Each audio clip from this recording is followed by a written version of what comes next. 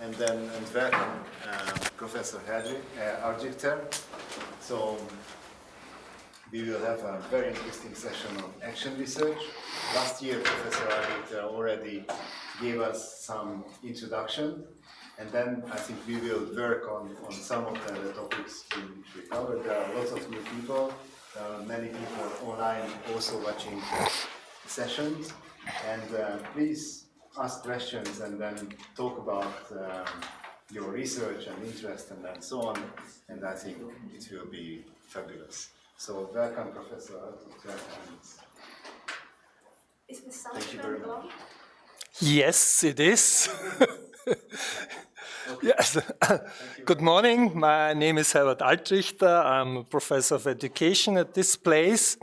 And I was invited to do some workshop on action research with you today. Actually, this is our timeline that we're supposed to have the workshop until 11:30. There will be some time for a coffee break. Do we need to have the coffee break exactly at that time, or is that we are free to do so? If you really need some break, you just tell me, and then we will have an intermission. What I've prepared is some explanations of the concept of action research as I've experienced that, if I learned about that. It is basically about the origins, about the theories behind action research, about the methodology, and I also prepared 2 exercises which we use to get action researcher groups started. So what I mean to say is I've prepared much more than a morning's workshop, which also will allow us to make an emphasis at these places where you wish to make an emphasis. It's also that I invite you to put your comments and ask your questions whenever you like it. I will tell you if I don't like it at this place, but you should not refrain from asking your questions. I personally always use the English languages every 3rd month for some time, so you will see me at sometimes searching for the right words. And I'm asking you for your support. If you know what I mean to say, you will help me to find the English words for that. Do we need some presentation of the participants? Do the people know each other? Would that be helpful? Yeah. So just if you want to say one sentence where you come from, and if you have some connections, relationships, experiences with action research, you might say that. Who wants to start? Obvious starters are here or here. It's the gentleman to say, I will start. Hello, Oliver Kastner from the University College of Cologne, Austria. And I'm in my first steps with action research or design research. I'm trying to do some lesson studies. Hi, good morning. I'm Clemens Seeger. I'm a PhD student here in Linz. Hello, good morning. My name is Vilmos Vas. I come from Budapest Metropolitan University as a professor, and I studied history of action research. Good morning, my name is Ferenc Kis. I'm working at Budapest Metropolitan University too as a vice head of innovation, and my focus on knowledge management, so all the methodologies which can add something to this field are interested in. Good morning, I'm Angelika Sekanova from Comenius University in Bratislava in Slovakia. Good morning, my name is Christina Konrad. I'm from the Educational College in Linz. I'm teacher there, and I'm in a PhD at the University of Klagenfurt. And it's nice to hear some about action research. Now, how will we continue? That's a good idea. This is the sleepy side. Yeah. My name is Jens Novak, I come from Germany. I'm a PhD student in Austria and working with film on a special subject we will see later in the presentation. Hello, my name is Gregor Steinweiss. I'm working at the University of Education Upper Austria and I'm a PhD student here. Hi, I'm Ken Angetia from the Mauritius Institute of Education in Mauritius. I'm here in collaboration with Schultz and Locus in a research project. My name is Vanessa Cooper and I'm from the University of Applied Arts where I do my research in creativity stuff. Hello, my name's Catherine Peake. I'm from London in England. I've been teaching maths for 30 years, but have just started a master's in STEM education. It's a brand new course at King's College London. So I'm looking for a dissertation subject. Oh, and when did we first meet? 2007, 9? So I've known Joel for a long time. Hello everybody, I'm Tony Houghton, working with excuse me, Zolta at JKU, and also I'm a visiting professor at the University of Essex. I'm working on European projects, most notably Kids Inspiring Kids in STEAM, which actually includes a hot housing workshop technique, which I find very interesting, and so I'm equally interested in this kind of stuff. Good morning everyone, I'm Hilton Sinimagi from Finland, working as a teacher for 20 years, and what comes to action, my research has to do a lot to how we transform or change the knowledge into action and apply it to the education.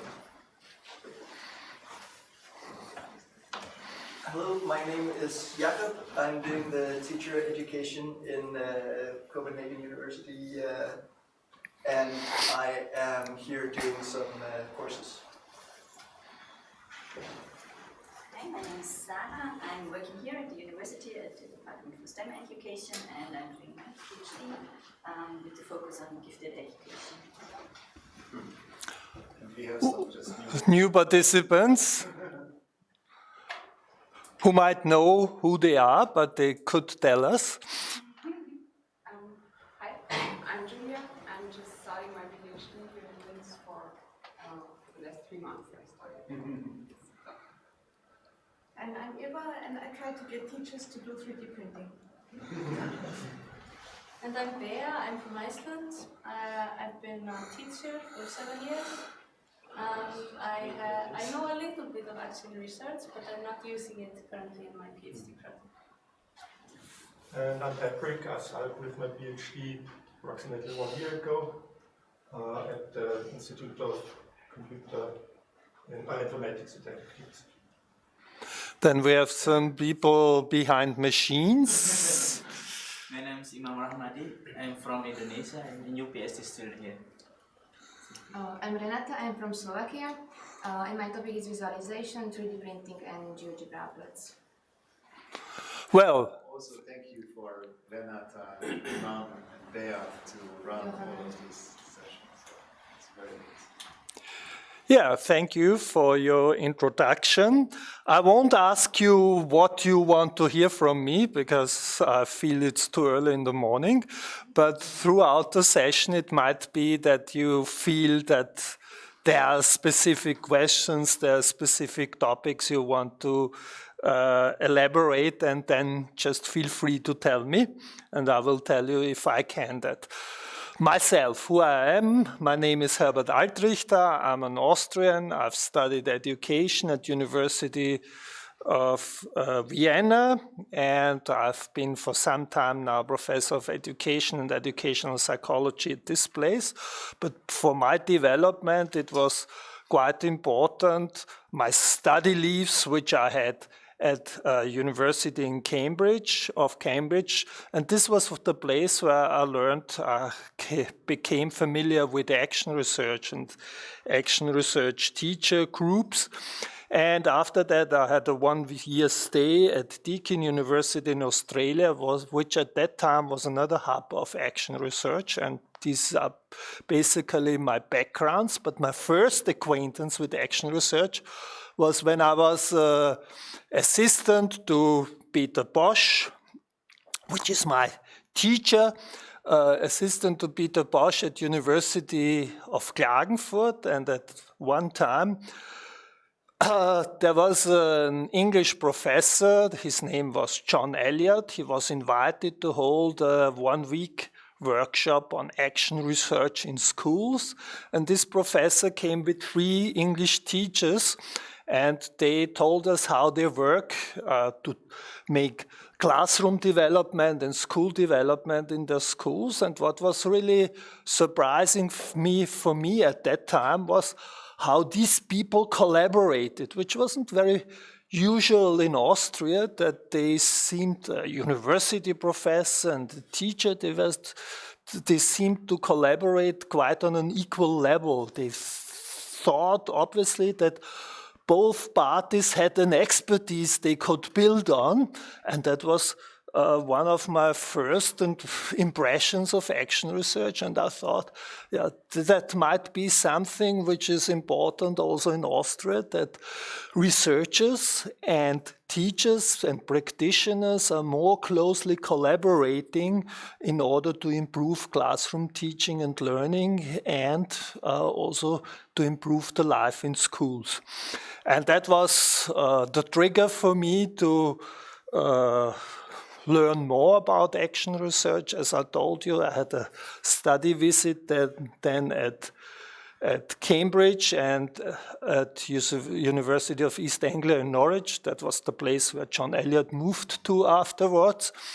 And after some time, we developed our own experience with action research, which meant that we had teacher groups. We collaborated with them for some time in order to improve classroom practice and their schools.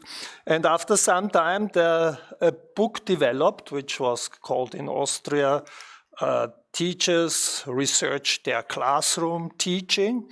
And after some time, that is now in its 5th edition, and after some time we produced, together with an English colleague, Bridget Somek, which used to work at the University of Manchester, we produced an English version of the book, which is called Teachers Investigate Their Work, and only last year there was the 3rd edition was published with Routledge. So this is other places where I tried to organize my knowledge and my experience of action research. What I want to do to start with is to tell you some of my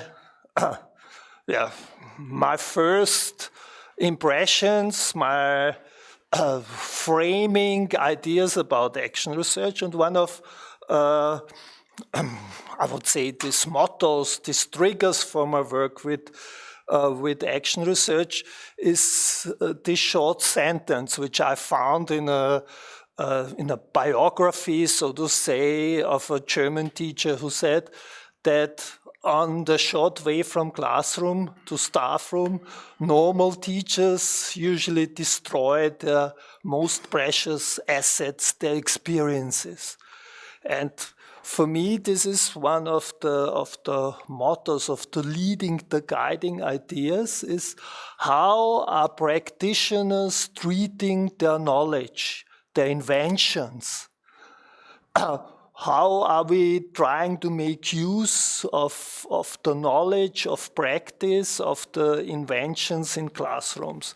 And I understand action research to some degree as a strategy to value, but also to develop practitioners' knowledge. And so that is why I used this motto in the beginning. And this is the book I showed to you. There's a Greek edition, a Cantonese edition, and an English edition of this book. And this is one of these other sentences which are in some sense guiding my work in action research. I came across this statement when interviewing teachers of good primary schools. And this teacher, that was a head person of a primary school which was, in my view, really a quality primary school. And I asked at some place of the interview, I asked them, what is the special thing in your primary school which makes it so good? And these head persons reacted, it is that we have untypical teachers. And I asked them, well, what is an untypical teacher? And she said, these are teachers, untypical teachers, which really want to stand for what they are doing. They want to stand for their knowledge. They are prepared also to, let's say, actively defend their knowledge. And yes, they are prepared to face questions, and they have knowledge which they discuss among themselves, and they stand for it. In some sense, for me, that was another type of describing professionalism of teachers. But on the other hand, calling this type of teachers untypical teachers also indicated in some sense that, at least in Austria, this head person didn't expect all teachers to do that. So an element which I considered as a central element of professionalism was considered to be a very special, distinctive element distinguishing professional teachers from other teachers. So this is, I would say, a second idea which is behind this, my work with action research is what makes teachers professional? What can we do to improve teacher professionalism? So, what I prepared is a quick background view about what I consider the main sources of action research, and that might be, you could help me if you're an expert of history of action research, if you see it in the same way, or if you want to contribute other things.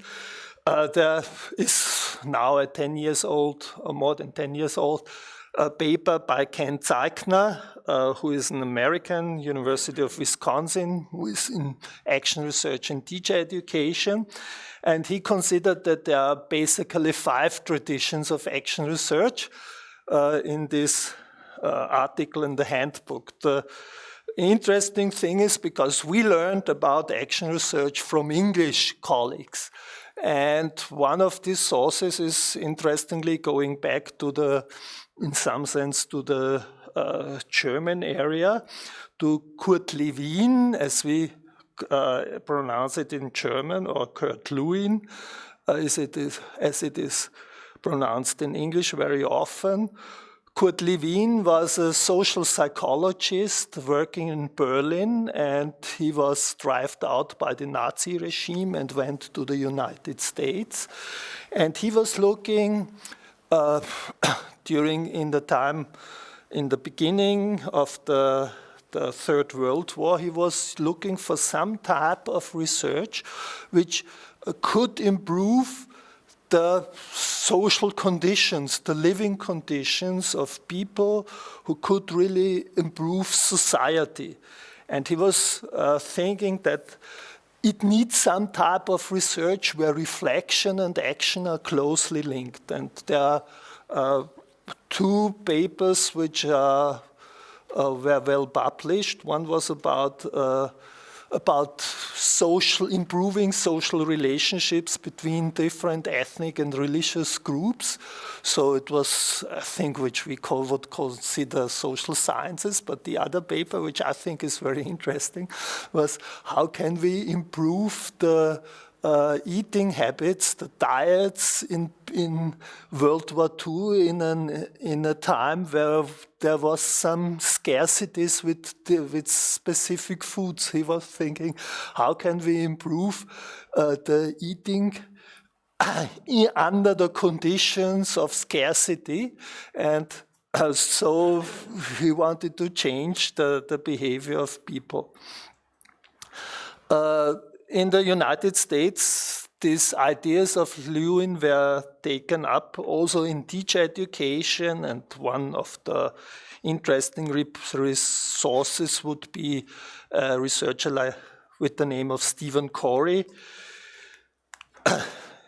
at Columbia University. So that would be one of the early sources. The source which is most important for me is the teacher as researcher movement in England, starting in the 1960s and starting in the area of curriculum improvement, and connected with the names of Lawrence Stenhouse, which is this person, and with John Elliott. And the original idea in this project was, how can we improve curricula? That was, curriculum improvement was, I would say, all over the northern part of the world was the topic in the 60s and beginning of the 70s. And you also could see some type of making curriculum development more rational, more scientific, including more research into curriculum development, which sometimes resulted in a type of top-down curriculum development. And it was Lawrence Stenhouse who said, if we want to develop curricula, also curriculum in practice, then we would need to include teachers, and we would to include them as intellectual thinking persons, as researchers. I will go on with that a little later.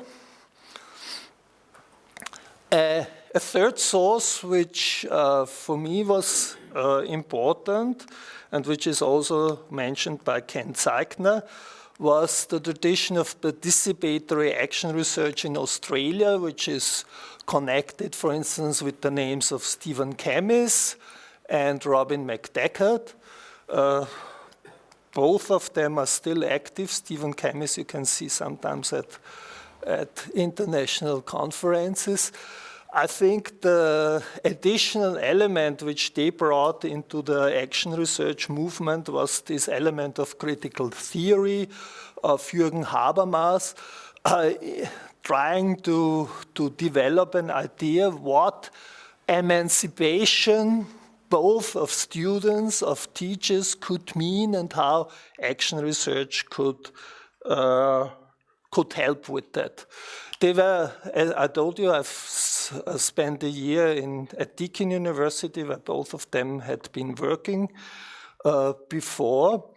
And a possible background of this special emphasis on emancipation is that they had to work also with very marginalized groups like Aborigines, which were basically a different culture, and how are white researchers interacting with Aborigines. And so maybe that triggered special ideas about what emancipation of learners, of researchers could mean. And Ken Zeichner also emphasized more recent American approaches, in particularly writing projects, that writing about one's experiences as teachers was used as a means of emancipation. So these are the resources, the sources for action research from the English-speaking world. Can I ask you, do you want to contribute things about history of action research? Do you see other important sources? It's really important that you raised that the scientific-based curriculum development has huge impact on action research, especially not just because of curriculum research, but curriculum implementations. That's the starting point of research on curriculum implementation from the US. That's Ralph Tyler and Benjamin Bloom and John Goodlett lines. That John Goodlett pointed out that action research has strong coherence between effective curriculum development and effective practical way because of not just legitimized scientific-based curriculum, but because of transferred curriculum from research to the action. So that's the point.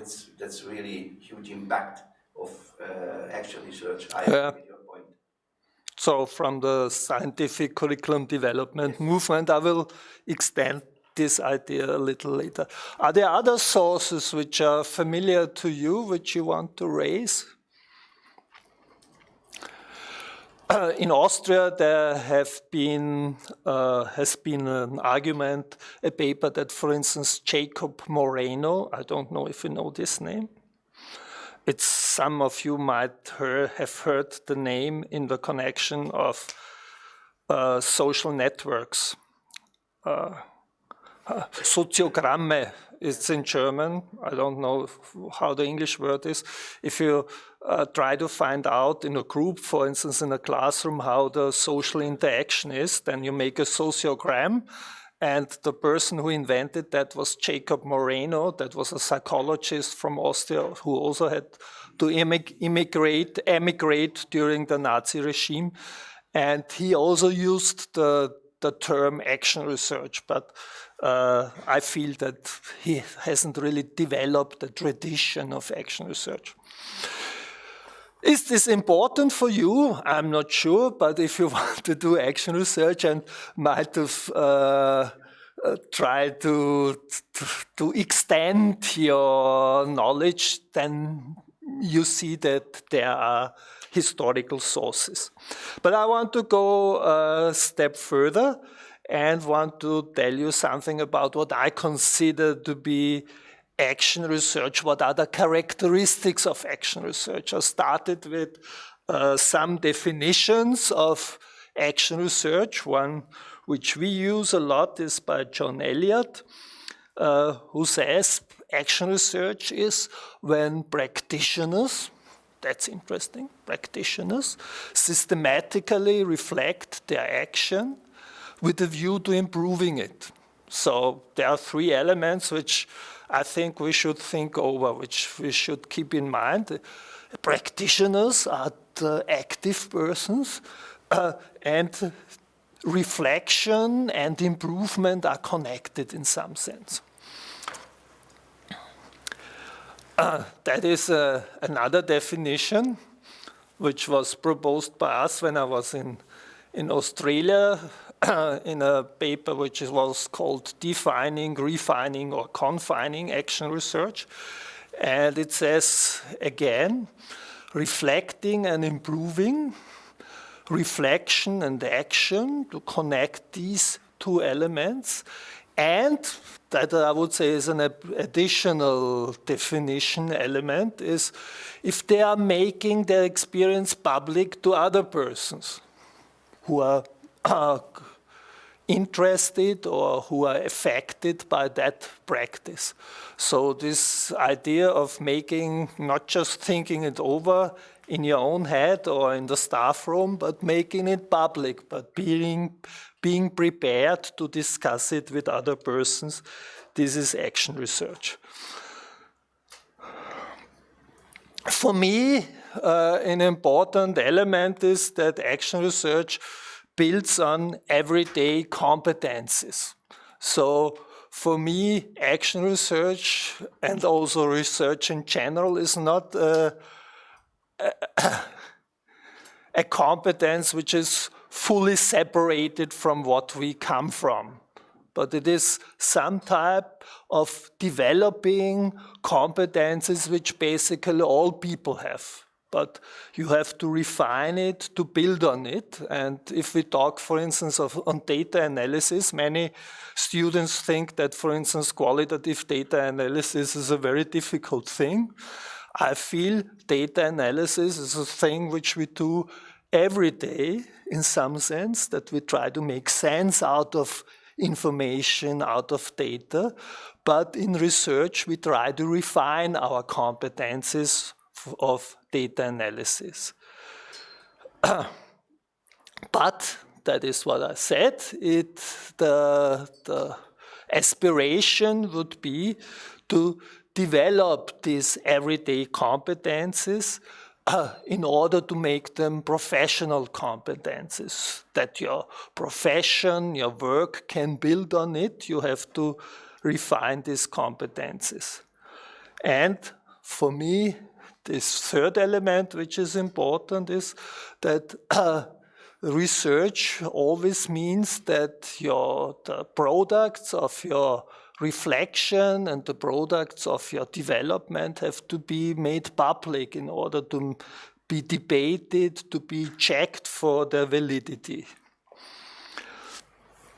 Okay, I try to give you now a list of important characteristics of action research, and please compare it with your idea of action research and try to think about what do you consider important, what do you consider, there's another thing.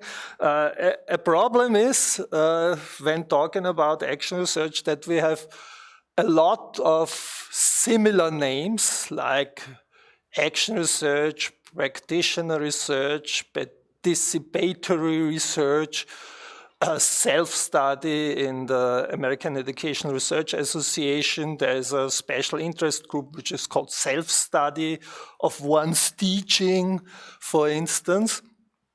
And the question would be, are these all different things or are these very similar things? What is the difference between these things?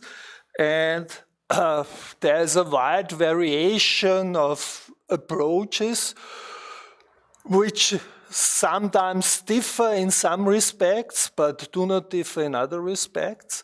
And as Bridget Samek had said, sometimes also with very little knowledge of each other. So always some type of action research approaches are newly invented and without taking too much care about what is existing about the historical resources.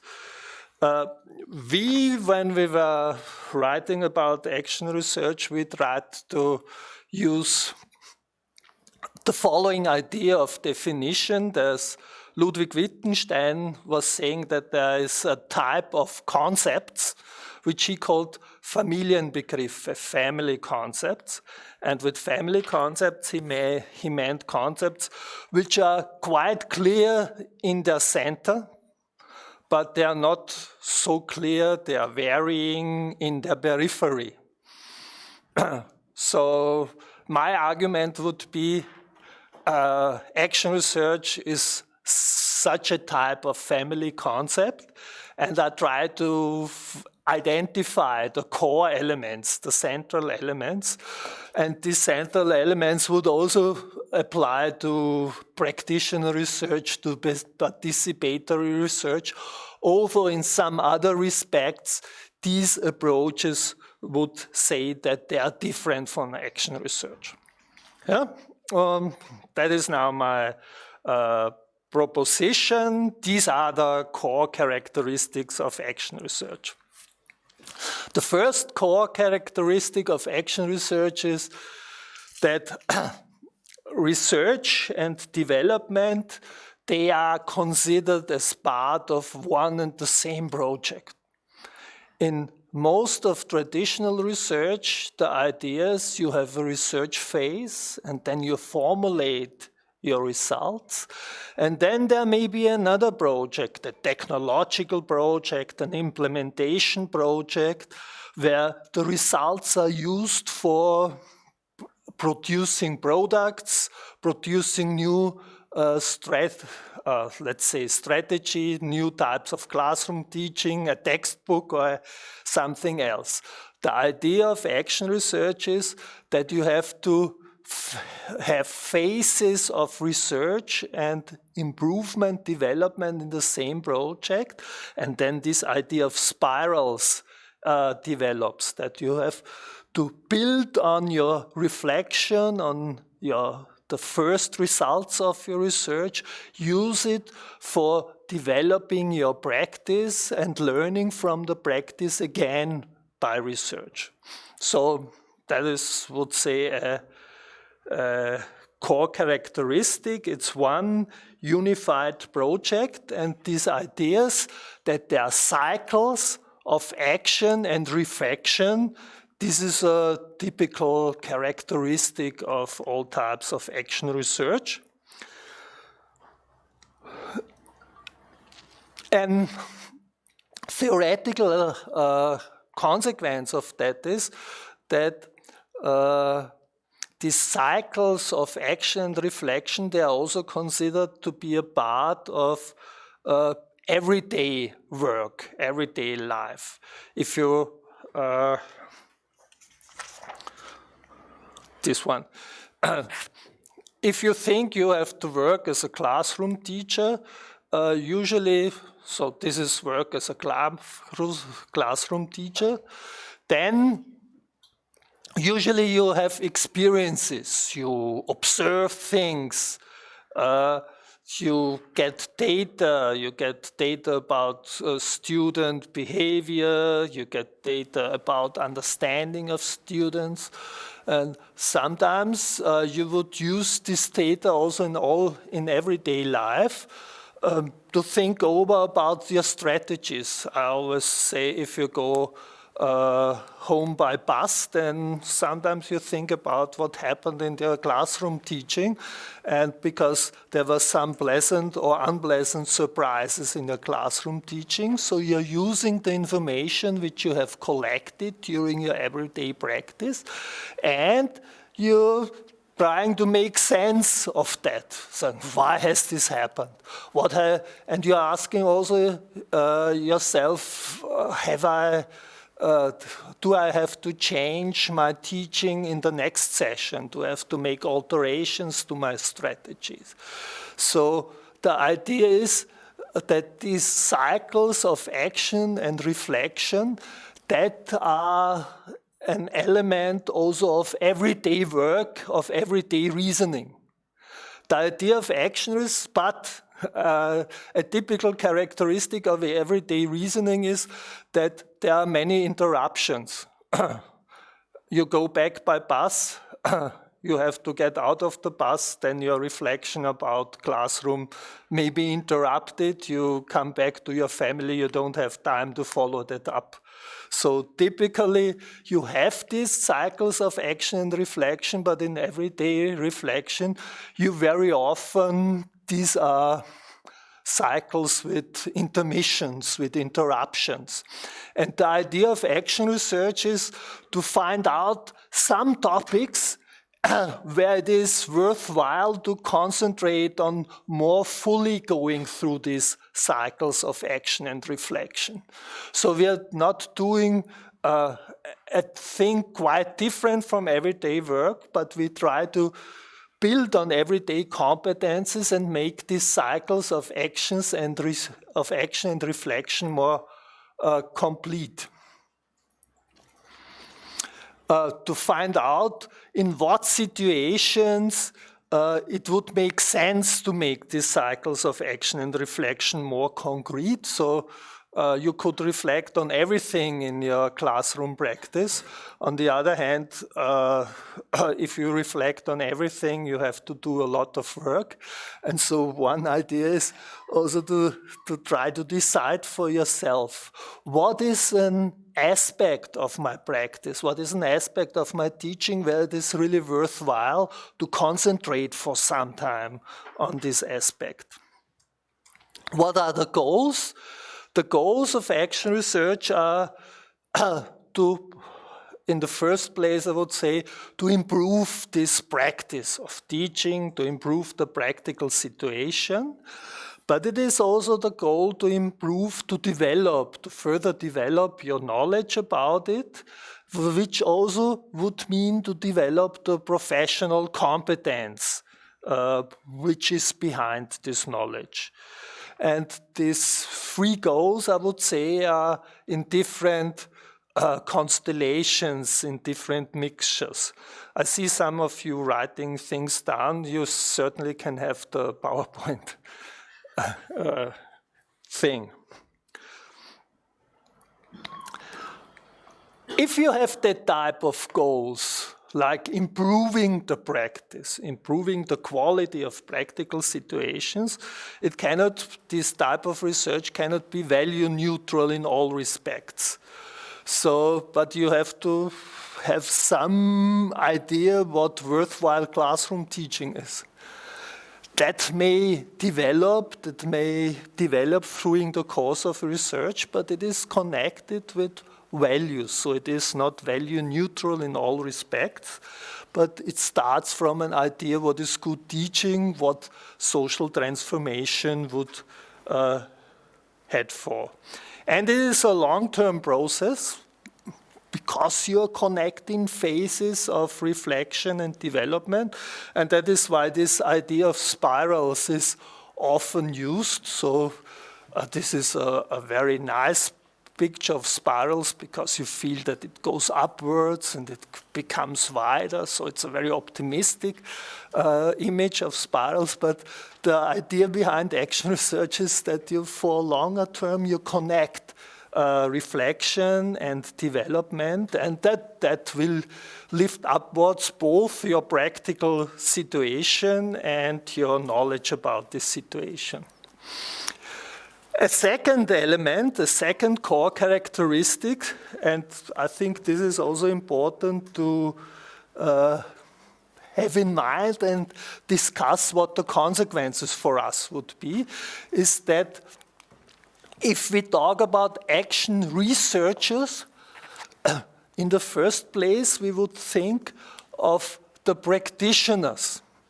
These practitioners, which in traditional research would rather be research objects, are in action research the most active actors. And they are the action researchers. And if I, as a university researcher, I've been an action researcher myself with respect to my university teaching. So I've published 2 or 3 papers about my university teaching, and then I'm an action researcher. But when I collaborate with teacher groups, then I'm not really an action researcher. Then I'm a facilitator, as John Elliott has called that. I'm a co-researcher. I'm a collaborator which tries to enhance and support the reflection and development work of teachers. That is a thing, I think, which we have to discuss if we are happy about that, but that would be one implication of this aspect. A third element which I think is worthwhile considering and discussing is that action research is usually not a thing which is done in isolation of individual persons, but you try to build up professional communities. So in our action research projects, usually we try to work with teacher groups which were interested in developing overlapping similar aspects of their classroom practice. So that there is some environment for debate, for discussion, but also an environment and persons who practically can support your research. Research often includes, for instance, to observe a classroom or to do interviews with students and these things. So as an action researcher, you very often need practical support for collecting additional data, for getting a third view on your classroom practice. And these professional communities, they, in some sense, provide such support persons. This professional community is also thought, as I said, as an environment for debate where you can test your theories, where you can test your ideas, your interpretation of classroom things.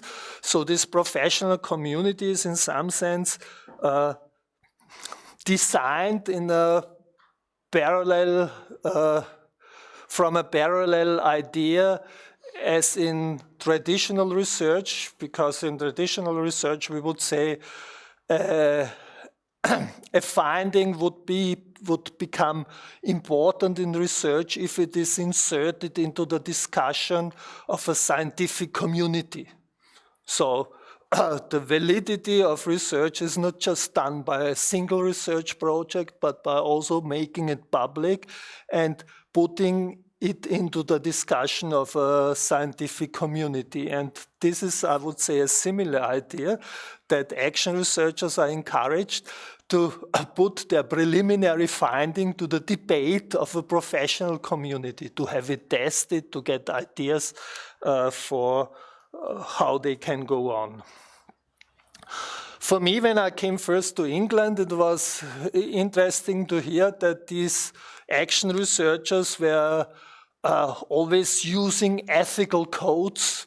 That was at that time, we didn't have that. And in the first place, I thought they want to be particularly ethic persons. But in some sense, I think these ethical codes are important because people from different status are collaborating. Practitioners from classrooms with university teachers, they are collaborating. They are not living in the same culture in some sense.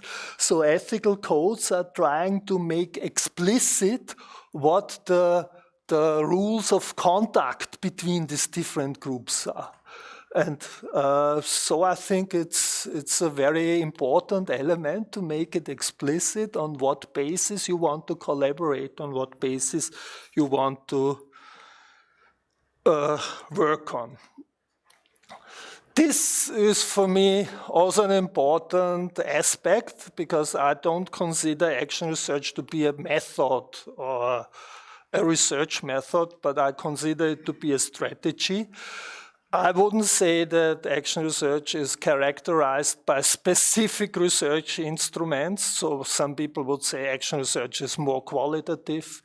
Yes, in reality, it is very often more qualitative because you usually are working with small groups, with one class or with two classes.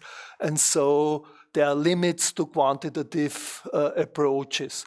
But in my view, it is not the methods which are characteristic of action research, but these other core elements which I told you.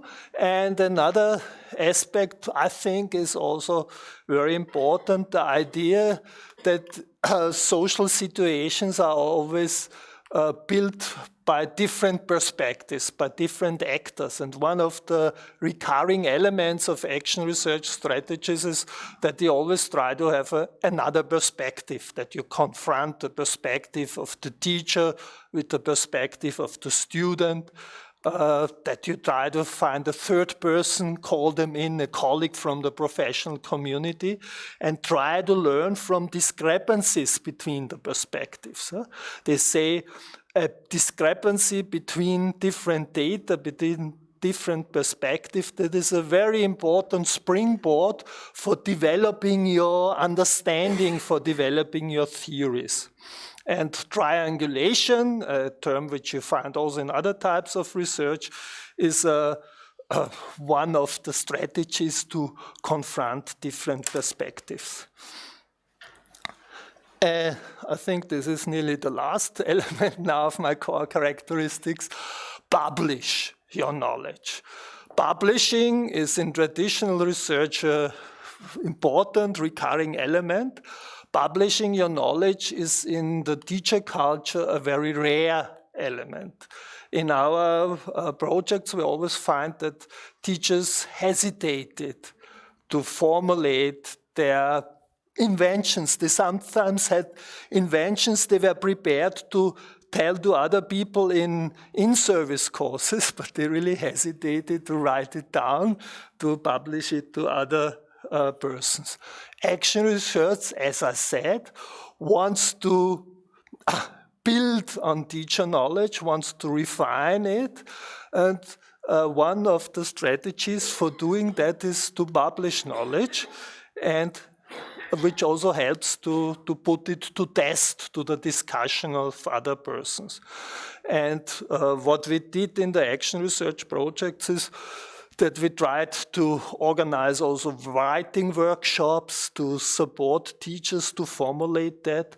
We have a type of a 2-year in-service course where teachers are stimulated to, there are 3 seminars throughout 2 years.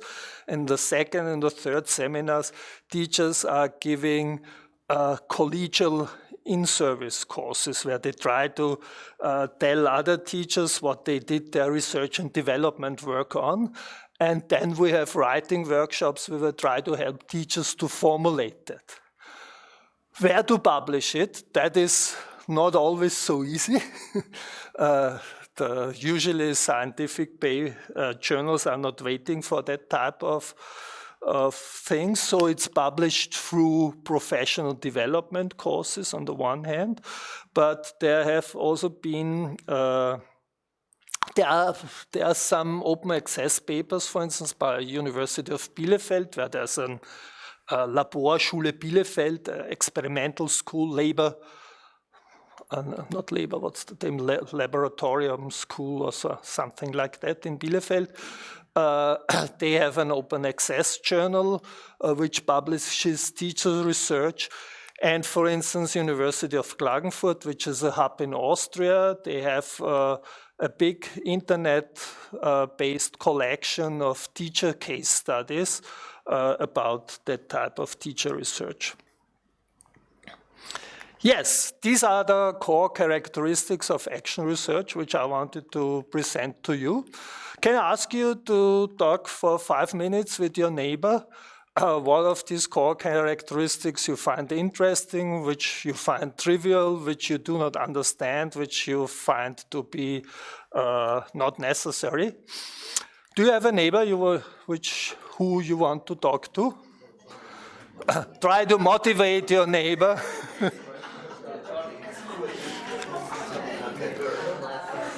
From my point of view, it's really interesting to face the complexity, the way of thinking from research to action, from different organizational actors. As you can see, my interpretation, my interpretation of quality of reflective thinking. Quality of reflective thinking from the researchers and from the practitioners as well. So, for instance, in theory that we need to motivate the teachers to make their own portfolios.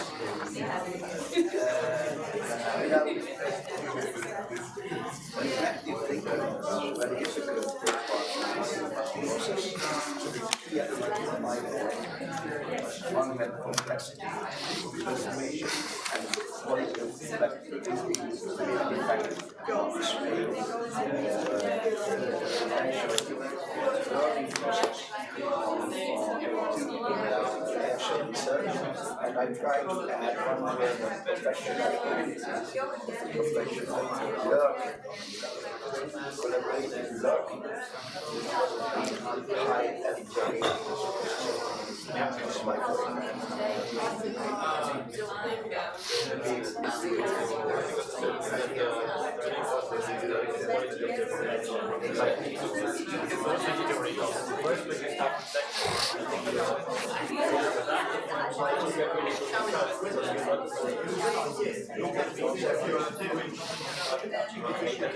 But if you get used to it, then your reflection is better. You are right then thinking about what's about the reflection, but if you've never done that, it's just afterwards you start thinking, what did I actually do? Well, no worries, no worries.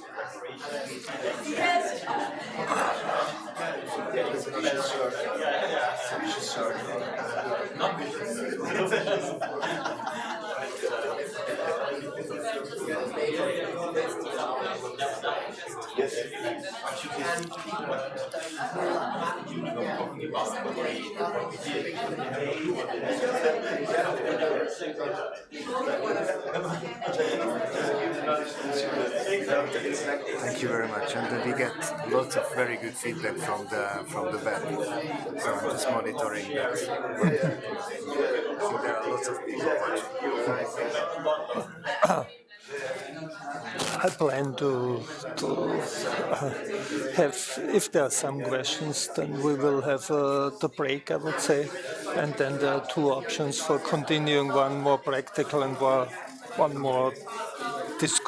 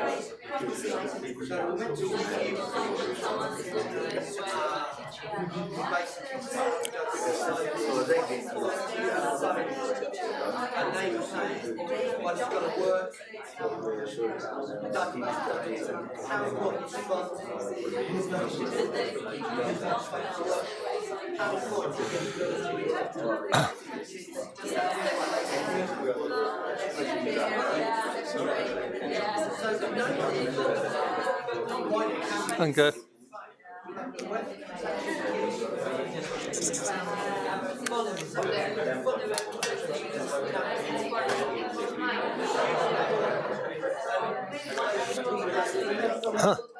Can I invite you back to the plenary?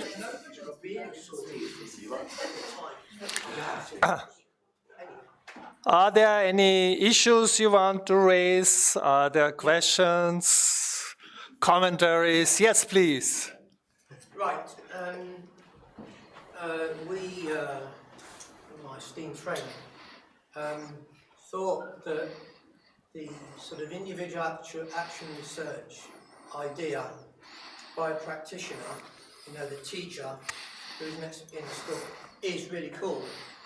The big issue for us though is the kind of professional management and ongoing of that community of practitioners, and the problem in lots of research projects is while you've got significant funding, you develop things and communities of interest and so on, but to keep that self-sustaining, many kind of activities maybe have a shelf life of 3 years, and in retrospect, looking at that effective management of that collaborative network of these individuals is crucial.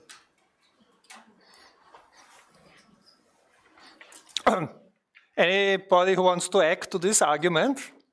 To add to this argument? Actually, I would fully agree. To find a framework for this more continuous work is not always easy. We used basically two type of frameworks. One was some long-range in-service courses for teachers. The University of Klagenfurt, and was commissioned by our ministry to develop courses which were called Pädagogik und Fachdidaktik für Lehrer. That was education and teaching methodology in subjects for teachers, and that were 2-year courses. And they included, they were advertised for teachers all over Austria, and about 30 were in each group. In the beginning, it was in subjects like German, science, English, mathematics. Now it's also across some areas of subjects. And the teachers were invited to participate in these courses, and they formed for 2 years some type of small professional community. And this project, this course usually consisted of 3 one-week seminars.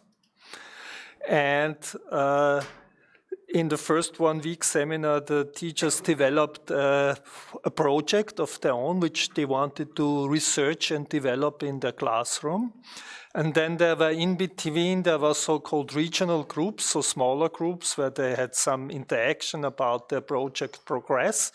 And in the second seminar, as I told you before, part of this seminar consisted of teachers giving collegial in-service courses about what they have found in their teaching and were supported to do that. So that was one framework, and the typical difference to usual types of in-service courses was also this linking of seminar in distance to the school and work in schools. Try to push forward with your project. And the second framework basically were also projects where money came from some sponsor. And usually we organized this project. For instance, there was a project about individualization and differentiation in teaching. Or that type of, so there were specific topics where the sponsors thought classroom development could be important, and usually the organization of this project was very similar, that we had some alteration of seminars, development work in schools. In these cases, we also went ourselves to schools to work with teacher groups and so. But still, what you say the next step after the project was some problem, because there were. That's pretty good. I also would say that I think we had some framework which worked in some variation for different circumstances, and it worked quite well.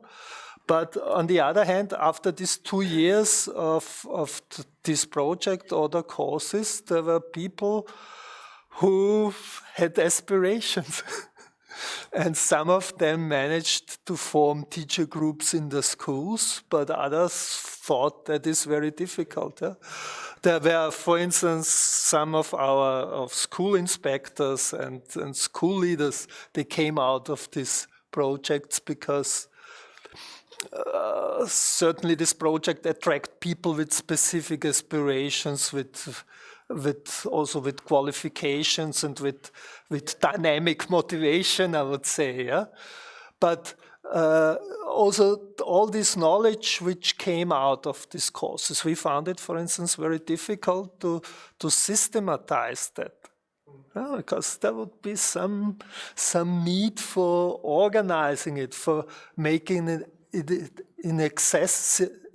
accessible for other persons. And so I would say, because in the first place, you think management is just management, but management is the organization of these processes. It's very important. So I agree very much to you. Yeah.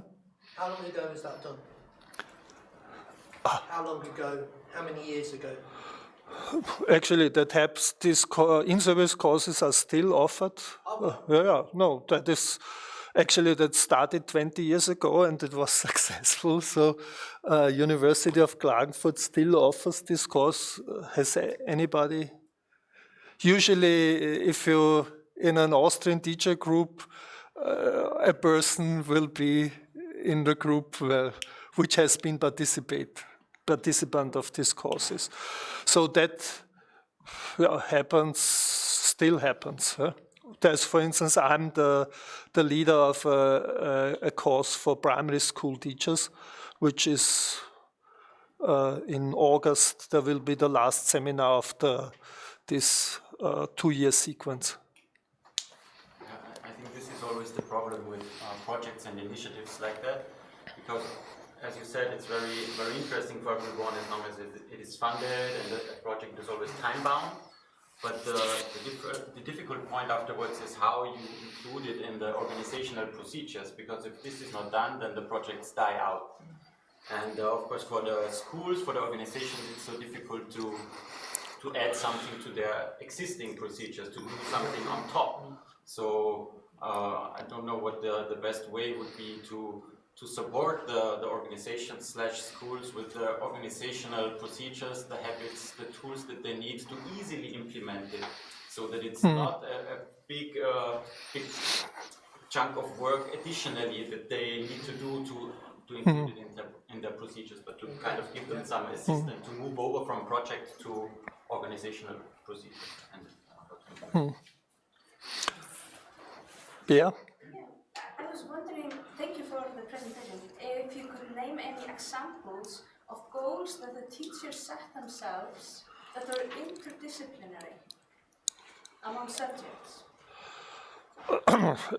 Actually, our argument with most of a real teacher project wouldn't be within the disciplinary borders or limits, because practical problems usually cut across problems. One of the very early projects which when I was in Klagenfurt worked with was that a young female teacher said it was, I think, an English classroom. She said the boys, I like to talk much more with the boys, and the boys are talking much more in this classroom. But I think for my type of teaching, participation is very important. How can I make the girls participate?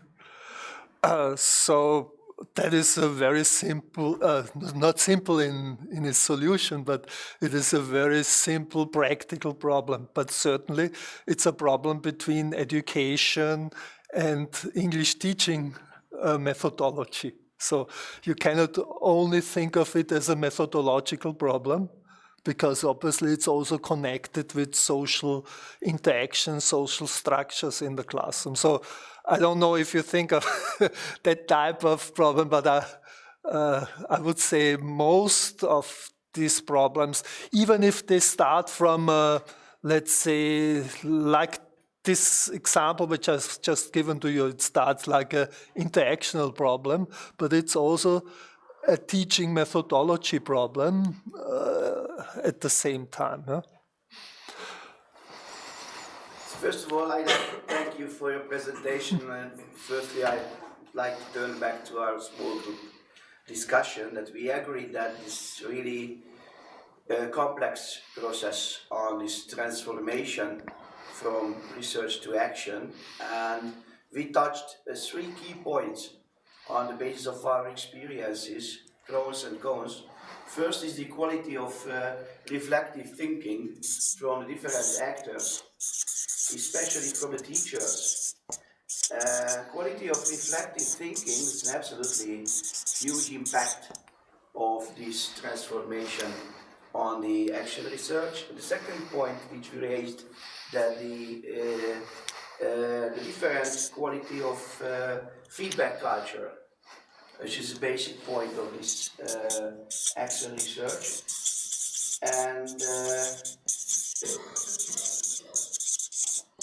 And finally, we touched the new trends on the research on teaching profession, especially mapping prior knowledge of teachers, the beliefs, visions, the importance of beliefs and visions of learning, knowledge, students, and any other important concepts.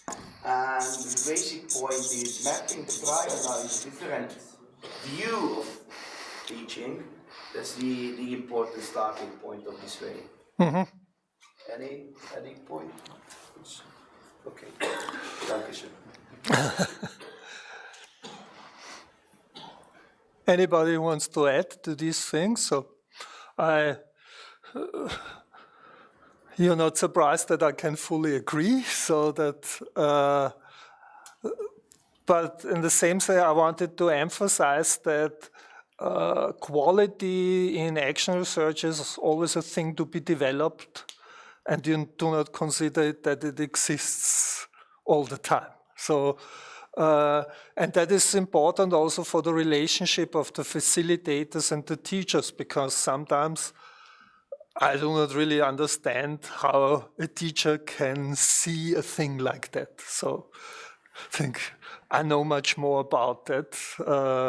You have to conceptualize that in a different way. So we would say maybe the reflection, the reflective thinking is not up to quality, but action researchers usually would say, that's interesting, try to bring in another perspective on it. That you, in some sense, you trust that the process will develop the quality of reflection.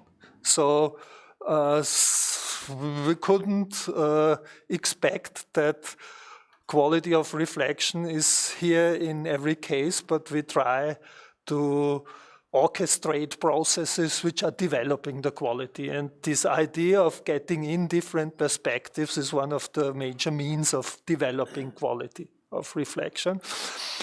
Feedback culture, I understand it that way. How are teacher groups, how are the staff rooms in schools, how are they prepared to accept feedback? And are they, do they have the competencies to process it and develop it? Yes. And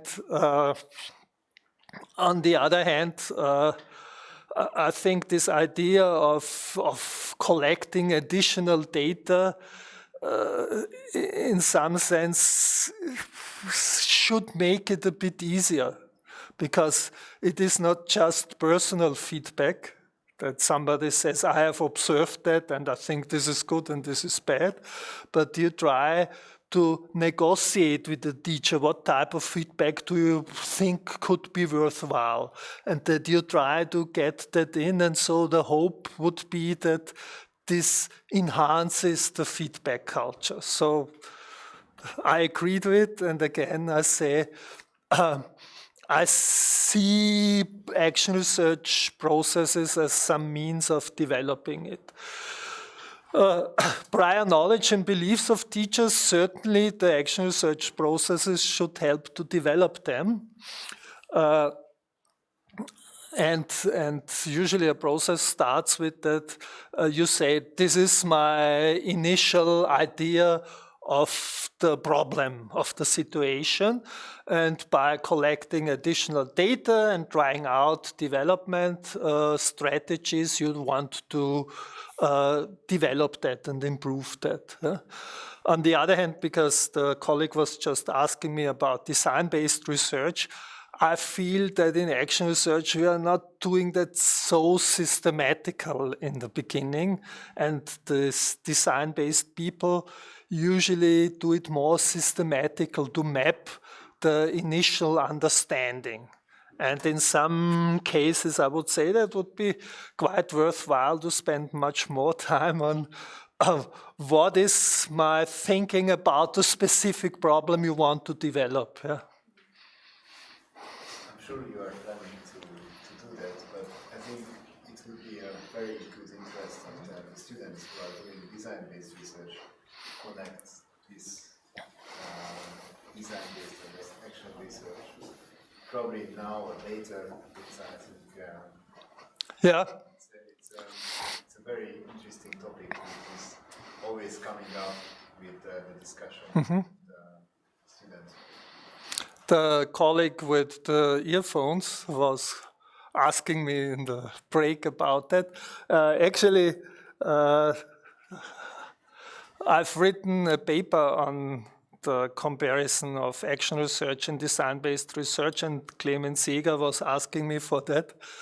However, it's in German, and so maybe if part of your group are interested in it for a later meeting, I could try to provide an English version, but I personally, I do not feel myself to be an expert in design-based research. I've just had a guest professor from Berkeley with us who has written a book about design-based research, and in order to discuss it with him, I've written this paper. But so if somebody of you is interested in it, I could do it at a later date. Are there other things you want to raise with respect to the basics of action research?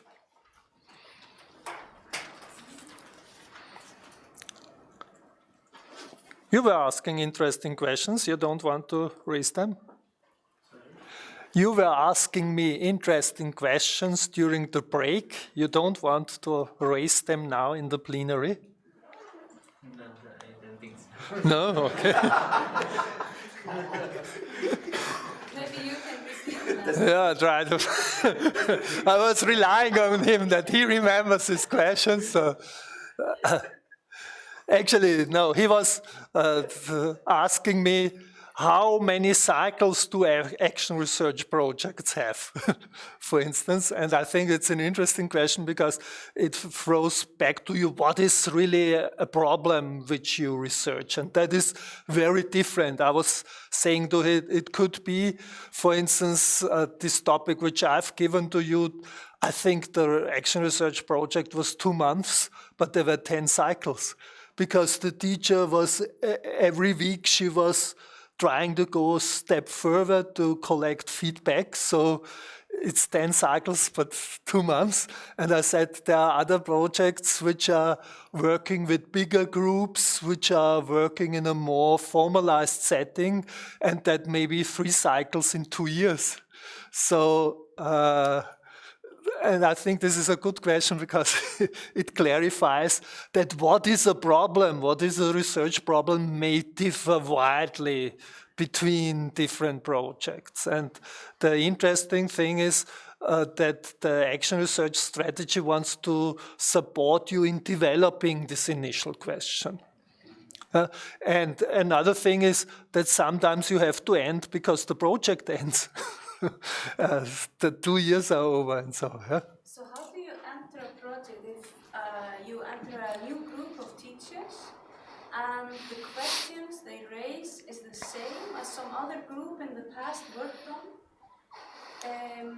How do you build on what you learned from the past with this new group of teachers? If you say you mean me as facilitator or the teachers? Actually, that is an easy answer because this is no. Actually, I really would like to give it individual to each of you that you can write down the name and order it with your book shop. No, but beyond these jokes, it is really, it has developed out of our projects and out of our in-service courses. It includes, for instance, 50 settings which we used in these workshops to do data analysis, to start initial these things. So in some sense, I try to systematize my knowledge as a action research facilitator, and it's just not only promotion, but you can have a look at it in the break. And in some sense, this is a thing which for me is easier, but the other side, that is much more problematic. How are we systematizing the knowledge of teachers? As I told you, I think, yes, we were successful in stimulating individual teachers to write individual case studies. But in some sense, to make the link, to systematize between these case studies, this is much more difficult.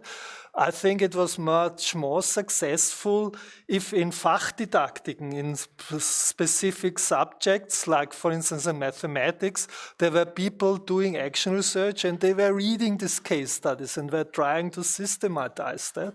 But in many subjects, I do not see that. So I see it in some respect with English teaching, and in some degree with mathematics. But so it is also an interesting question if somebody would ask, maybe you would ask me, and what is the status of research knowledge in action research processes, which in my view is the same as the question, what is the status of teacher knowledge, of previous teacher knowledge in action research processes? And the usual answer would be, we wouldn't expect action researchers as you would expect persons writing a PhD thesis that they start with a literature review.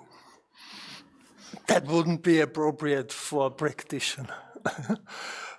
On the other hand, in the course of these reflections, there are always questions popping up which there are answers to in the research area.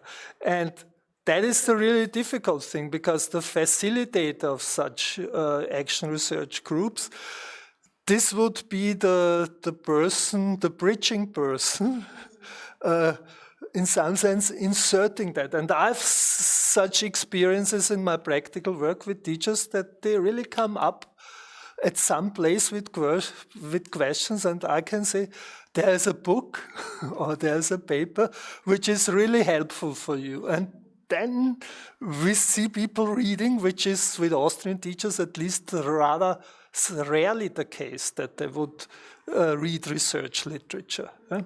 But on the other hand, from my story you can gather that is very much also depending on specific constellations, if the facilitator has access to that type of research knowledge. If it's an area he or she is knowledgeable in this area. So what we try to do in many of the action research projects is that we have people from Fachdidaktik, from this specific subject methodology in it, who have knowledge with respect to different areas of teaching. So that's why it's really exciting, challengeful, collaborative learning process. So our discussion, we would like to put just one word between professional community, we use this term, it's professional learning community, because it's a collaborative learning process itself. Yeah. Facilitator as teachers as well. Yeah.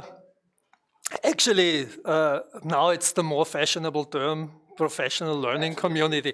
I'm using professional community because I want to say that the action researchers much earlier used this concept.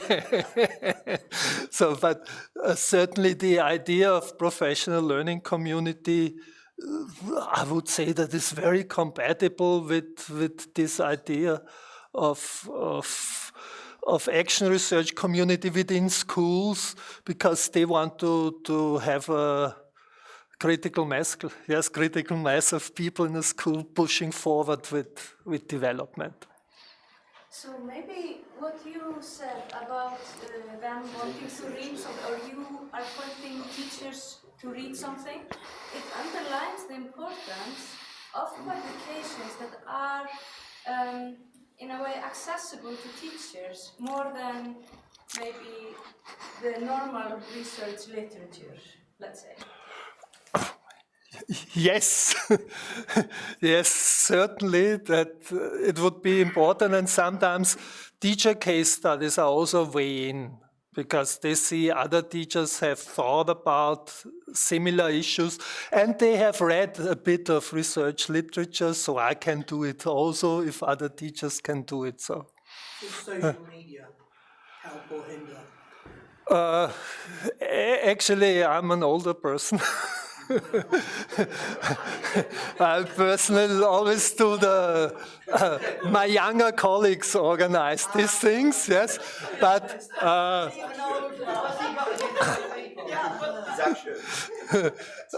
but for instance, during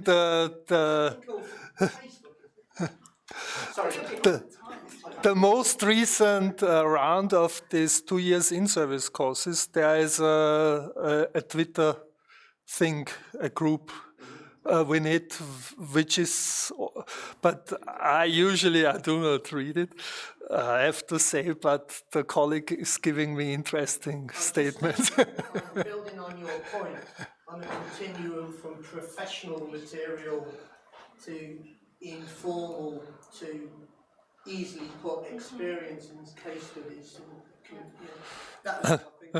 No, it's so obvious that when we're talking about communities, that could be a means. Yeah? Yes, as someone who's probably even older, very close to retirement, the edu-Twitter community in England, particularly within mathematics, is very sensitive to looking at research, sharing research, sharing ideas as well, but also research comes up so often now. And I think there is a place, as an old person, that I have drawn a lot. You know, something will be referenced and I'll go away and look it up. There's a lot of nastiness goes on as well, but there's a lot of good stuff there. So as an older person, I've just to finish that off, this embarrassing topic. In the new editions of these books, we have always included younger persons. And they have really rewritten specific aspects of this book. And actually, I have to say, I've read these parts of the book. And I thought it's interesting. But I don't have my experience of my own with it. I would suggest to have a break now, the coffee break. And I just wanted now, because in the beginning I didn't want to ask you what do you want to hear from me, because I thought it's too early, but now I want to ask you. There are basically two options of continuing after the break. One option would be I've prepared 2 exercises which we usually use in teacher groups to get the work started. So I can ask you to do these exercises. On the other hand, you can read it also in the book. The other, maybe even with social media, I don't know. The other option is would be more presentation discussion style than it was before. I can tell you I've prepared about theoretical foundations, what theories are action researchers drawing on, and also what are usual criticism of action research. That is because action research is a thing which some other researchers criticize, and my habilitation was about trying to cope with that type of criticism. So if you're interested in more discussion and presentation, then that would be the second option. My question for you would be, enjoy your coffee, but discuss what you want to have, and I expect you to come back with a unified idea what I should continue with. I'm so sorry, but coffee is not here. He's not here? I don't know what happened, so we have at least water and juice and something sweet, and then later you can drink coffee during the presentation. I see. So we are waiting, and something happens. Coffee break without coffee. That's interesting. So we come back about 5 minutes before, no, 10 minutes before 11. Is this good? 10?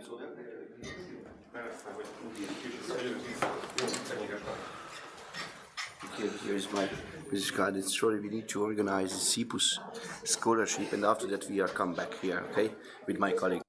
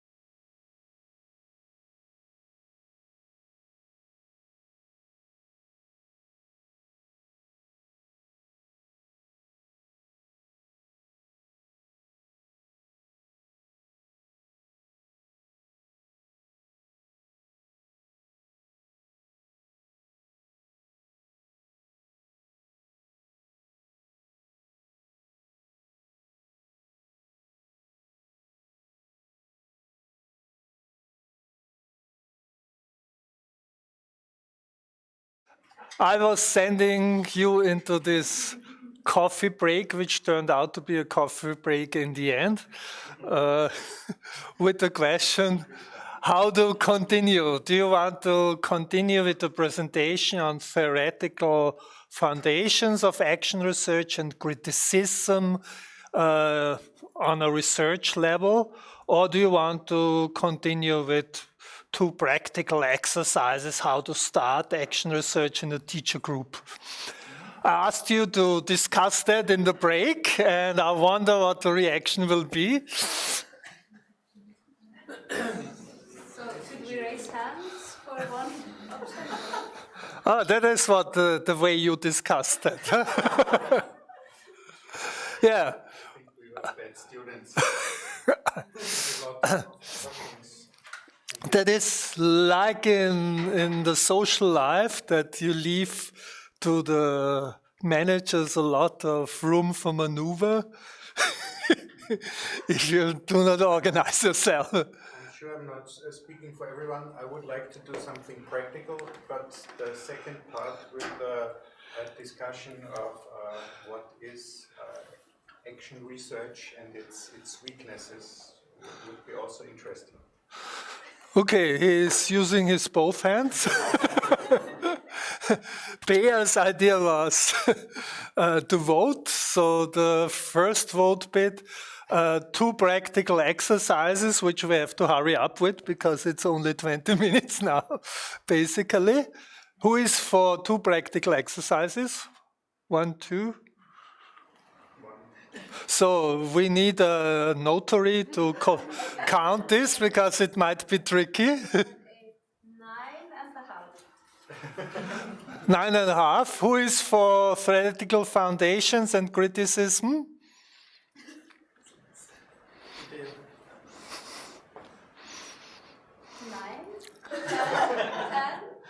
10. Oh, it's easier. Okay, then for those 9.5 of you, you have to buy the book. And it's actions, actually it's method 4.4, which I wanted to make, and the other one I'll write it down. And with respect to theoretical foundations, I just will quickly give you 1 or 2 background theories which I'm depending on action research, and then I turn to this criticism aspect. One important theoretical force for my type of action research is this curriculum research, which we discussed a little in the first session. And basically, the question behind curriculum research is how to achieve constructive developments, improvements in teaching and education. And the traditional answer to this question was at that time, that was the 60s and 70s of the previous century, was research, development and dissemination approach. The idea is if you want to achieve quality within curriculum, you have to do research to find out results about the empirical situation. Then you have to commission experts who are using this research to develop consequences of this research, be it textbooks, be it teaching strategies. And maybe then you have some pilot projects where you were trying out these projects and try to refine it.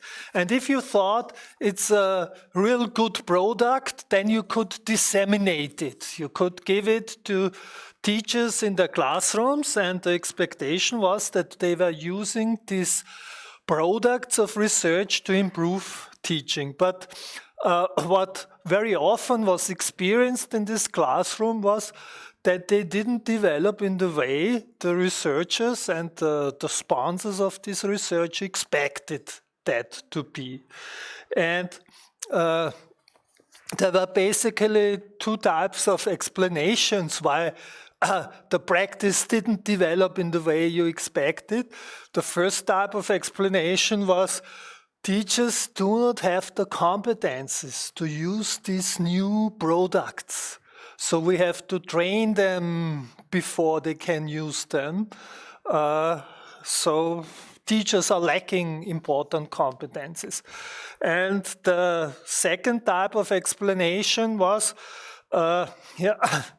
teachers, they do not share the values which are included in this new type of projects. They may be Stone Age obstructionists, which may be some people who are living in a previous type of world and they do not see the value of these improvements, and so they don't have implementation fidelity, which was a concept which was used at that time. So they didn't show fidelity to this concept. So, and one reaction coming out of this explanation at that time was that some people thought teacher-proof curricula should be developed. So curricula which couldn't be destroyed even by teachers in some sense. And included in that type of reasoning is basically that you thought the teacher is the problem. You have to circumvent the reasoning of the teacher, so you have to work through the teachers, but they shouldn't harm that. And it was Lawrence Stenhouse who just proposed another type of approach. He said, no, the reasoning of the teachers, the thinking of the teachers is most important if you want to improve classroom practice. If you want to improve classroom practice, you cannot expect that practitioners are taking this product of research and putting it one-to-one into this new practice. But you want that they reflect this innovatory idea. You want that they reflect also the specific conditions of the classroom, and you want that they reasonably develop this original idea. So he said, it's the wrong approach to try to exclude the reasoning of the teachers, but on the contrary, we have to build it into the implementation strategy. We have to use and stimulate the reasoning of the teachers, and his metaphor for doing that was if we want to implement new curricula, the teachers are not appliers of these curriculums, but they are researchers of the classrooms of this new curriculum, and this implementation process will necessarily be also a development process. And John Elliott, he was one of the collaborators of Lawrence Stenhouse, and this is for me one of these important sources of action research. You say, if you want to have quality in the classroom, quality is not achieved by just applying externally developed projects, but these projects may be a first springboard for reasoning, but you have to develop it in the face of specific circumstances of your classrooms and schools. A second theoretical foundation, which for me is important, connects with Donald Schoen, or in English it's very often pronounced John. And he was an American action theorist, and his argument was basically very similar in some sense to Stenhouse's arguments, but coming from another side of empirical research. He said, if we want to develop quality in practical work situations, how can we do that? And he said, the traditional answer to this question is what he called model of technical rationality. You make the best heads of your time, you make them research this topic, and you want that they produce general knowledge, the best knowledge of your time. And then you have students getting their education at universities, the longer the better, and they will acquire this general knowledge, and they can use this general knowledge to solve the practical problems of their professional practice. That is basically the traditional answer to the question, how can we achieve quality in difficult practical situations? And Donald Schoen, made case studies about the work in complex situations. He did case studies, for instance, about architecture, about town planning, industrial development, and in his first book there was no case study about education. In his second book there was a case study about a piano teacher and about a psychological consultant, for instance. And what he found out in this case study, that this model of technical rationality, of using the best knowledge as an instrument for solving problems, that only works under very specific circumstances. And these circumstances are basically with repetitive tasks. So with routine tasks, then you can use general knowledge as a tool for solving problems. It works within stable institutional contexts. So if you can adapt this knowledge to stable contexts, then it may work. And it works within the context of undoubted aims, that it is clear what goal is more important than the other goals. And his argument was that this is a part of professional practice, but it is not the most important part of professional practice. If we employ professionals and we pay them good money, then we usually employ them not for the routine tasks, but we employ them for the more difficult tasks, for the complex tasks, for coping with ambiguous situations where there are different values are to be taken into account. And he said, I want to know how the relationship between reflection and knowledge is in this situation of complex professionalism, in these situations of difficult tasks. And he said, this is now Donald Schoen,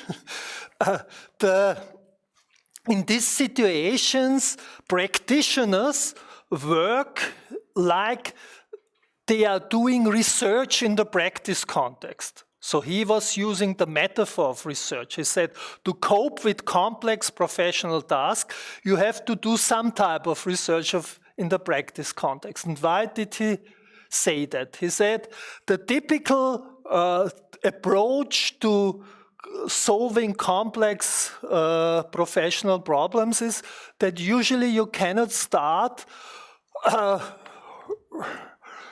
or usually you're starting with that you have to say what type of problems you want to work on. The problem usually is not clear. So if you take a simple example, if you see students in a classroom talking to each other, are they distracting from classroom work or are they supporting each other? What type of problem is it? And if it's a complex task, not a routine task, usually it's not clear.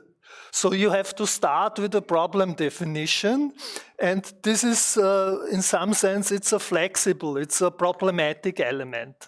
And he says, yeah, the second step is in this work of professionals in complex situations is that your first problem definition usually must not be correct, need not be correct. because otherwise it wouldn't be a complex situation. If you, with your first guess, you always have the correct problem definition. So the typical feature of working in difficult situations is that you also have to keep your problem definition in question. You have, at the same time, you have to evaluate your problem definition by collecting additional data, by looking if your first strategy really is appropriate to go forward. So the development of your problem definition, the evaluation of the situation is a second element. And the third element he emphasized is that within this situation, some situated knowledge or local knowledge is developed. So from the cases the practitioners work on, they develop some situational or local knowledge. And this is why he said the work in practical professional situations looks like research in the practice context, because the problem definition, he said, that is equivalent or similar to the formulation of hypotheses. The evaluation of the first problem definition, that is data collection and interpretation, and just as research, also practical work wants to develop knowledge, and that is why he used the metaphor of research in the practice context. The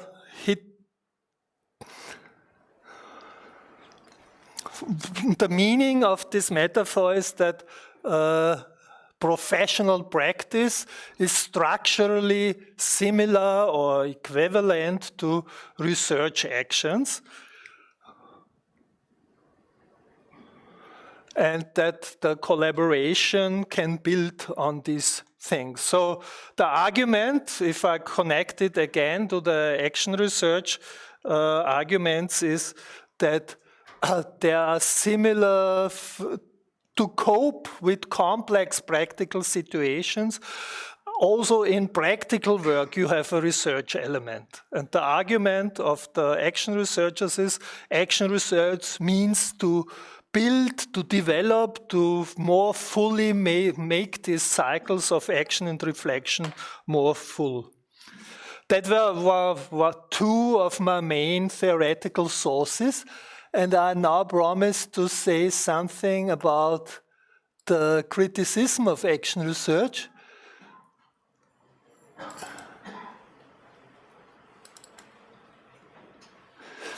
I'm sure that you know a lot of this criticism, and you will add something if I miss important critical elements.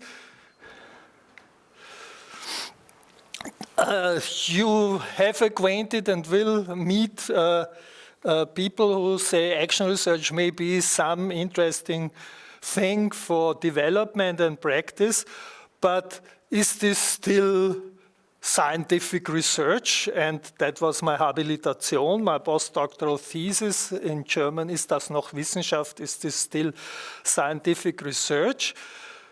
Are these experiences, these results which come out of action research, are they relevant for scientific research? And typical arguments against action research are that action research is not as rigorous as scientific research.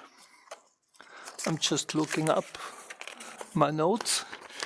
A second criticism is because action researchers are so immersed in the object of research, so because they are involved, entangled in the research, they cannot build this critical distance which is characteristic of real rigorous research. Another argument would be you cannot generalize from action research findings. And the fourth argument is that action researchers are always reinventing the wheel. Are there other arguments, other criticisms you have come across with respect to action research?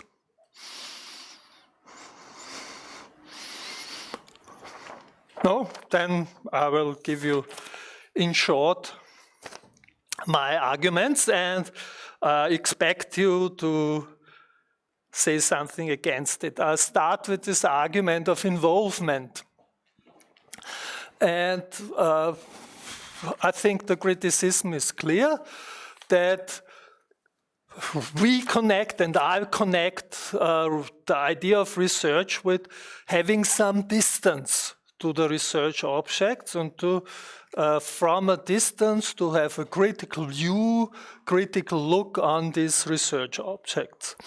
And so this is, I would say, a very usual, also everyday connotation, but most researchers would also uphold that. So distance is important.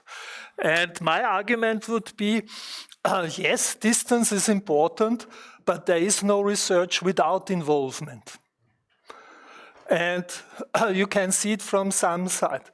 All of us who have done practical research know in social research the problem of access. How can we get access to the field we want to research in? In educational research and social research, that is very often a problem. Are we allowed to go into classrooms? Are we allowed to make interviews with students and so on? So that means you cannot think of many aspects of social research without getting some involvement with the field. A second argument, they are not distinct arguments, but they are things which accompanied my thinking. I once read an old paper by an American researcher called Julius Roth, and he wrote a paper about hired hand research. Hired hand, I was told, is the name which was given to these short-term contract cowboys on American farms. So it means, you correct me if I'm not correct, it means basically short-term in the hierarchy lower workers. And it means in this paper, it means these persons who are collecting data for research institutes. And his argument was that these persons who are doing the interviews, who are doing the surveys in verbal surveys, they know a lot about the meaning of data, which is then lost when this data is given to the analyzers of this data. He says also interpretation could profit from involvement with the classroom. And I would again expect you, if you have done classroom research, that sometimes you get data other people have collected and you wonder, what does this mean? It's written here, you see that it's 13% answered to this question. But so argument again is, you need, or some involvement could help you with the epistemological side of the interpretation. So also in traditional research, some involvement could be helpful. On the other hand, that would be now this third story I want to tell you is this, how are they called, ethnologists? Ethnology researchers, they are going to foreign places and to tribes in foreign places.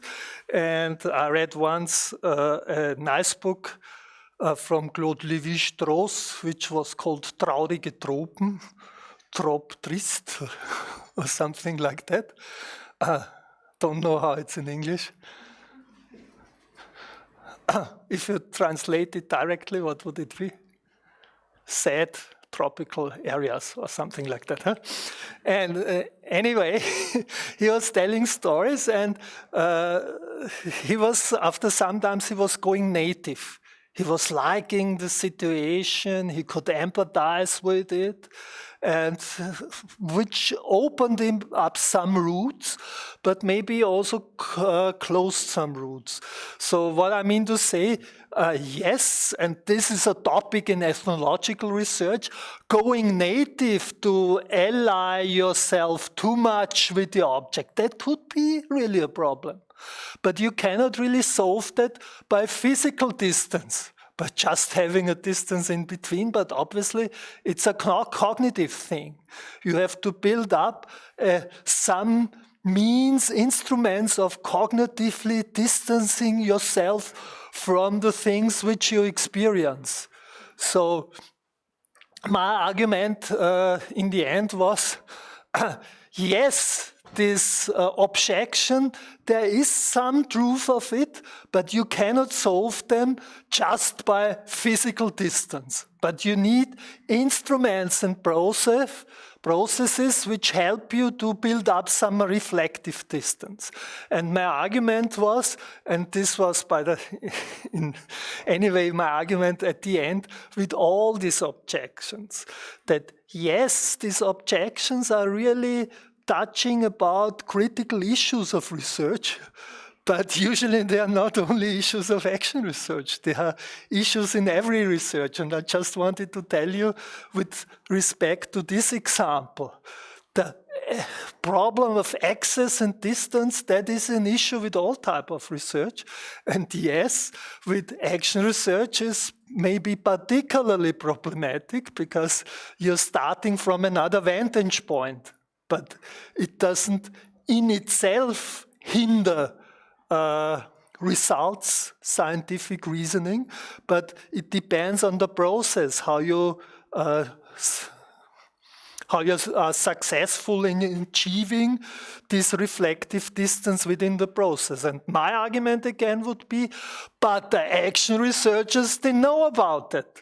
They have instruments and procedures like putting in a third perspective, collecting additional data, putting into the discussion, in the debate of the professional community. These are instruments to gauge, to try to find out how can we achieve this reflective distance. Any reaction?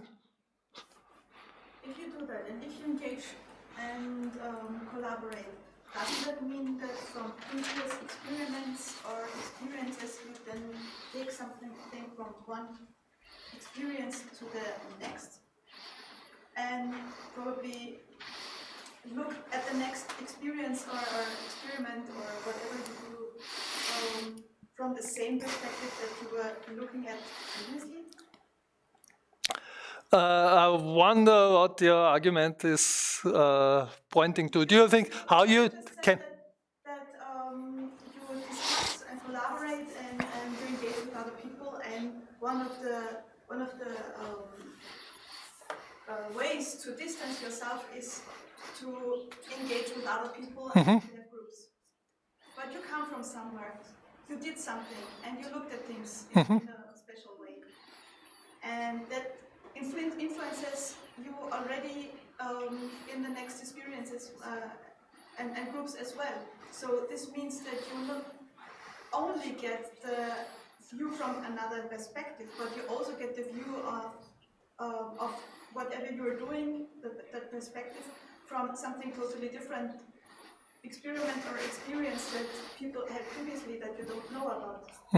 So how do you distance yourself from that? You cannot, in any research, distance yourself from that. Like Heisenberg, the one that found out that if you accept things that you change. Actually, there's a chapter on Heisenberg in... no, I would say you cannot escape from that, but on the other hand, that is a resource. That if, as soon as you're prepared to thematize that you're coming from different vantage points, that you're not... I'm not the person who can say you're right or wrong in these situations because I haven't fully understood the situation at the moment. But on the other hand, I provide resources. I wasn't sure because another argument is how can you generalize that? And basically, your argument also comes, how can we transport experiences and results from one situation to the other? That is a more difficult. Tangible, that you know about it, and you know that it's not intrinsic, but explicit. What I mean to say, I would like to discuss that. That's German. Anyway, but there's no time anymore. So if you want to talk about generalization, we need some other time to do that. But I think that's for action research an interesting point, because usually action researchers wouldn't aspire for generalization. On the other hand, my argument would be, if you have a critical look on generalization, there's no reason for shy away for discussing the issues of generalization. Yes, I hope that there were some of the ideas interesting for you, maybe to the point that you formulate diverse answers to the question. Thank you very much for having me, and if you want to have papers or arguments, please contact me. I will try to send you things. Thank you.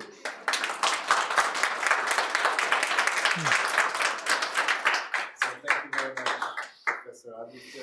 It was an amazing presentation and morning, and I hope we can continue. So maybe we can discuss that later.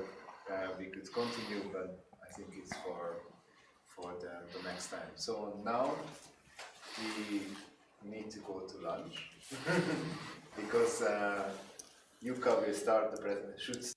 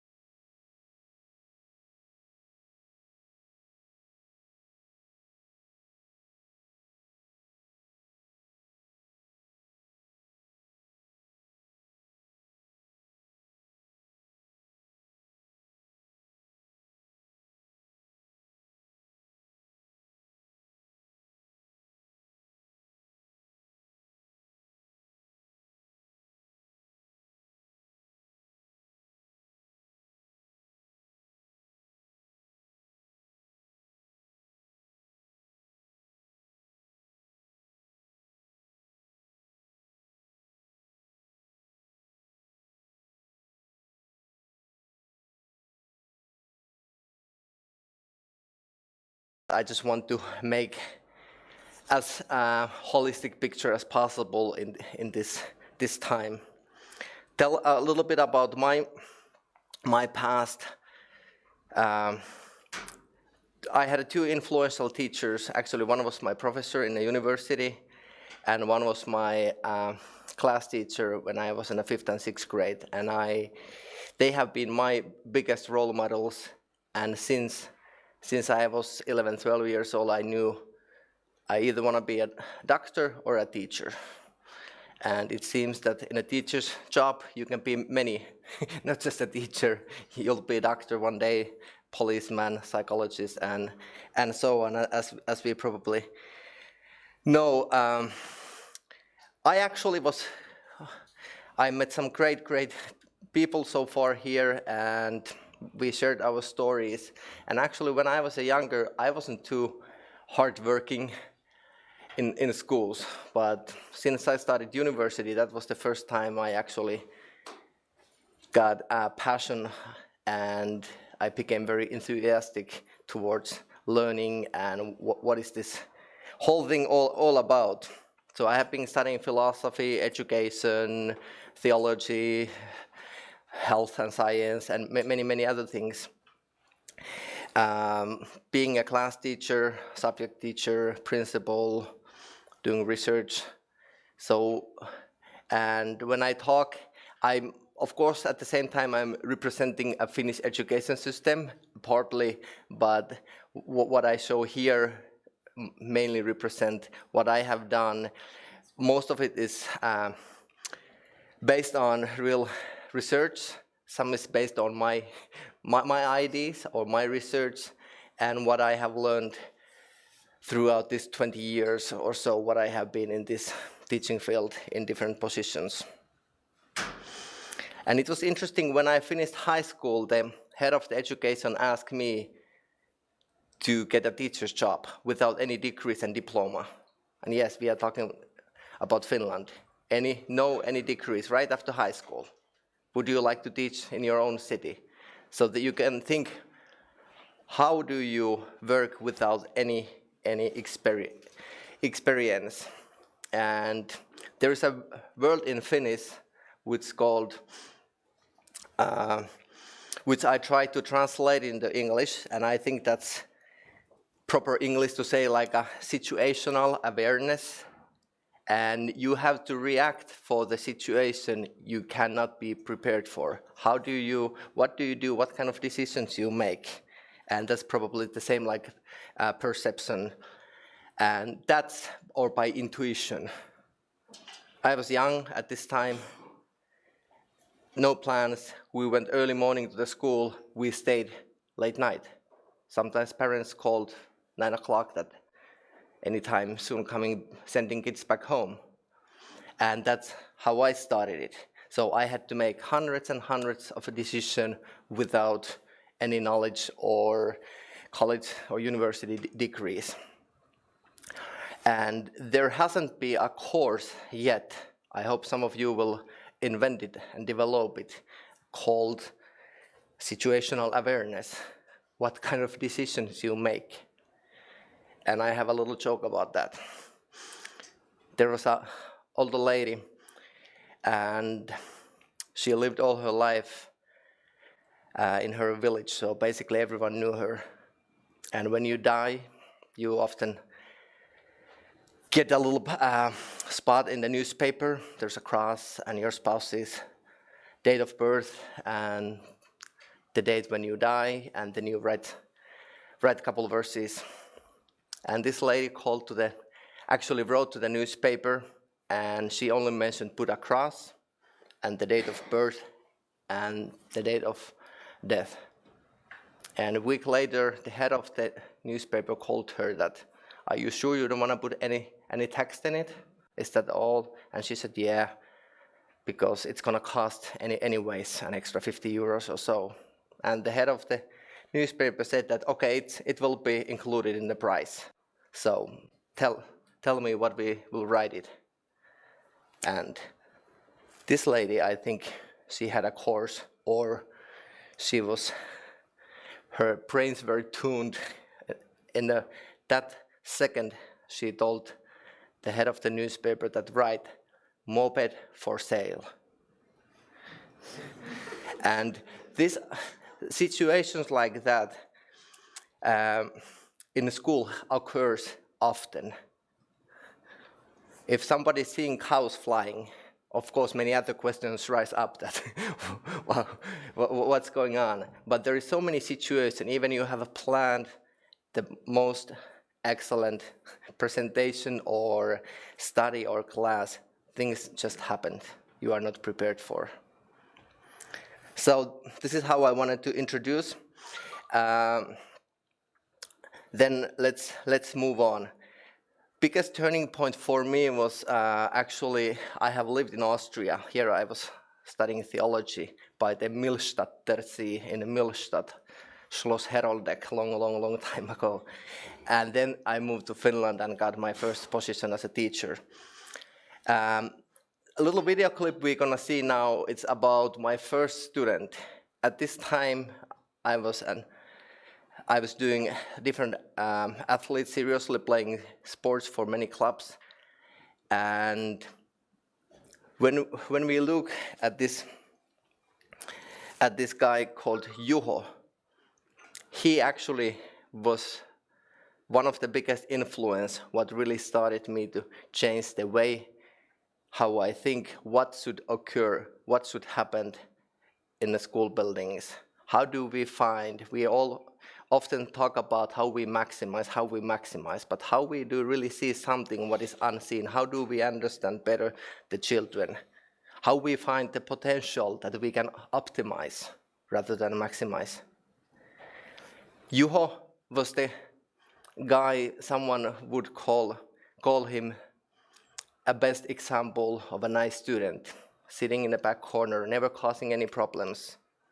But during 3 years, I never really got to see what is his potential. How could I bring his talent? How could I make all his colors to be seen in the classroom? I was just fresh teacher from the university with the knowledge, no experience, rather than I had 2 years without any diploma. And this has been a debate inside of me. What my time in the university, how much it helped me to cope in the real situations, what we are facing in everyday life. So we could bring many things about Juho's video, but none of these things were seen. I didn't see, none of my colleagues see this. He was a happy, outgoing, creative guy, and I started to think that all what he does with his skis, how creative ways, why we have to think from the tube that this is the way how we should do it, and how I change the learning environment and how can I help more the students. So let's see the short video clip.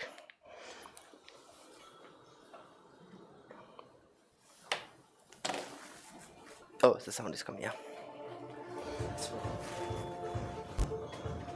Sorry. Yep.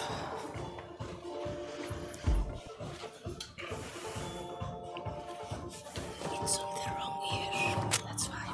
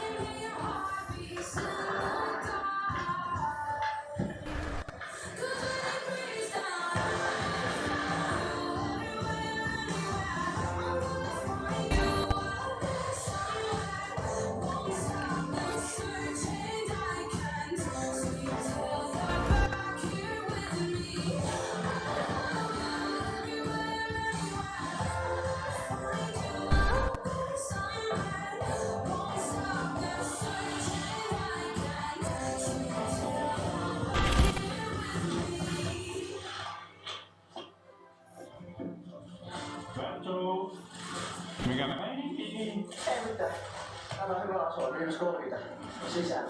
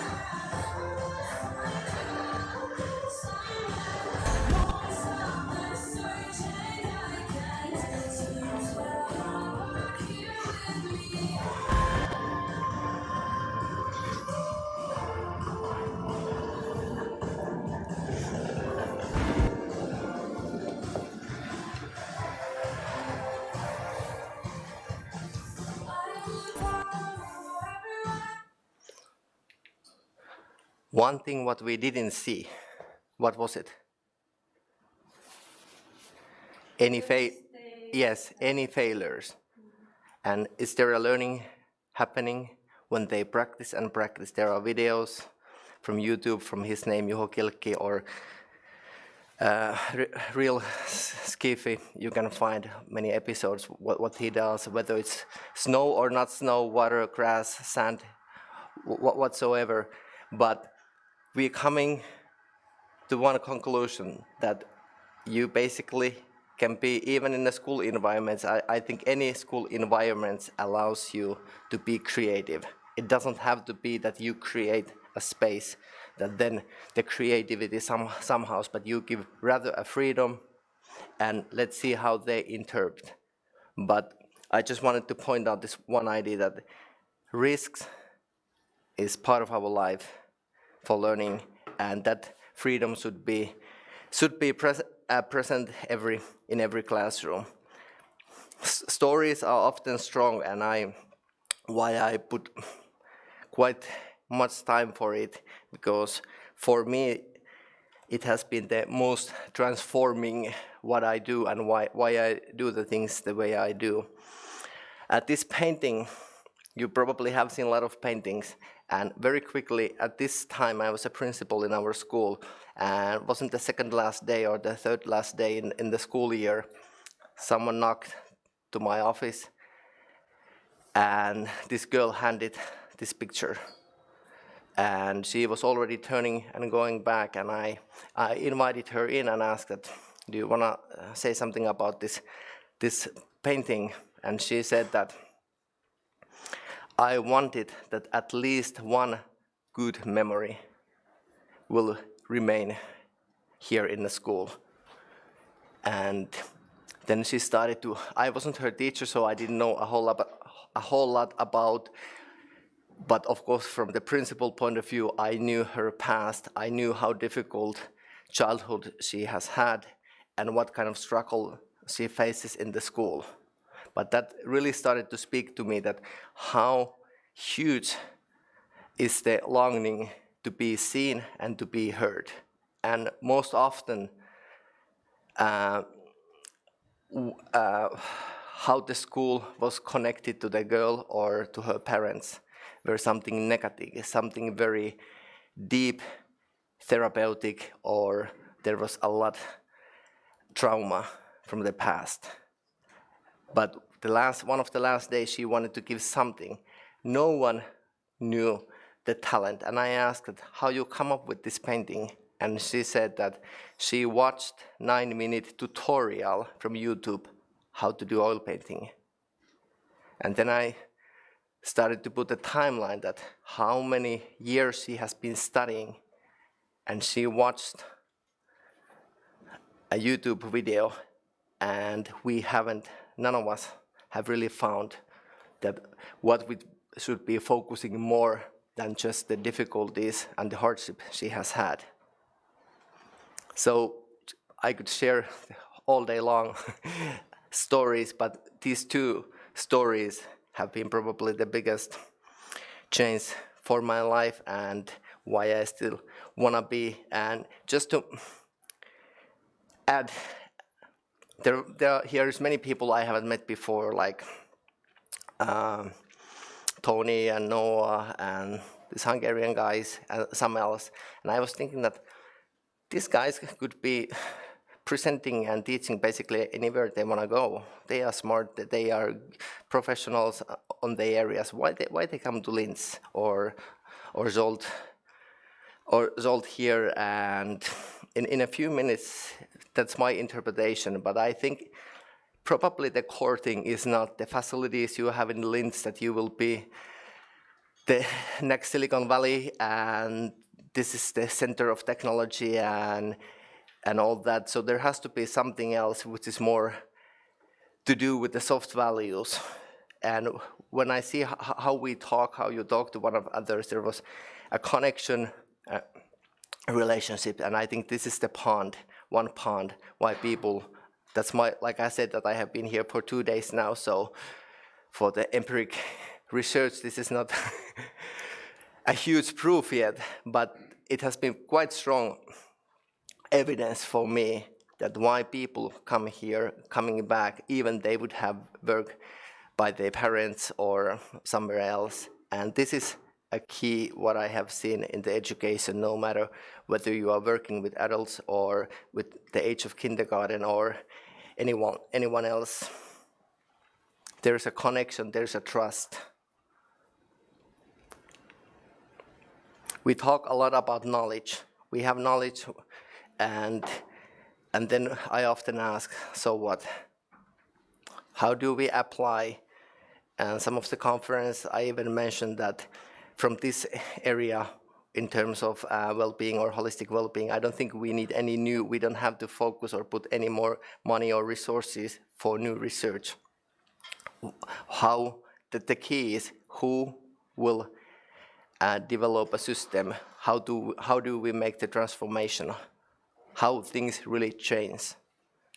And we often blame that, oh, the society and everything is changing so fast. And for me, it's rather an excuse that aren't we in control, or is someone in outer space, in artificial intelligence or something who is controlling, or is there still human beings who are in control? But somehow we are just blaming that things change so fast, and so like we are running after. And this is one idea what I also want to challenge. And as we hear this quote, that how we ignite the children. We often, like I said, that I have been a lot in the sports field, and you have the scouts who are looking for the most talented players, and so they will sell them to other teams and so on. And in the school, I don't believe, even I have been competing a lot in my childhood, and even back in a few years ago, I don't think the competition is the most beneficial key in the school environment. So I started to think, what do the schools really measure? How much the success matters, or how much it really matters the frame, what is said for different countries' core curriculum? What if it's not so much about, you have here a PhD student in 20, 25 years and much older. Does it really matter when do you do your PhD if that's your thing? And I think we have been addressing a lot too much that there is a safe framework, and when you can accomplish things within this framework, you are on the right path. And this is where I want to challenge, to ask that who is successful in any group you are in, or if you have a teacher, a professor, anybody, who is successful? And of course we can define what the successfulness means. How do we define it? And grit or guts, or however you want to call it, and this is lacking. This is probably key thing what I'm most worried about in the school environments. Is there any more perseverance, working hard culture, not giving up, putting more effort? And as I said, that when I was a young teacher, I was lacking many things. One thing what I was not lacking was a passion. I made enormous mistakes for sure. I have done probably the most stupid things you can imagine. But fortunately, I have been able to work in an environment which allows mistakes even for the teachers. You are not judged or sued by your mistakes. Of course, there are certain limits, and this is, as I say, that the crit is the marathon. There are many things what develops. You can earn, you can get something just like that. You go to the shop, you choose what you want, and you pay, and that's it. But there are many things which is more rather than a marathon. You work for it. There's many phases when you finish the line, whatever is your goal or goals or you want to achieve. And there's a lot of study to be done, what happens in our brains. And we could talk about running and sports and nutrition and many other things. But here, it's interesting that when we are getting suitable challenges, which means, of course, that we don't have the same task, but when we know the kids individually and we want to optimize their potential, we find them as suitable challenges, and our brains will respond through growth and development. And this is not just my comment, but this is the scientifically proven. And if you Google Angela Lee Duckworth, she speaks a lot more about that. And that's interesting that they have found it out that the brain overcome failures and disappointments much more quickly. And the reason is why. And that was, for me, when I found it out, really fascinating. Because the brain does not believe that the failure would be a permanent status. We would have million quotes from different people. I found a couple with the Goldsmith. It's easy when you accomplish something, when you win something. It's easy to be happy, it's easy to be in control. But is that the time when we measure, like Martin Luther King Jr. says, the ultimate measure of a man is not where he stands in a moment of comfort and convenience, but where he stands at times of challenge and controversy. And we know this helicoptering parenting or curling parenting that you try to smoothen out the way so there should not be challenges anymore. And actually, we have been harvesting that now for years. And I believe that there is no one who cannot reach their dreams if they work hard enough. And this is what I want to underline it, that we have to put it on the right position, the meaning of hard working, perseverance, not give up. Still, some of you have seen this little video clip, which was not actually to be filmed or meant to be even in the media. But my last group, I was with them for 3 years, and that was like a memory from our community or from our group what happened. And let's see the 1.5 minute little video clip, and then I would like to make a few comments also afterwards. But before, I do want to say that this is not to glorify what I have achieved or what I have invented, because we have done it together. So after the clip, I'll explain a bit more carefully. And what you will see in the video, there's 2 parts. There's a literature class, encouraging kids to read more, which is lacking globally, and the other is math class. We have 3 math classes in a week, 1 more theoretic, and the other are more doing the assignments and work.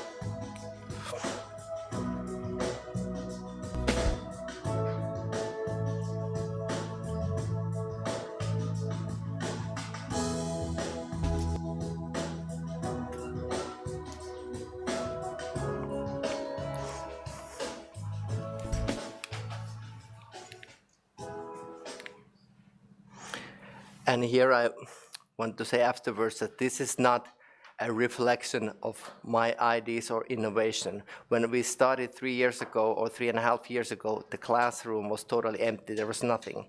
There's nothing exciting except the different colors of walls, if that's exciting for everyone, anyone. And so every equipment you saw on the video or anything, basically, there is a story behind. When the kids enter to the classroom, everyone finds at least one object, what was their innovation.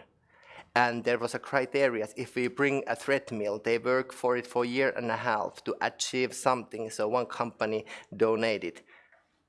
They set a goal. We introduced the goal and for the company, and it took us 1.5 years to reach it. And if we bring like a treadmill, you understand that while we are studying or teaching, there's no one running at the time because, of course, it's making too much noise. But in the innovative ways how they use in a math class, they calculated the acceleration or the duration or something, and they put backpacks and they started to walk, and all this innovation came from their own ideas. And there were criteria, and they have to benefit the learning achievements. There should be less bullying and this and that. And that was kind of the result of the 3-year journey of this class. It's not reflecting that this is how it should be. You should build a gym for the kids. It would not work, I don't believe. But when you hear and listen to kids and you try to show that you are really interested, even they would introduce the goofiest things to bring it. And that's possible somehow. So what we will lose if we bring something and we have to take it away? We try, it didn't work. Let's go forward. Joy, simple, very important thing. And here I would like to often quote, you have probably seen this before. They told me I did not understand the assignments. I told them they didn't understand their life. And coming back to the school, how much we think of the school or the subject or the phenomenon or passing this course or getting some grades, or is the foundation kind of the life, that there is life ahead of me, I have dreams, I have goals, this is part of to reach the goal. Just quickly showing what I believe that are one of the cornerstones of knowledge, and then we can compare with the learning. And today we focus a bit more with the well-being. Okay, we know this, that the atmosphere is so important. And as a teachers, whether there is a research behind that they work 13 hours, extra hours, an average, but what actually happens, and there's many other jobs as well, when you close the door behind, you still continue working. If there are difficult situations with the kids, you cannot pluck them out by closing the door of your class or your school. So there has to be a passion, there has to be more than just waiting at the end of the month or in the middle of the month, depending on the system, when the paycheck arrives. And actually I have taken, even we joke a lot, maybe sometimes too much, but I have told to my students many times that the day when you feel that I have no more passion, sometimes I say that was the most boring and lousy class you could ever have, and I'm sorry, I was too tired, I couldn't sleep, I was just too lazy, and I say it out loud, trying to be transparent, because they are smart, they see through you if you try to fake to be someone you are not.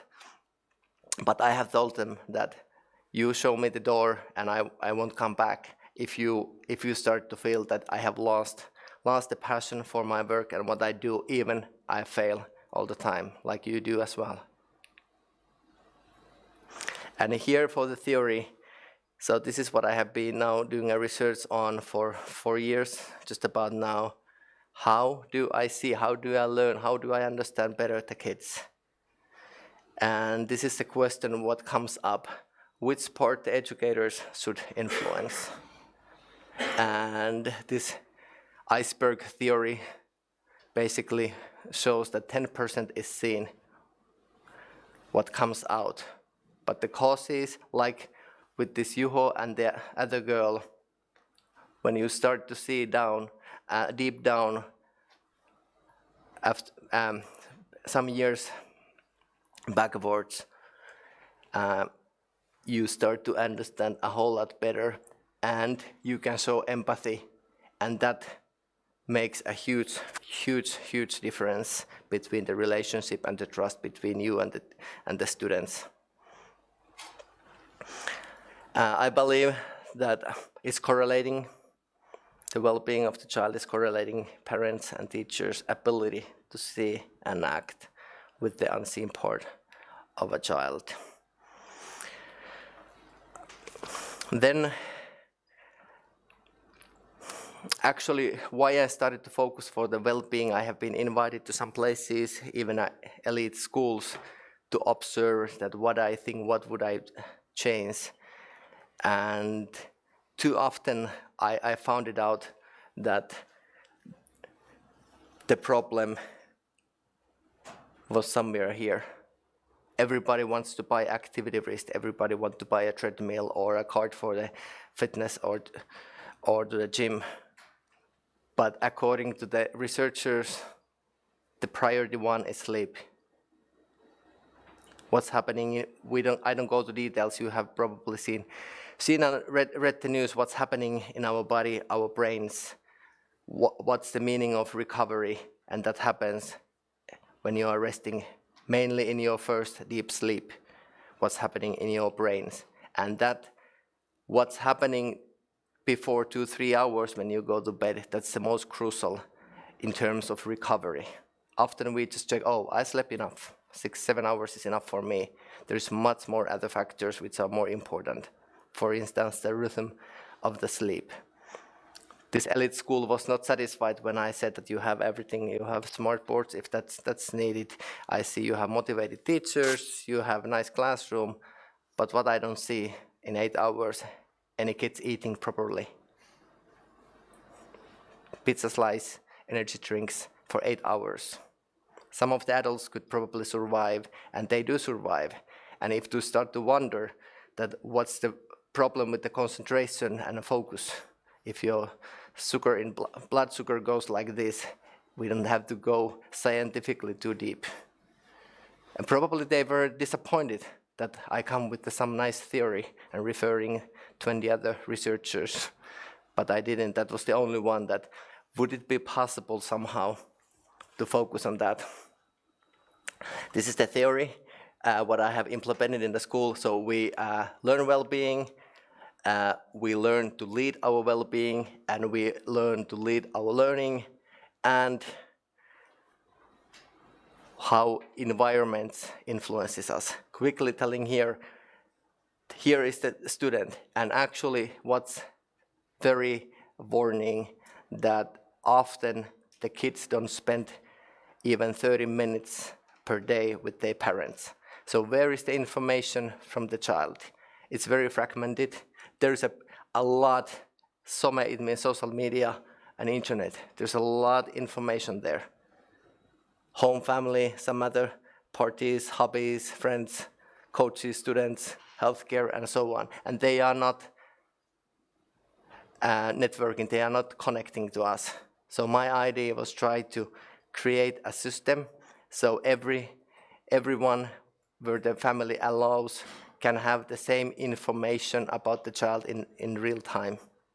Everyone knows whether they're tired, whether they are being on their cell phones or too much or not sleeping enough, to understand better the kids. If they are dead tired, it's not only helping the parents, it's not only helping the teachers. When you have trainings, the coach would know that there is a huge risk for injury if the kids, for example, haven't slept a whole lot. And the red one is reflecting here, so the red doesn't mean as a color, so it's something bad or negative or evil, nothing like that, but it's actually almost in every corner of the student's life nowadays, it seems to be there. And I'm just challenging here that there has to be a balance. I am very much for technology, but there has to be a balance. We should not forget the uniqueness of human being, how unique we are comparing to any other technology. So we come back to the soft values. I could show you another week for data, what I have been doing to finding out the unseen. And I'm not challenging that we all teachers should find the unseen in the database. But a short example, here I was only following, I couldn't find out that why one student is behaving so badly for me, why she's speaking like to the dog or something like that. And I found out that here is, if the red peaks comes over the blue one, it means a constant stress reaction, which can be measured from these devices.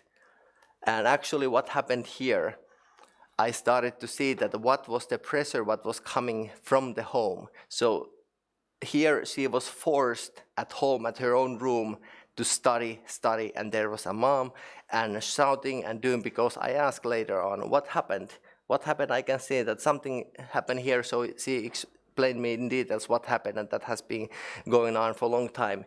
She's playing a serious sport, so mainly her trainings are late evening, before bedtime, which refers to the recovery.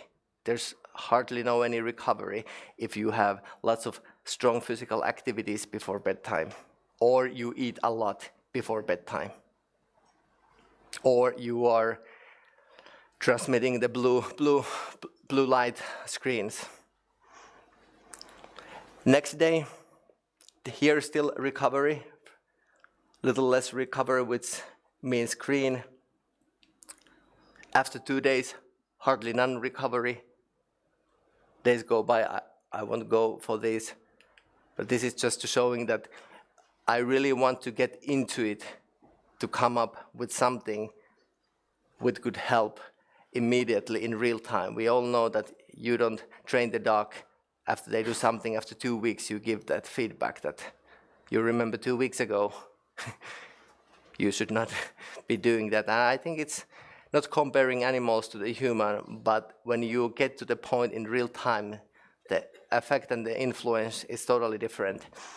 And this tells, unfortunately, a lot what is the condition, the body sources of our students.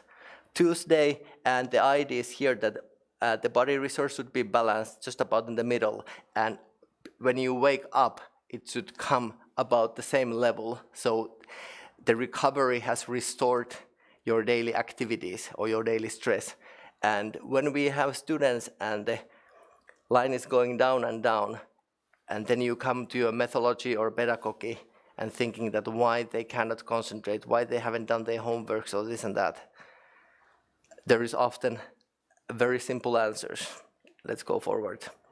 And then I analyze it because, as I said, I had a sport background, so I want to see how much the epoch and many other VO2 max and the rate of oxygens and so on, but let's not go there. Zsolt, when do I need to stop? Maybe you stop in 5 minutes and then you will. Okay, yeah, then I will speed up.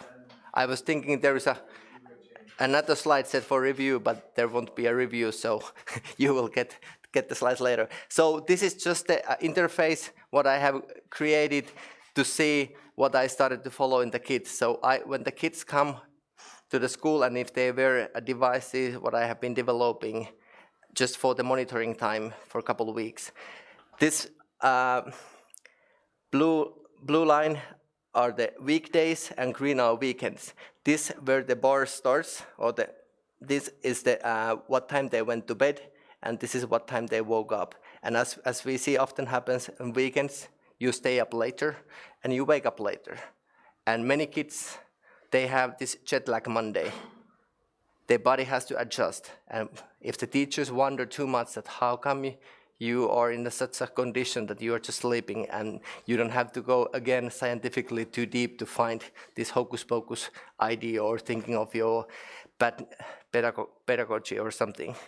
But then there's many other digits we can find out the average all days, what was the average time when they went to bed, average time when they woke up, and the duration, and in the same in the working days and same in the day off, and the standard deviations and minimum maximum rates and so on. But this is only the interface what I come up now, so there will be a much more motivating and interesting interface for the kids later on, I hope. That we haven't got any finance yet, so all this work has happened during the night time. And I should be the missionary of well-being, which I have to be honest, hasn't happened too often for myself. So we can see the activity levels. Blue is slow, this is moderate, and this is the hard activation during different days. I can see that, and then we can put points, and they can find some games. This refers the green, the sleeping times in one day, and then comes on the top what is the activity levels throughout the day. And then there's electric calendar. It shows what time they went to bed, what time they woke up, if there was an interaction during the day, and they can add stuff here. I went to walk with the dog, I did this and that data will be analyzed together with the objective and subjective monitoring. And here the kids are in this moment like a batteries. So group comes and I immediately see whose battery is full or not. And it comes, I show later on where it comes from, all this data. And now I want to finish quickly. I won't be reading it all, but that's pretty obvious. And then what I want to say more is that often I feel that teachers are still just passing information and not letting them to think and do their own things in a certain frame. For academic changes, when I started with the group, the average math grade were a little more than 7. And these blue pillars shows every exam average, and half of the exams they were not even told when is the exam. So I thought in mathematics it's more about understand and memorizing things. Of course, there's things need to be memorized, and that was the difference in academic scores, 1.3, just about. Somebody set a challenge, they want to activate their life more. This was before, then there was this pedagogical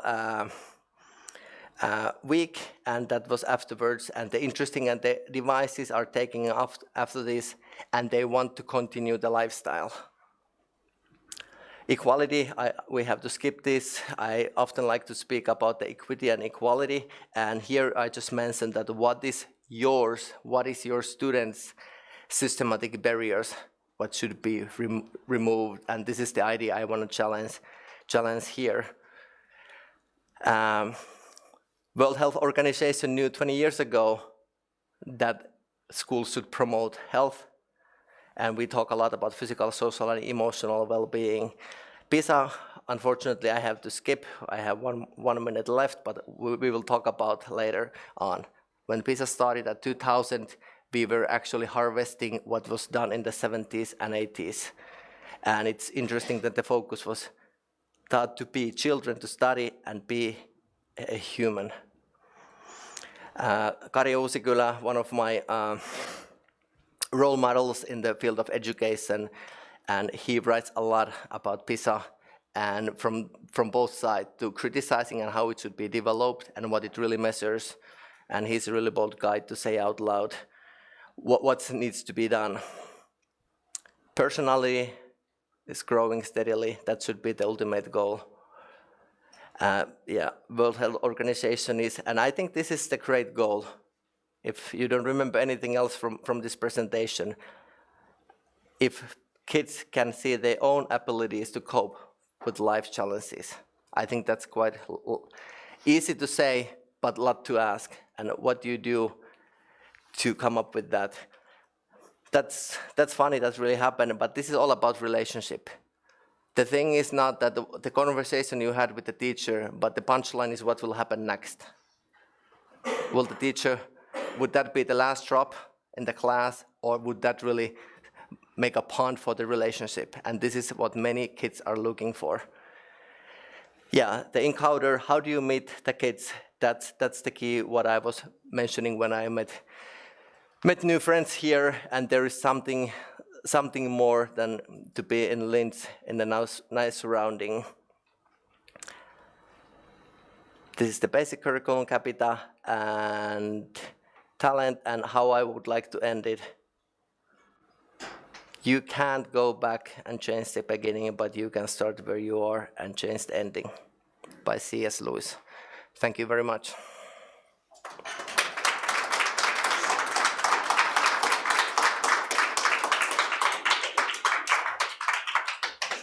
Thank you very much, Jutta. Some questions? Yes. Excellent. Bravo. Grit. You're talking about kids working hard. Yeah. That's very brave of you to say that. I agree with you. But it seems okay that kids shouldn't have to work hard. That they should take it easy and all the rest of it, which is a terrible thing. So you may have some thoughts on that. But the other one is, you know, the well-being of the child. And you know that 90% unseen. And I'm just wondering how you take that into account real time in a classroom with 20 or 30 kids at the same time. Yeah, excellent. 2 answers. For the first one, the grid. You have heard about the Finnish Prime Minister and the new settings in the parties what we have now. And actually their agenda on the left party, I'm not going into the politics, but actually is encouraging not to work so much. Actually, they had even an idea to work only 4 days a week. And I don't believe in that. So there is quite a contradiction from the head of our politicians as well.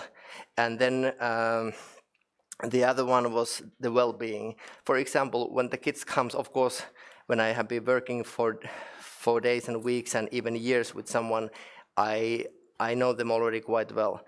But when I get a new group and I see that they haven't slept, and often I offer that I see they're exhausted, I'm not starting to question that, oh, you look so tired, Danny, why didn't you go to bed earlier? Because I have no idea what happened, where the parents fighting or where there's this issues or that issues. I offer a mattress.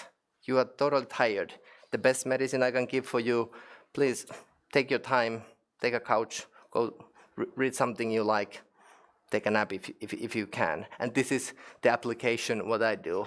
Is it very scientific, or does it come from the curriculum? No, but it just, for me, it makes sense. Why I try to squeeze something which has been squeezed for too long time. Yes? I was actually wondering about the data you showed. Which kind of data did you collect and how did you collect it? Yes, being short. I started with the polar activities with the activity wrist, which is based on the accelerate sensors. And from that, you have algorithms and blah, blah, blah.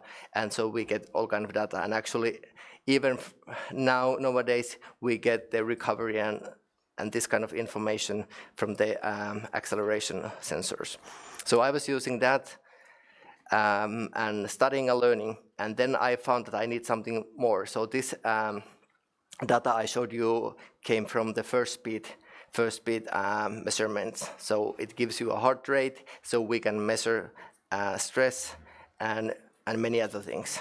But then they were, to be honest, if you are watching, listen carefully, they were not too interested to collaborate with me for some reason, and maybe for really good reasons. So I had to come up with something that I feel it's much more practical, it's much more wearable, and it gives in real-time information, and it's an open platform. Anybody can adjust it or make it or use the features. What do you think it benefits the most? And that was the idea. So now I have been collecting from other sensor, and which I have a team who are coding it, and actually the ideas I have, they are putting in the data form and in the measurable form. And just to show very quickly, okay. The computers. Do you use it again? No, I think. Okay, So now we switch to the other computer. Okay. Okay. Let's do it that way. That will work. So here I have the course report, and this is interactive, and this is the kids can be in real time. The interface is like more for researchers at the point, but it will be much more better. So here I can see that, this guy was in the screen 6.5 hours. At the same time I can see, how was the sleep? Or here I can see what they had for breakfast, lunch, dinner. Were there any vegetables, berries, fruits? And all the questions they have questionnaire on a daily basis, plus the objective device, and this information is seen here. So maybe if you can just for 1 minute, that you mentioned that they are wearing these devices and collecting this data, but afterwards when they are not using it anymore, then they can get into this habit of... Yeah, and according to my research and findings, it has been really, I'm a guy, I want things to happen fast, and if things won't change, I think I have to change an ID. And actually I found that this 5-week period has been enough to change their habits, which means that 2 weeks they wear a device, which can be basically in their pocket or in their wrist, as I have it here. This is my design, so from the swimming trunks made, and here's a little sensor, so that's pretty comfortable. And so they wear for 2 weeks, and there is no one else I know in the world that you collect data for 2 weeks and you don't change anything. You live as you used to live. Because if you measure like many of the others for a day or 2 or 3, I don't think that gives you a right idea what's going on in your life. But for 2 weeks seems to be enough long time to start to find some rhythm and repetition and things like that. And then there's this pedagogical part, which I think that's the key. And the goals must be set by the individual, and the power, using a lot of Rice and Dyer's motivation theory, including these 3 elements, is autonomy, competence, and relatedness. And when they are as a team, they can choose to go bed later or earlier. I don't set the goals, and they will feel the consequences. And when they feel the ownership and making their own decisions, they will, so the change would happen, and the supporting power comes from the peer group, not from the teacher. And then after this 1 week pedagogical time, we were 2 weeks again, and we can see the comparison. And most kids, what I have found it, they like, and what they have reported, what their parents have reported, there are many cool changes in their everyday life for the better well-being, with influences a lot for the learning and for the achievements. And, yeah. Thank you very much, Jukka. Yes, and any question in the coffee breaks or anything else, so I'm happy to share if you like to ask anything. But thank you very much, and thank you, Zolt, for inviting me here. It has been a pleasure to be here and to get to know many of you.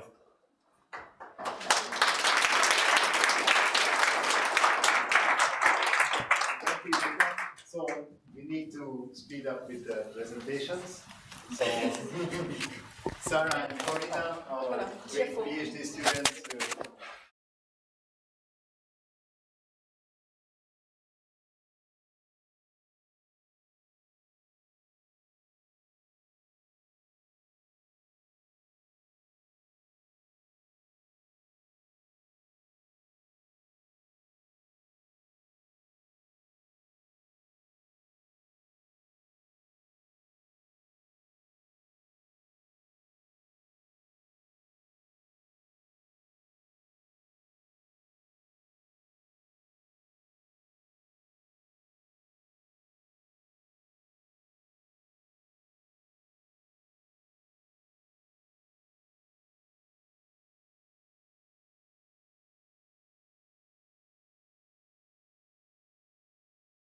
Go on. I'm Sarah Hinterblattner and that's Corinna Grön. We are both working here at the university at the Department for STEM Education. And when we are working with the children here at the university, we look like this. And today we want to talk about the Children's Congress. My research focus lies in gifted education, and Corinna's is in computational thinking, and this project combines this research. The main responsible person of this Children's Congress is Barbara Sabitzer. She's sitting over there.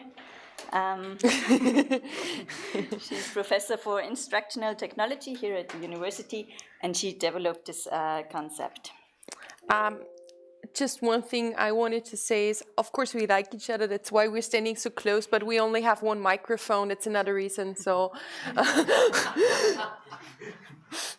the basic idea behind the Children's Congress is that the children work here in teams together. So there are the pupils together with students from the university that are students from the teacher education and students from the honors program. And they are working together with teachers.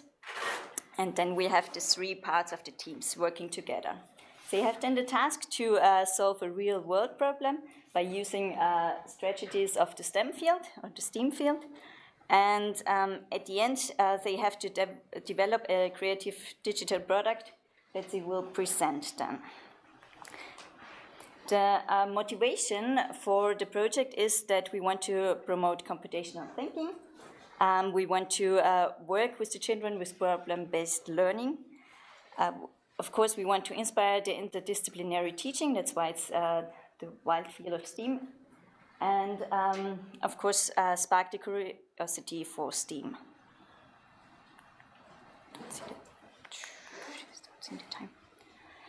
The project itself is structured that we start with a kickoff event. There the teams were built. So the teachers or the students or the pupils come with their idea, what they want to do, and then they find their team to work together. Then there's the big phase of the project work. So that's usually around half a year that they have time to work on their project and get support from the university, from the students, and of course from the teachers. And then at the end, there's the big congress here at the university where all the projects are presented. And we will show you now some of the projects very quickly that we had at the last congress. Last Children's Congress was in 2019. We're currently in the middle of the Children's Congress of 2020, but of course we don't have any results now. So we're showing the ones from 2019. In total, we had 12 projects and luckily 12 students accompanying those 12 projects. There were in total 16 teachers, so some of the schools provided 2 teachers per project. And we had 285 pupils joining the Children's Congress in 2019. So what were the projects? Of course, I won't read them all. But interesting facts were that they used lots of different robots for it. So, for example, we had bee-bots, we had Lego robotics, we had Ozobots. And the first project, for example, was this 1243. So kids were working on their different backgrounds. So how can a poet visit 12 states on 4 continents in 3 minutes? So they worked out like with Ozobots on a map, and Ozobots were visiting different countries. We had a garden app that was presented, a social bot where a robot exchanged emotions with humans. So we had lots of good and nicely meant projects, but not very far developed, because our main focus is that the pupils should do the work. Some teachers think when they come to university, yeah, our students or pupils have like those big ideas. They want to program a software that can do this and that, and then we have to put them back on the base of IT structure to tell them, okay, but the kids should do that and you should help them. So sometimes the projects were very basic, but the good thing was that the pupils did it on their own. And that's, for me, that's one of the major benefits of this project. We have a short video for you that shows best what we did here, some impressions. Can you?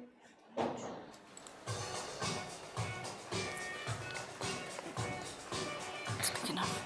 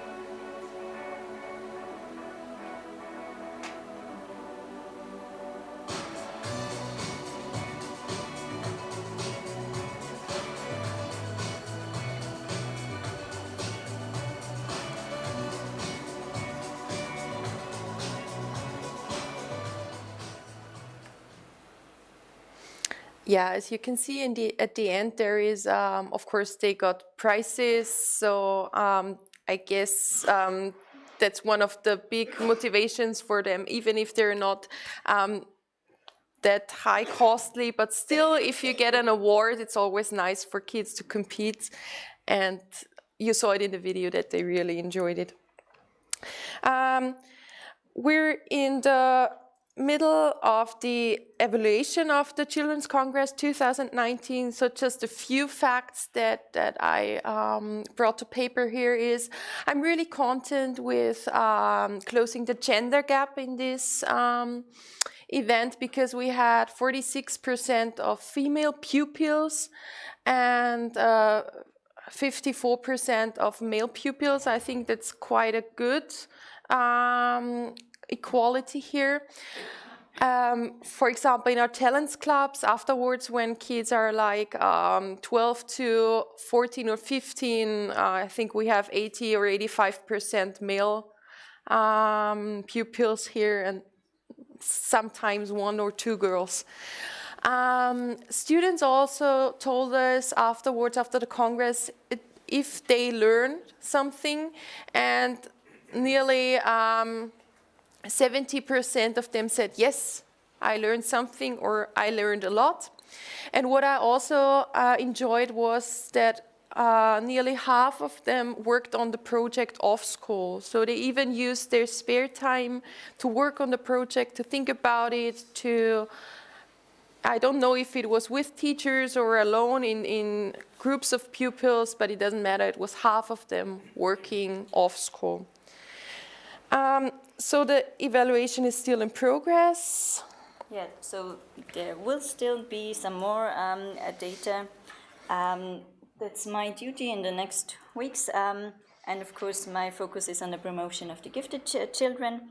So it's about the interdisciplinarity of the project, the freedom of choice, because it was a big part of the project that they really, the students didn't have that defined tasks. They really had the freedom to find their own tasks in the project, and they really appreciated this. And also, of course, the academical competence and the community, so working together in the teams. Yes, so this was a quick overview about the Children's Congress 2019. We're looking forward to the one in 2020 and to more coming any questions? Yeah, we're looking forward to any questions. Thank you.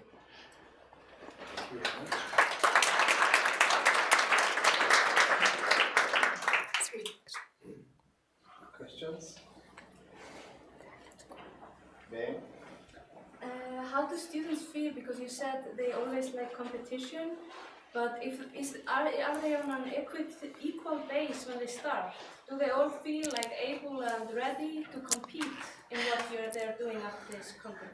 I mean, they have a really long period of preparation. So I think that's good for them to have like a year. And it's not like this strong like competition where you say, yeah, you have to win or you have to. It's more like a gift for them that they all can present their projects in the end. That was very important to us. And it's not all about the competition, but a bit is always nice. They are really from we had from primary school till 16, I think, were the oldest ones. So of course from the background you can't really compare them, but at the end that didn't matter. No.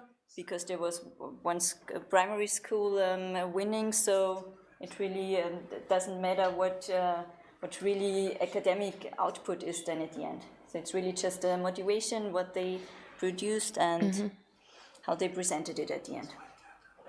Thank you. Tony also had a question. Other questions?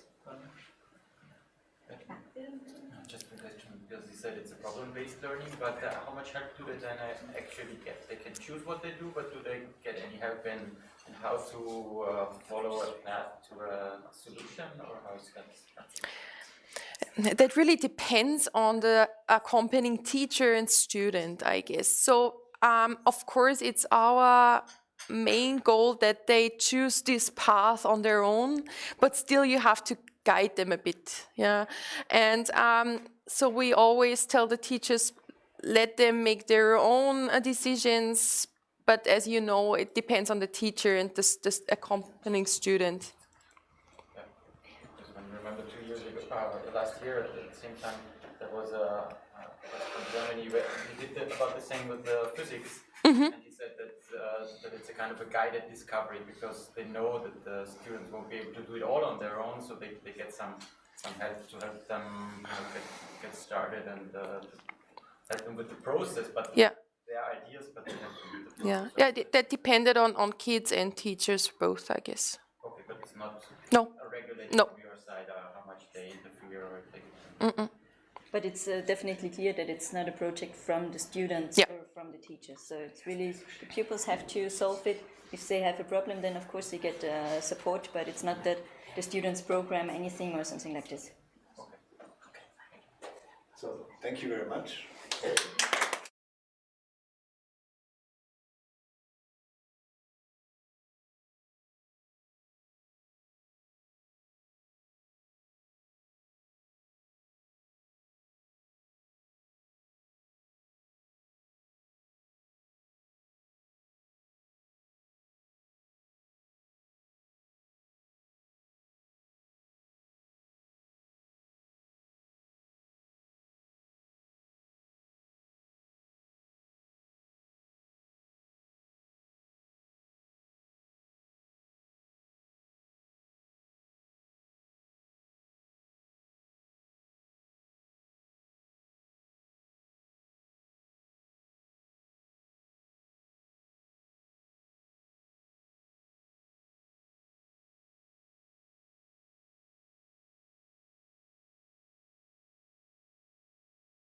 Hello, everyone.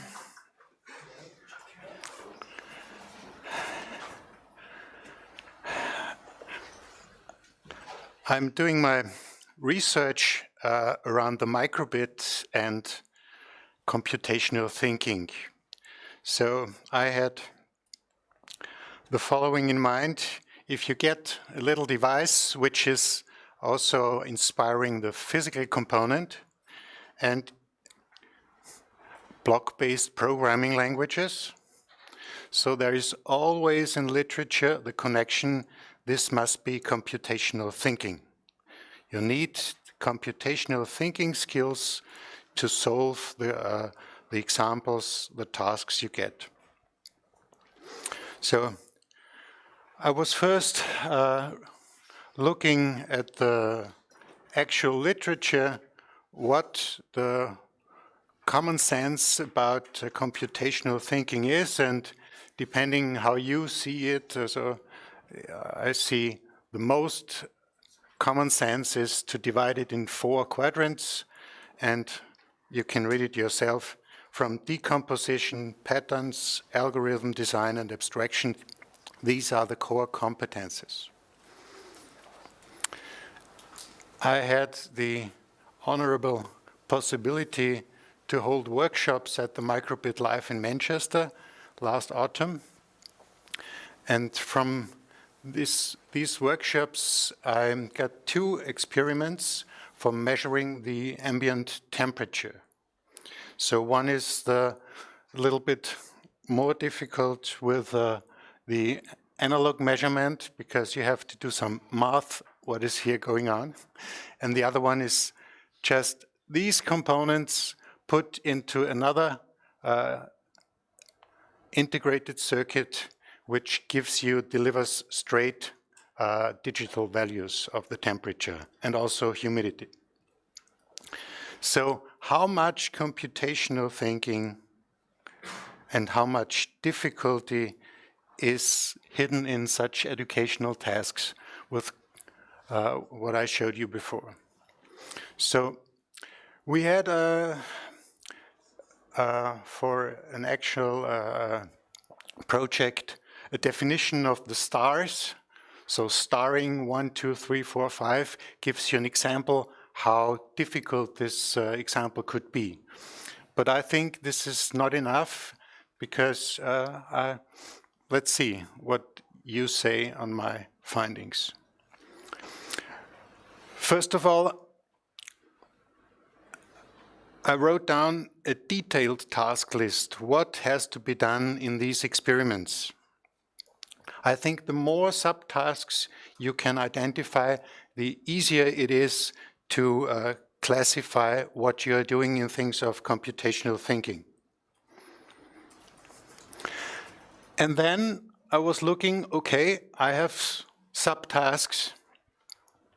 How can I identify what is being done in these subtasks in the terms of the 4 computational quadrants? So now I have subtasks in different quadrants, but how difficult they are, instead of using the stars, I'm getting back to Bloom's taxonomy, or this one is the Anderson-Krathwohl's modification.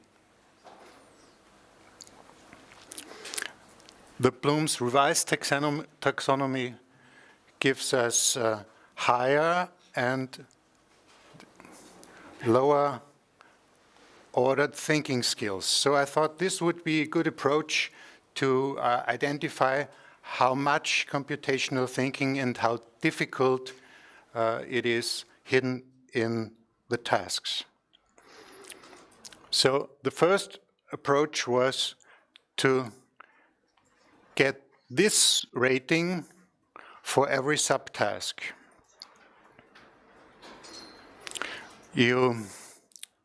For the lower order thinking skills, you just give a 1, and for the higher order, you give a 6. But in every of the 4 quadrants. So for example, I have the first task for the analog temperature measurement. There are 13 subtasks identified, and one of them is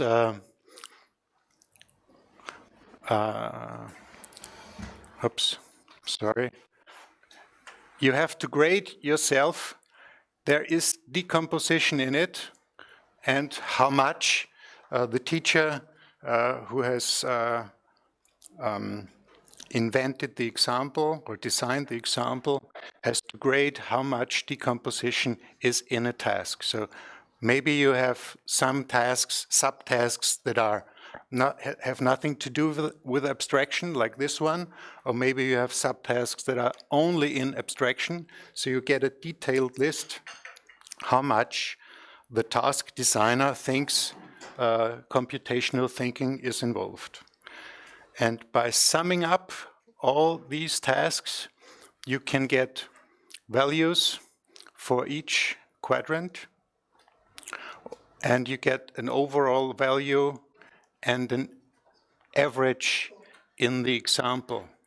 So this is not a perfect view how much computational thinking is in it. I think the next one is better. So you got here decomposition, patterns, abstraction, algorithmic thinking. The blue one is the overall percentage, and the weighted percentage is maybe interesting here. If you look at decomposition, there's overall of 64, but there must be a higher value in the weighted percentage. So that means if you just have one subtask with decomposition, and it's the highest Bloom's taxonomy, you grade it with a 6, then you get 25%. So the orange shape cannot be more than 100% summed up. So this is an actual finding that I think it would be more easy or easier. It would be easier to spot how much computational thinking is in an example. So you get a picture, you have a sum and an average, so you can classify what is in your example task. And this is the right point. Further observations and research is needed. You can use Bloom's digital taxonomy, using action verbs for the descriptions. And at this time, the skill levels are just graded from 1 to 6. It would be better to have detailed descriptions in each of the quadrants. So I developed a proposal. I call it Reference Framework for Computational Thinking Skills. And I'm trying to use the action verbs for further detailed description. Just here for your overview, this is from Andrew Church's The Bloom's Digital Taxonomy. And for the comparison that has to be done, you can, for computational thinking, there is always a connection to the Bebras challenge, which is a challenge and also a measurement of how much computational thinking is right done in the educational systems. And they use a keywords list for classifications, and I'm trying to compare the keywords from the classifications from the Bebras to the other keywords that I have, the action verbs from Bloom's digital taxonomy. So there are some posters you can see in classrooms, and one of them is just using these action verbs and gives a detailed classification that, let's say, the lowest list is part of decomposition. Because when you're describing subtasks with the action verbs, it's much more easy to identify where am I in terms of the horizontal and the vertical position. But this is still under development, and I'm happy for your comments. Thank you.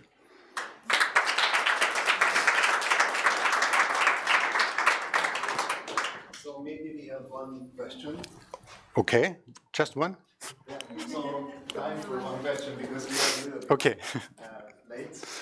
So if anyone has a question, and then we will get back to the right order. No question? Okay, so I think we will have a coffee break. Okay. Questions. So thank you again. Thank you. So we need to switch presentations because Noah has to go to the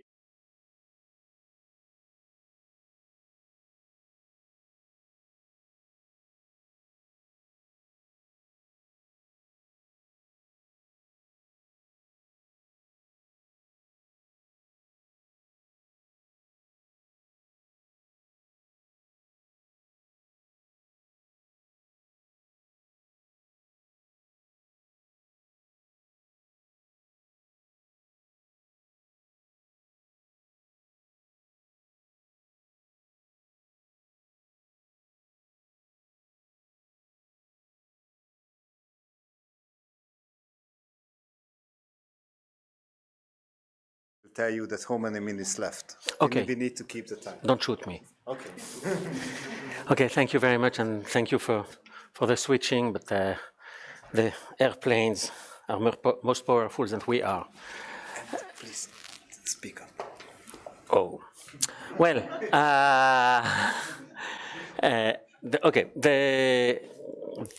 the topic is here, and the question is about a dialogue between technologies. But generally, we understand dialogue as something which is a communication means between people, between human beings.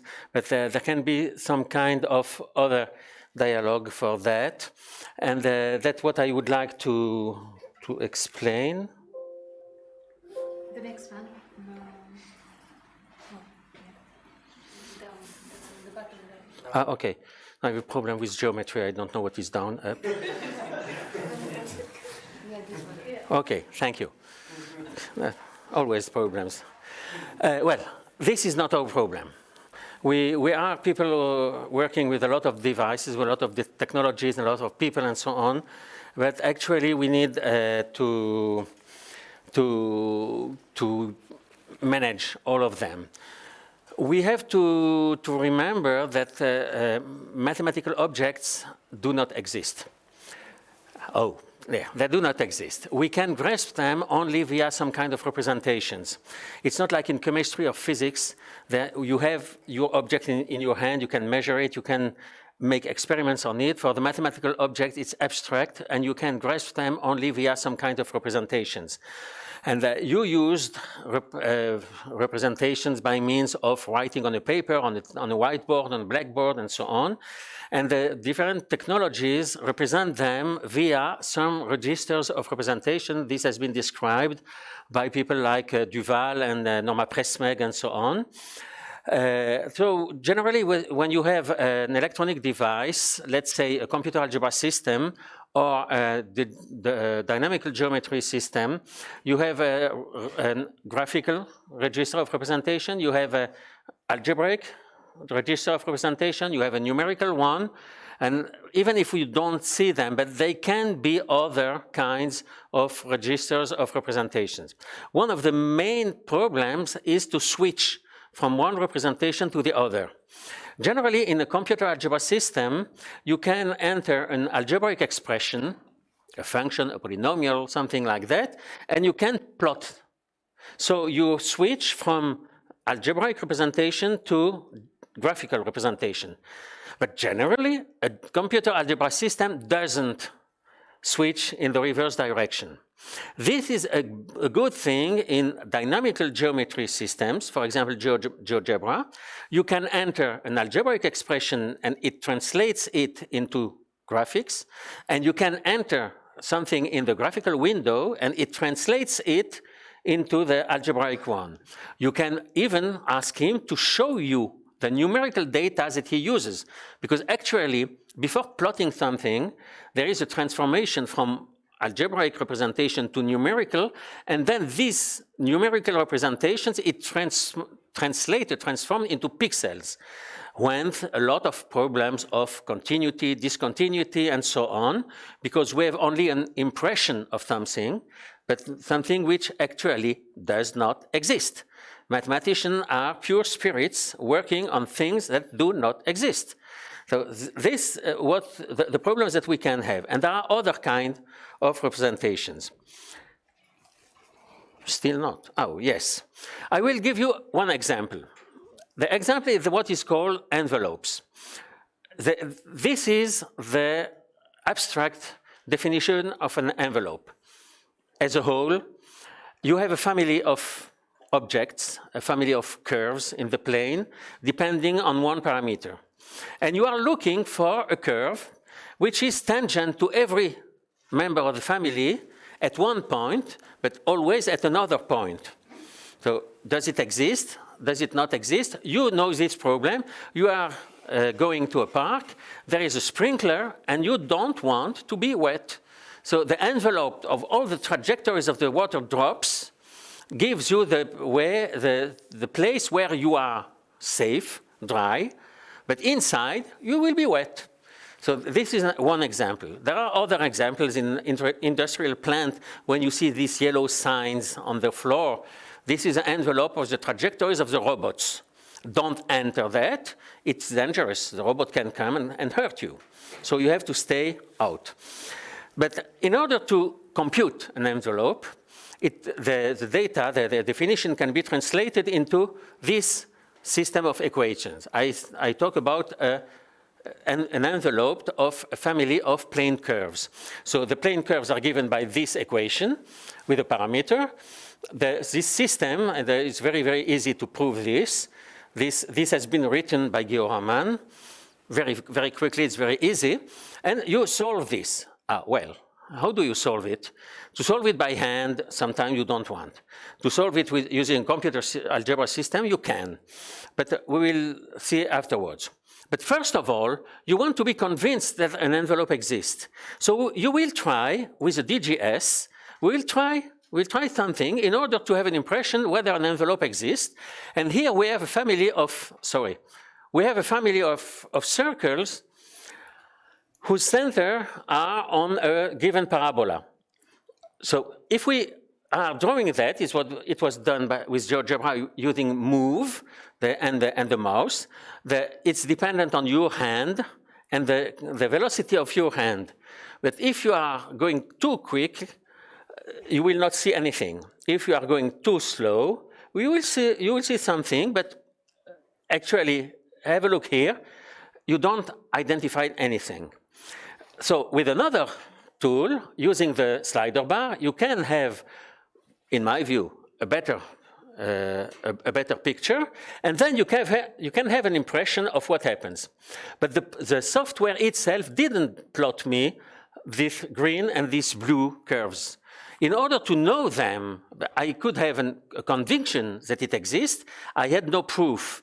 And sometimes the command envelope, which exists in GeoGebra, can give an answer, but sometimes it cannot for various reasons that other people who understand more than I understand can tell you. And so we translate our data and what we want to do. We translate it into what a computer algebra system can do, and then there we solve the system of equations. We solve it, and we obtain, you cannot see, it's too far away, but the people who are interested can receive it from me, see it on the website. You will obtain here two parametric representations of two curves. One will be the external one will be the internal one, and even for the external one who looks like a parabola, you will be convinced that probably it's not. But then you have analytic tools with whom you can actually analyze the curves, the cusps and the double points and so on, you can. One further step could be to implicitize that and to have one implicit equation. This is a very important thing. So actually, we work with this kind of triangle. On top, the student, or you, the teacher, the educator. And you have to ask the DGS to describe what you are doing. But the DGS gives you some indications, some directions, some conviction. Maybe sometimes with the CAS component he will explain you something analytically, but not all what you are expecting, maybe. So you can try and ask somebody else. The same way as if your neighbor doesn't answer, you will go to another neighbor. And so we can ask the CAS, and if we ask the CAS will have a symbolic representation. He will be able also to plot something, but from the plot, it will not be able to go back to something dynamic. You can, maybe you can, because there are in CAS some animate, it's an animate command. You will have a simulation. With the DGS, you will have an experimentation. It's not the same thing. And then you will organize this dialogue or this trialogue, the human being the different technologies, and with that you can continue. There are other possibilities, but there are a lot of other kind of dialogues or multi-logs that you need, that you can and that you need to organize with different technologies. A lot of people here knew Diego Liban, and in his work, he had a dialogue between software and 3D printing, and these also are technologies which can speak one with the other. The 3D printed object cannot speak to the software, but in the other direction you can. You have here a lot of different things. In the next talk, I'm sure that you will hear about something which is a good example of such dialogues. We have some references. You are not obliged to copy that, and thank you.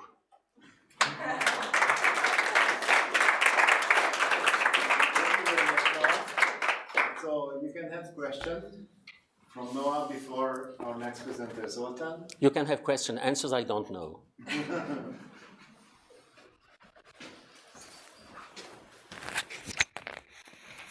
So maybe I have a question that how would you extend it into real-world objects, like for 3D printing and other technologies, these kind of dialogues? Well, to extend it into the real world, I think it's a must. First of all, because a lot of people think that mathematics are useless. And actually, the world is mathematics, and without that, we cannot describe.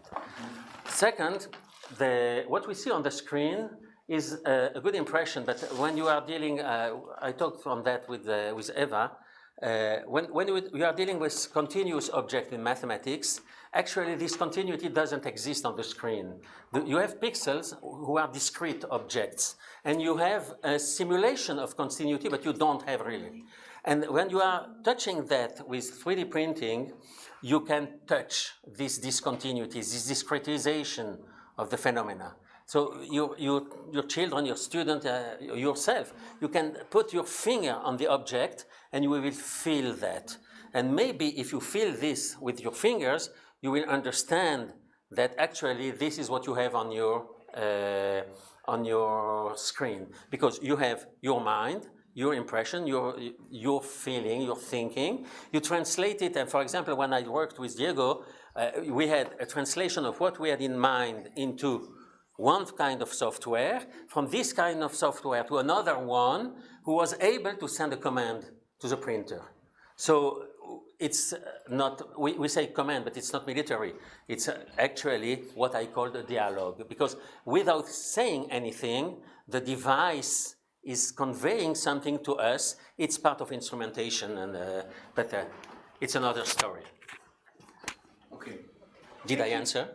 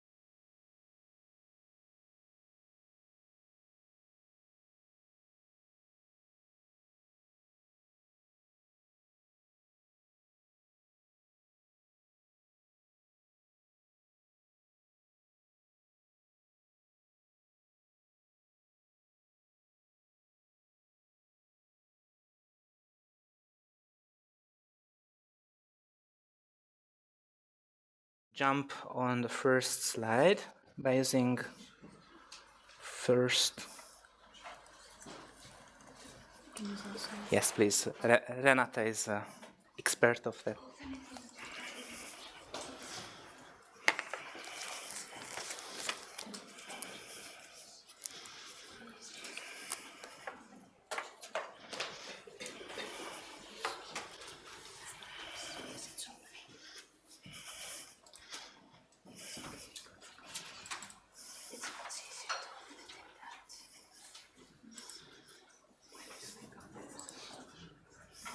Technical issues.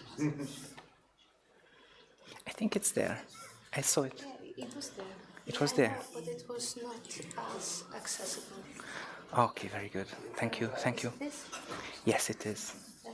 Can we zoom in? Yes.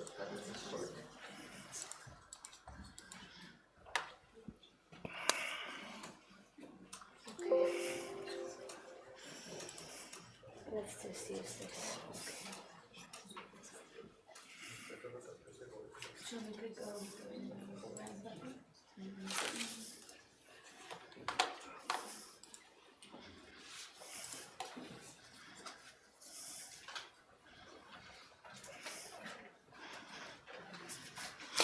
Okay, I think I need to zoom a bit in. But it's okay.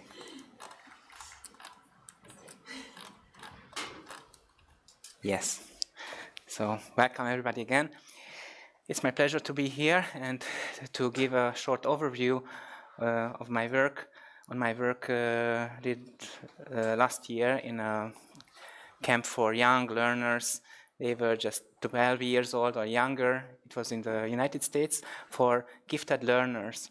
And it was a challenge to teach them about the geometry of fractals, of fractal geometry. It was really a challenge.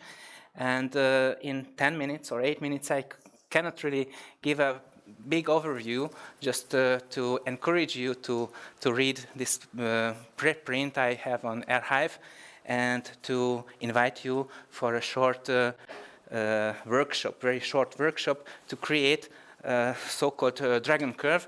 Who is already familiar with the dragon curve? Maybe many of you, maybe not. So you have a piece of paper, just fold it simply. So you have this folded one, then fold it again.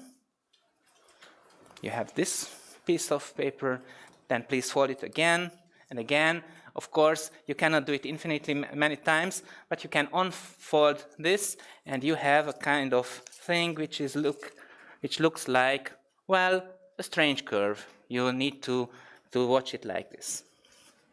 If you do it with children, you will find that it's difficult to fold the paper precisely enough. So 3D technology can help here to make things much better. And 2 years ago, I bought a 3D printer for my son.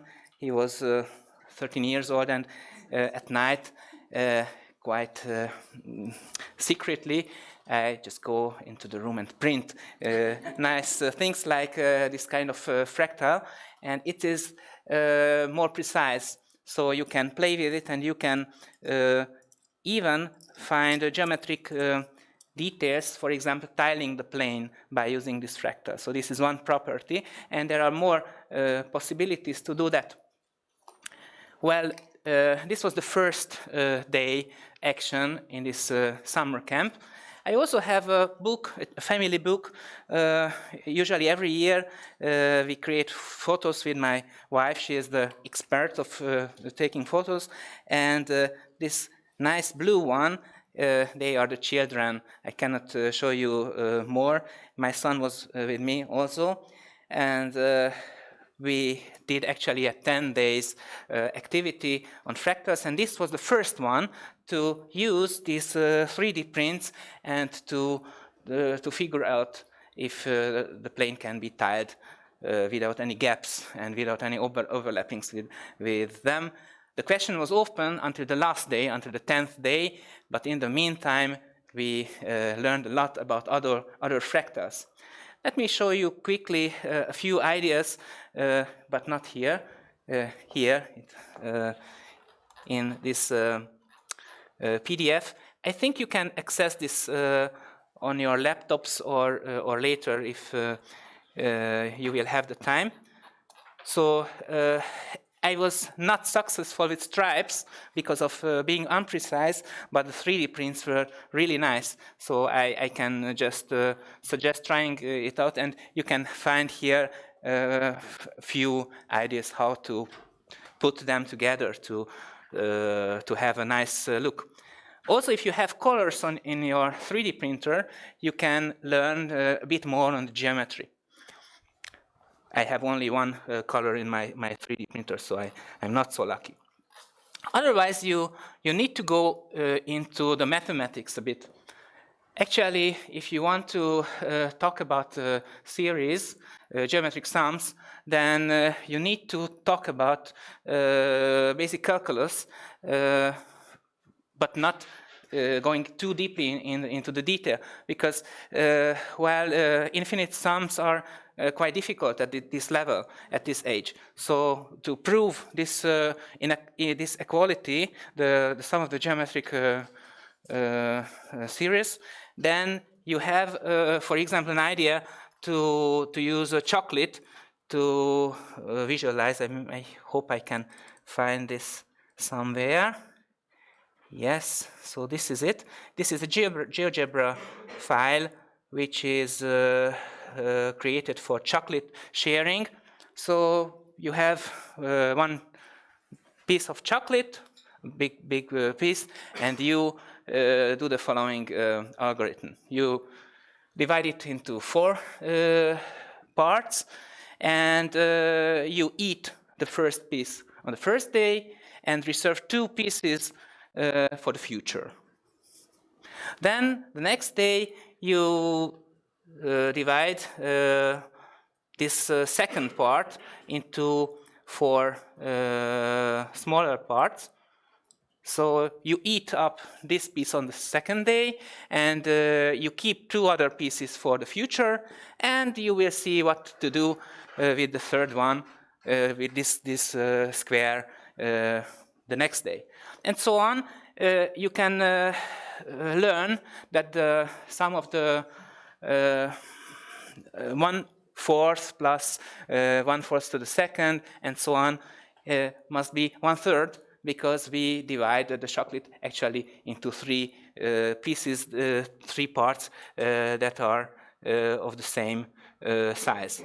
So this is one GeoGebra file which can help. It's not my idea. It's only the file, the GeoGebra file is my work. Then let me show you some other ideas. It was the second day, a ball which is not an electronic thing, but if you, if you consider the movement of this ball, then you can learn that it has a kind of self-similarity.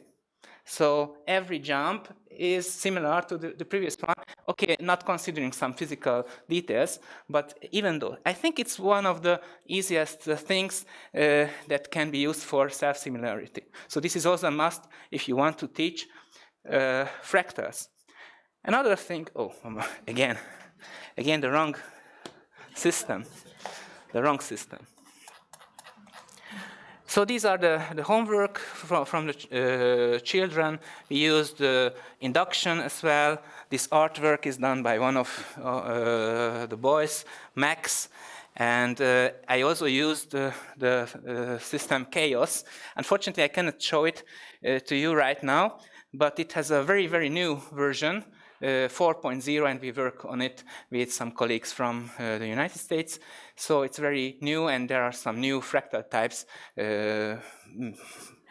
that are available only in this last version. Maybe one more applet, and then I have no more time today. Another GeoGebra applet on bifurcation. So bifurcation is related to the Mandelbrot set. If you have a point and you have the formula z squared plus c, and you do the iterations of this, then you can learn that this formula has very odd properties. And if you start with different real numbers, then you will have completely different behavior of the numbers. Let's see if it works here nicely enough. And then we can hopefully consider what kind of orbits can be drawn by using this formula. And you can also have a so-called bifurcation diagram, or you can either define the Mandelbrot set, which is the same thing in two dimensions. So 2 dimensions, it's also not my idea. It was borrowed from Rafael Lozada from Spain, but this idea was used by many other people. And the children really like the idea to paint the Mandelbrot set. The points that are pink, they belong to the set. The black ones don't belong to the set. And when you paint a lot, then you will have an idea on the geometry of the Mandelbrot set. The blue points are on the border. So this is also one idea to use. A final thing, and I think I jump on the last topic, which was done actually on the 9th day. Well, here you can see just one thing from the picture. It's like the real numbers compared to the complex numbers. So the last thing I'm showing is here, and well, where is it? The last thing. Yes. So this one. This one is a kind of trifurcation, and my older son was able to do that with 3D printing. It means you have a tree, and at every level the number of branches are 3 times more than before. And it's not just related to the Sierpinski set, the Sierpinski fractal, but also to other types of fractals. More you can find in my preprint. Thank you so much for your patience.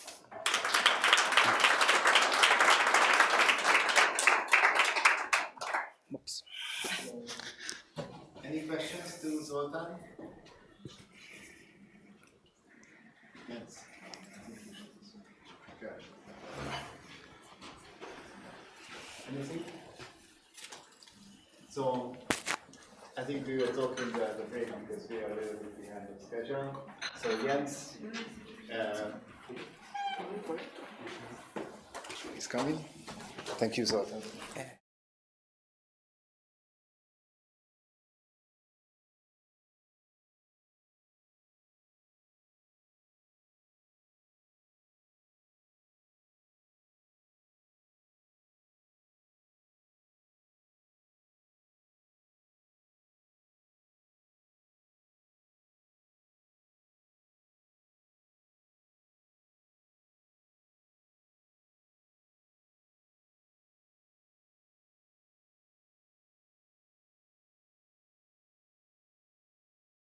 My name is Jens Notager. I come from Germany. I'm teacher for economics and informatics on the secondary level. And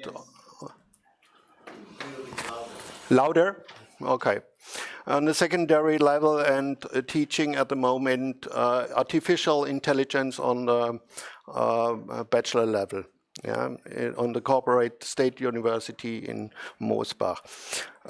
Okay, during my work as teacher, I have found a big problem. I changing my surrounding, and I found different technical surroundings. Yeah, and the problem is nothing is working. Yeah, and therefore I was very angry and say, oh, I want to have a resolution. I want to have a resolution for my tools. Yeah, and therefore I have an idea, I think, on a suitcase. But what must be in my suitcase to teach my pupils or my students for the different tasks we have, yeah? For the different curriculums we must build. Yeah? So, okay, therefore, content introduction, we go further. I take a look for that and take a look to the market and to the studies, and I take a look for what they think. How can we solve this problem? Yeah?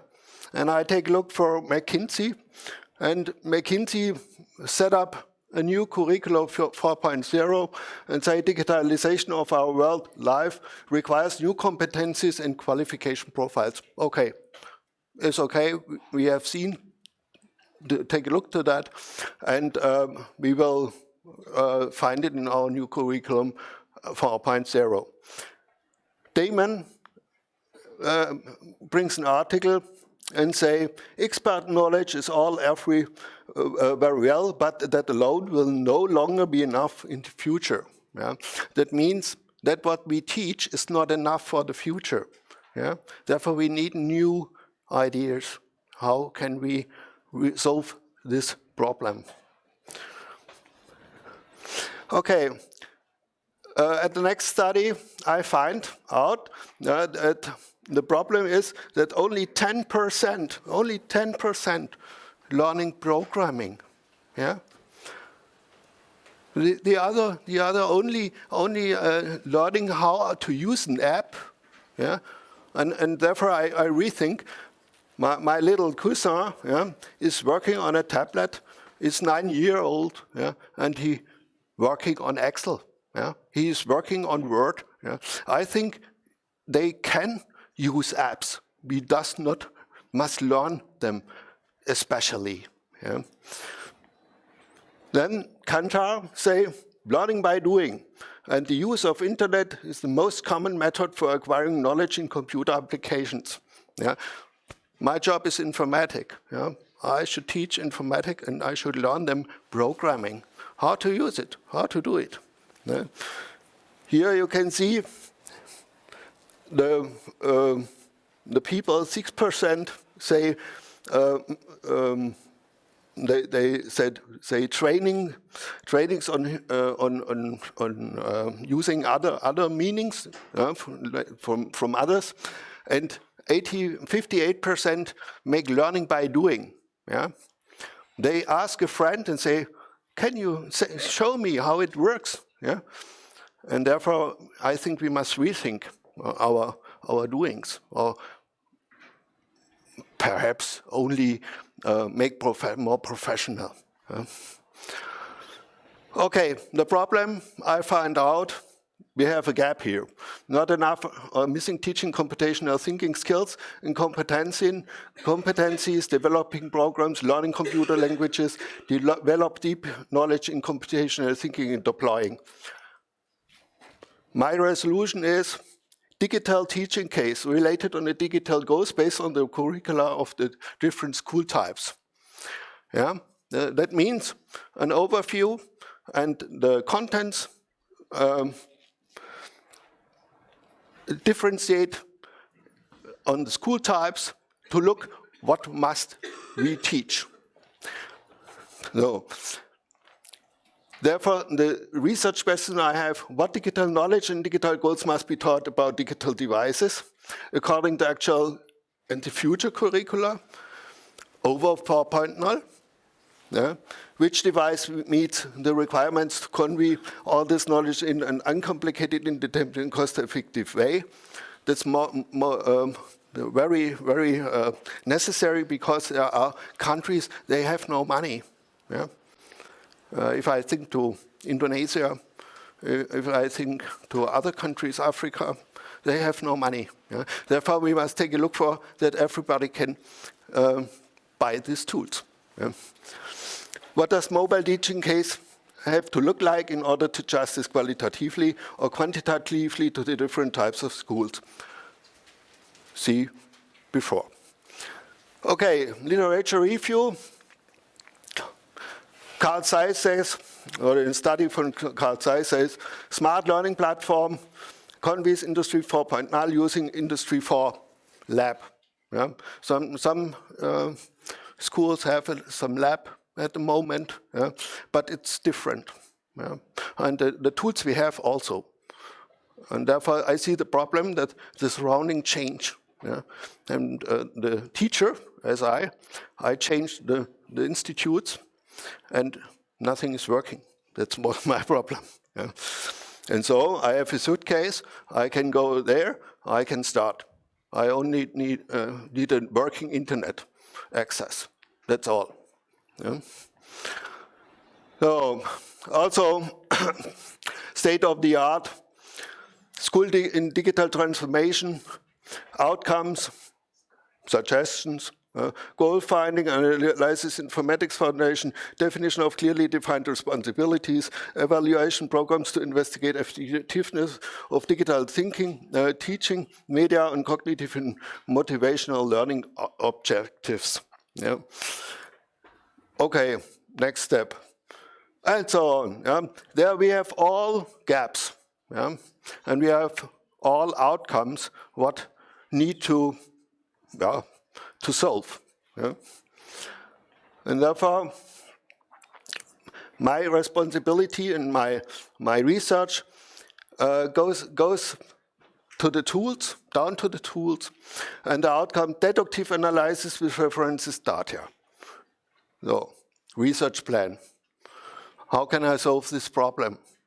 Okay, therefore, first step, we must analyze the curricula and find the didactic goals we must teach. Yeah? And if I have this, I take a look to the market and take a look to the devices. How can I solve the problem? And after this, I assembling my teaching case and make an assembly book for the teachers where I can start. Yeah, that's in the case, and they have not a lot of work, and then can start from zero. After this, I take a look for how it's working in life, yeah, in the practice. No. Okay, strategy. For me, first article, I'm working on it at the moment, digital goals. In the primary, secondary, high school in the 21st century. That's the first article. It comes in the next half year, or in the next semester, or end of this semester. We will see. Okay, Article 2, low-cost computer learning sets and the relation on the digital goals of the 21st century. That's the market analysis. A mobile teaching case, Article 3. For the didactic goals of the century, that's a combination of Article 1 and 2 and the outcomes. And Article 4, digital didactic teaching case and its effects on knowledge multiplication. That's the test, the results of this case, and an empirical study about the learning outcomes. Yeah. So, that's my suggestion. That can be all in this case. That's for higher education, that's for middle and lower education, and that's a book for the teacher. Thank you for your attention.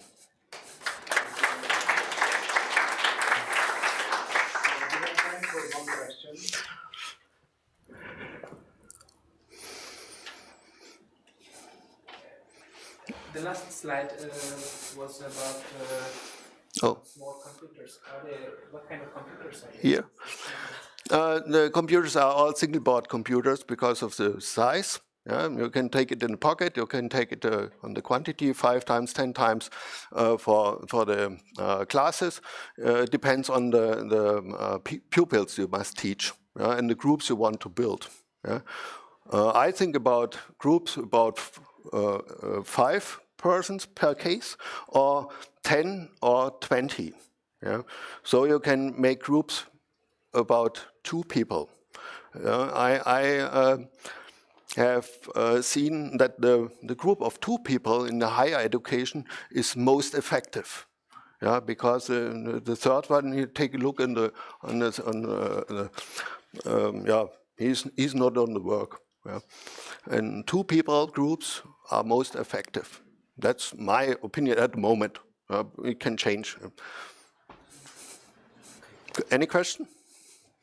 Thank you very much. Thank you too. So we will get one more presentation.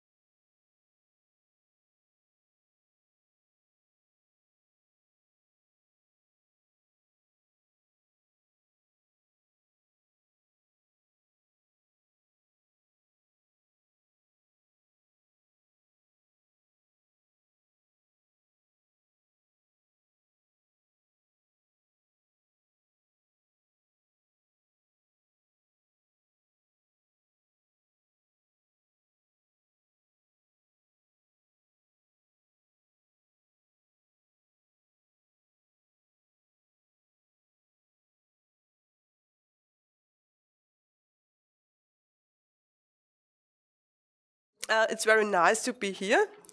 And my name is Karin Tengler, and I'm a lecturer at the University College of Teacher Education in Lower Austria.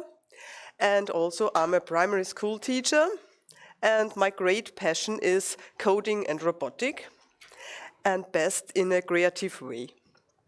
Today I want to tell you something about my research, first programming with Osobots, and its creative approach to early computer science. As basic digital education is becoming more and more an important topic, also at primary level, and computational thinking is a basic condition to foster students' problem-solving skills and also to promote creativity in education. First programming with Osobots is a part of a big research project of our university. The research project is called Lesson Study Learning with Knowledge Partners. And lesson study is a form of collaborative classroom research with its origin in Japan. And there it is called Yugi Kenkuyu. I think it's so in Japan. The focus of every lesson is the learning of the students, and lesson study is a method to improve both the learning of the students and the teaching. The research questions of my research are: which aspects of creativity can be identified in programming Osobots, and can differences between girls and boys be determined? Concerning contemporary teaching and learning, you have to mention the 4C model, including critical thinking, creativity, communication, and collaboration, which are the 4 C's represent by far the most dimensions of the learning skills of the learner of the 21st century. And creativity is perhaps the most important skill. It is said.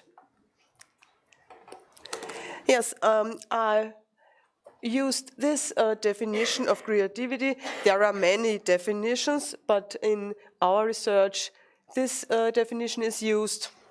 Creativity is the ability to think and act in an original and productive way, also to think outside the box and develop new solutions to complex problems.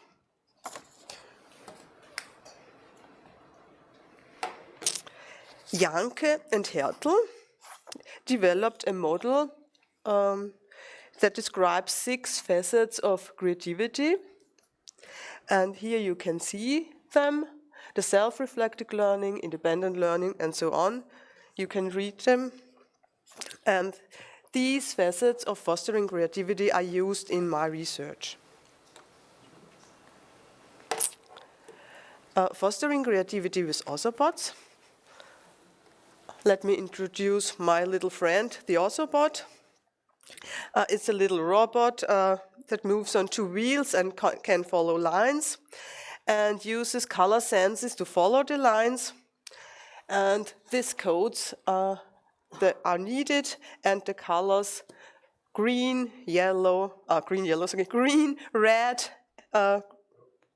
red, blue, and black are needed to code the Osobot. And lines and colors are simply drawn on paper.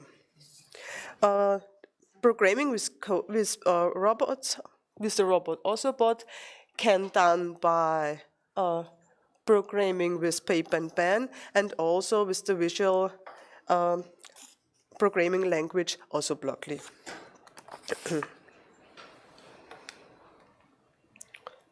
Oh, falsche Richtung.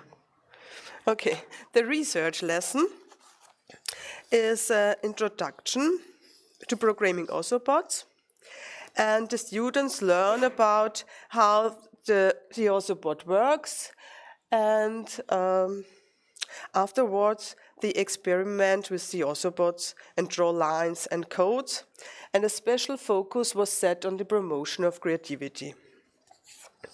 In combination with a fairy tale. The fairy tale, The Little Red Riding Hood.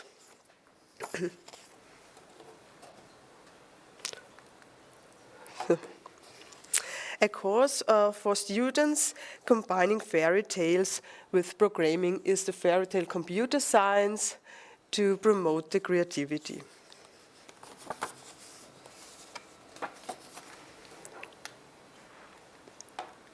Oh, the wrong side. Okay, about the study. There are 35 participants of the 3rd and 4th grade primary school, and 2 Austrian primary school classes were included, 16 girls and 19 boys. The research method was the lesson study. Lesson study is a specific form of action research, and here you can see the cycle. First the curriculum is studied, and then the lesson plan, then you conduct and observe the lesson, and then reflect, and the data are analyzed, and then the cycle starts again.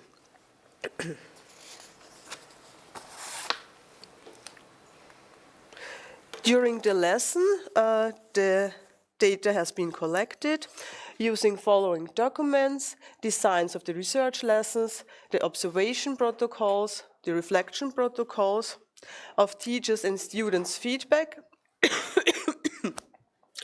And then the data was analyzed and compared with the 6 facets of fostering creativity.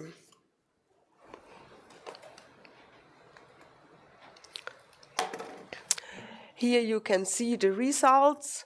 On the left side are the 6 facets of fostering. For example, reaching for original ideas.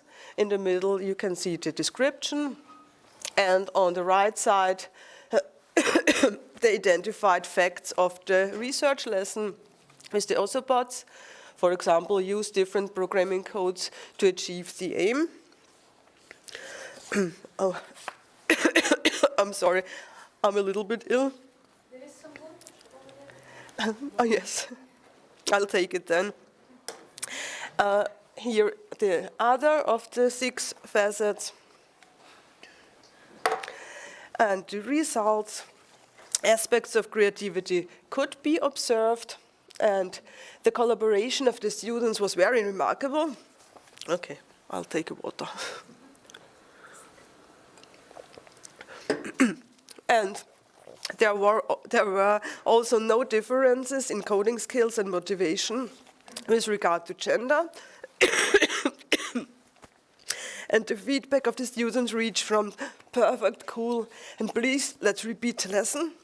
Oh. My voice is gone.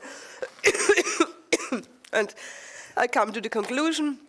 The study has shown that programming with Osopods has potential to foster creativity, but it depends on didactic design and the task to be fulfilled. Okay, thank you very much. My voice is gone. So, here I can show you the Osobot. So, in die Richtung. So, questions? Hoffentlich. On a STEM education master's programme in England, London, and we were talking about a similar type of project working with younger children, primary school age children, and comparing gender. The teachers concerned said that the girls quickly did the coding and then went on to make the project pretty. Yes. Whereas the boys spent that was their just sort of informal observation, spent their time preferring to do the coding. I don't know whether you observed. Yes, I observed it the same. And the girls made pretty things and plans, like the the fairy tale plan. There is a wonderful forest, and and the boys made plans with a structured code, with a structured plan and path to the grandmother's house. Yes. I have an associated question. Girls versus boys. I've been looking at an Erasmus project called Girls for STEAM. It states that girls in STEAM activities have less confidence in STEAM activities, have less self-confidence, but less confidence or interest in STEAM itself. I haven't found this at all, but have you found that? Is there much difference between girls and boys? No, I can't find any differences. Do you select your girls and boys? Do they self-select? No, they are all in the same class, and yes, to work together and in groups together. Interesting. Yes, and they was very motivated. Great. Bitte. I wonder how you measured the creativity, or which aspects of creativity. Yes, this is the most problem to measure it, but it was a pilot study, and we compared only the 6 facets of fostering creativity, and we observed it. It's yeah, the greatest problem to measure creativity.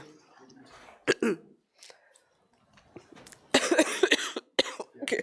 So I think this kind of myth that girls are not interested. Ja, oj.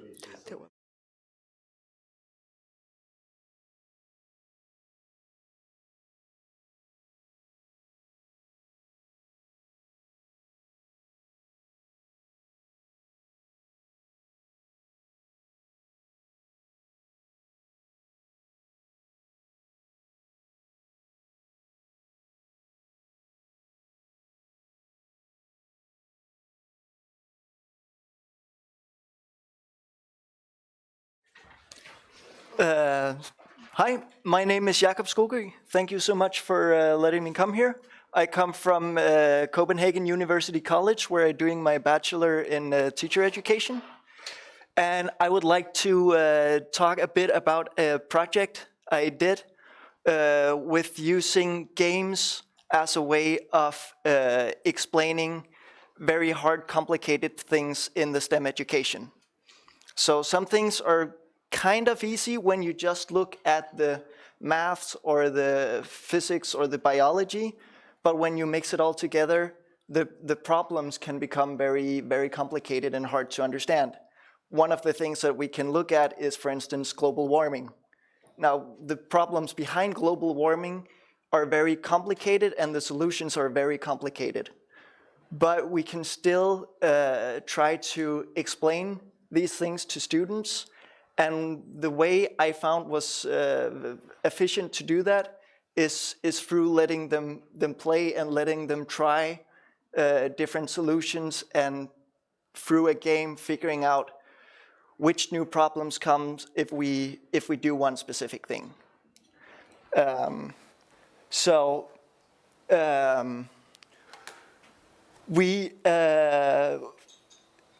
This whole thing, this whole game, it started to be developed in something called Science on Frederiksberg.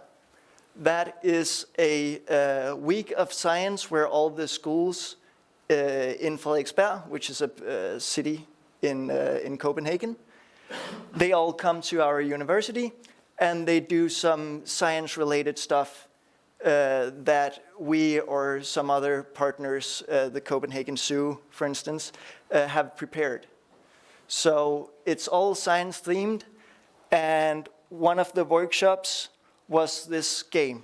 So a class of students, about 30 pupils, came in and had to play this game, and we were looking at what they were learning by playing this. So the game was, in the beginning, the whole program was just meant as a very simple calculation. We wanted them to discuss what can we do about the growth of the desert, or what can we do about the rising sea levels, or simple question that actually poses a dilemma. And we had to figure out a way to value their solutions. And this very quickly became very complex, obviously. I should have seen that coming. I totally didn't. I was like, I can do that. Give me 2 hours, I'll program something. And I even chose to do it in Scratch. I don't know if any of you know Scratch. It's very good at doing simple stuff. It's very, very not good at doing complicated stuff. And I had this idea that it would be funny to just keep it in Scratch forever. Bad decision, but a fun one, and I stick to it. So it's still working in Scratch, and my idea was that it would be great for students to easily look at parts of the code and being able to discuss the model that I have made of how the world works, and being able to be critical. And some students actually managed to go to that level of understanding, which is really impressive. Yeah, and then after this, it's a 2-week project. 1 week where you prepare and 1 week where there's kids and you work with them. Then this project kept on running. Yeah. So this is how the game looked like, and it was quite in principle, quite simple. You have some numbers. You discuss what do you think is going to happen. Then you have some sliders, some things that you can change. We say, okay, we are losing rainforest. Let's stop cutting in the rainforest. We have too many fossil fuel burnings. Let's stop burning fossil fuels. And then, of course, if we do that, then we have some economical problems. Or we have some, if we stop fishing altogether, people will start to be hungry. And that's also not good. So this whole game was about understanding the dilemma behind a possible solution. So they come up with some idea, and then they watch the result, which sometimes were great and sometimes weren't.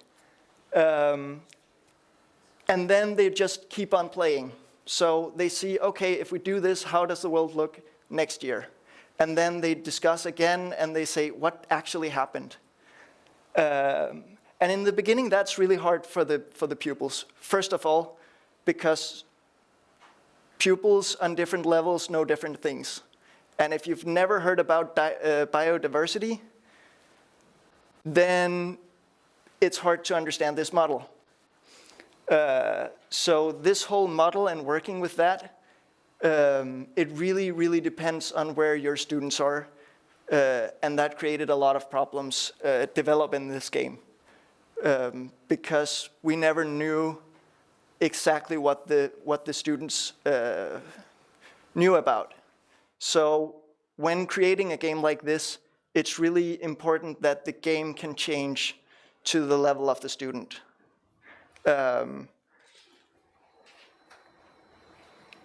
Yeah. But so what we figured out was that modeling is hard, not just for the team of teachers that were developing this, but also for the students. So we kept having to change things, make it easier to understand, and giving them clue cards to understand some of the connections with their actions and what happened. We had a whole big board with land mass and water and sand and small trees and small animals, so that they could start to understand, okay, if the desert grows, it actually decreases something else. And if you just have the numbers, it's hard to see what increases and what decreases and where does it actually happen. So these discussions were really, really interesting to follow with the students, because they got a bigger understanding of the interconnections, the problems that evolve in one area when you're trying to solve another somewhere else. And it really, this whole thing really did spark some interesting discussions. But yeah, you have to be able to have a game or a game that you can fit to the individual student group, because different groups need very different things to understand these models. And some people are really, really fast, and others get completely stuck if they meet things that they've never heard about before. So this isn't a done project. I'm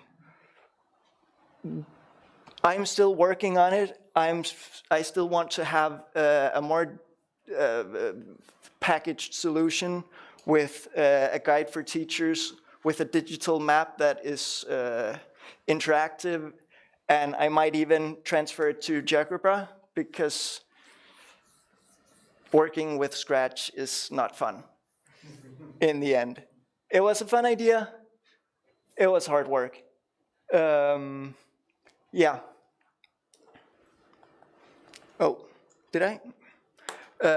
Yeah, but I thought I had one more point, which was that the way of working with this through lesson studies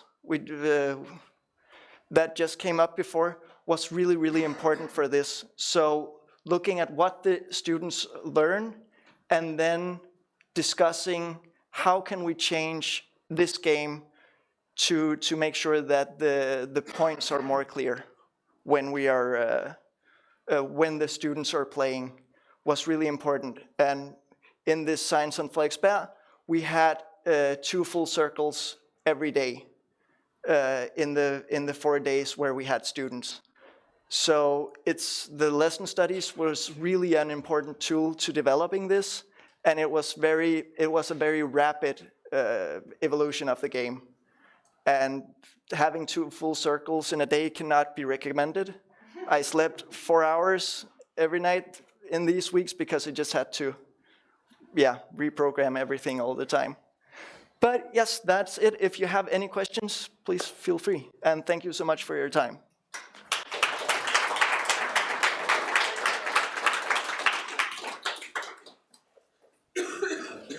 Yes? Is GeoGebra really the place to go for complex programming? If you have like complex codes to make? Probably not. I don't know. I mean, you can use GeoGebra for many good things, but maybe not to program. I think if I could do it in Scratch, I can probably also do it in GeoGebra.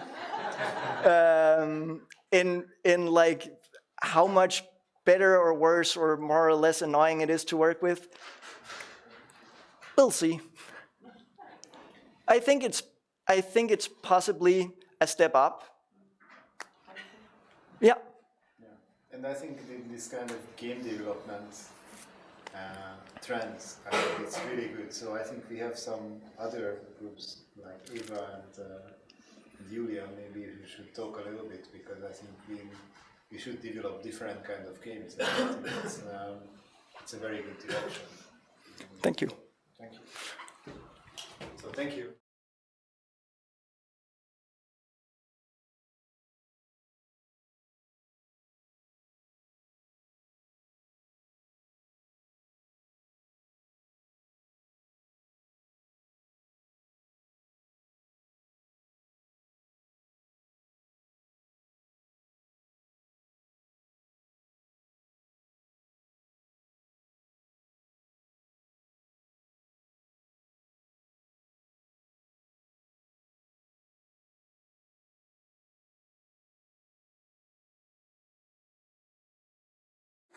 Okay.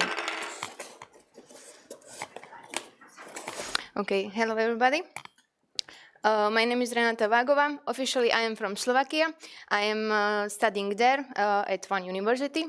And I'm here in Linz for 1 year, thanks to one international program. So also let me introduce my PhD project. So my topic is visualization, and especially I can tell that visualization in solid geometry. So when we read a lot of articles about visualization, we can find really a lot of definitions. And what is quite interesting, that for different person, the same term has also different meaning. So visualization can be understood like mental image or external representation, or also ability, or also process of visualization. But what is quite interesting, that there are also two authors, especially Gutierrez, and he says that visualization is composed of these four basic elements. And also, I really love teaching, and because of that, I chose this element of visualization, concretely external representations, and I designed one study material for students, thanks to use 3D printing and GeoGebra applets at the same time. I can tell that combined use of 3D printing and GeoGebra applets. So now you can see timetable of my PhD project. So I started to do my research in September 2018. And in the beginning, I can tell you that inspiration is nothing without action. So I went to 3 different secondary schools. And I was observing these solid geometry lessons because I need to get the inspiration. So I was observing, and then I created or I designed study material for students, and we can see that I designed a printed version, and there are 5 worksheets. But what is quite important is that this printed version plays together with the digital version of this book. I can show you here. So here is the digital version. And here we can see that there are applets, GeoGebra applets, and in the beginning of every worksheet we can find QR codes, because we can use this book thanks to mobile phone, or also we can find links, because also here we can open the PDF, and then when we click there we can open the concrete applets there. So again.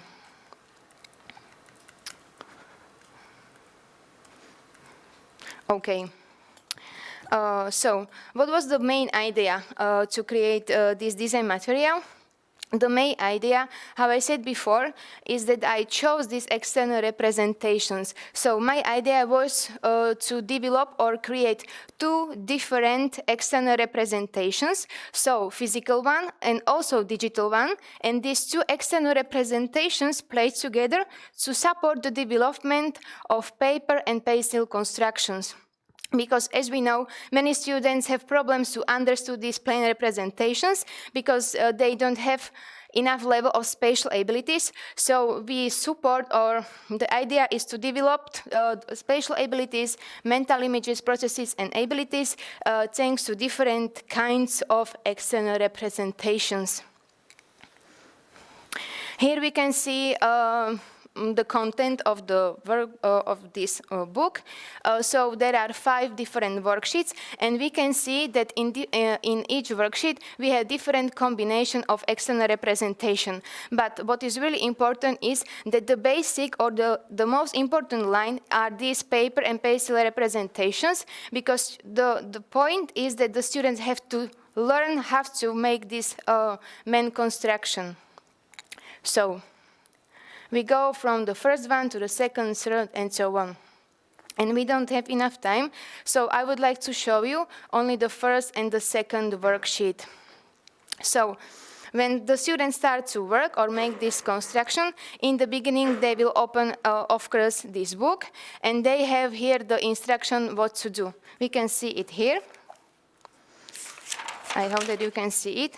You have marks here that in the beginning they will work with 3D printing, and then thanks to you this 3D printing and also construction steps, they will make these hand constructions. We can see that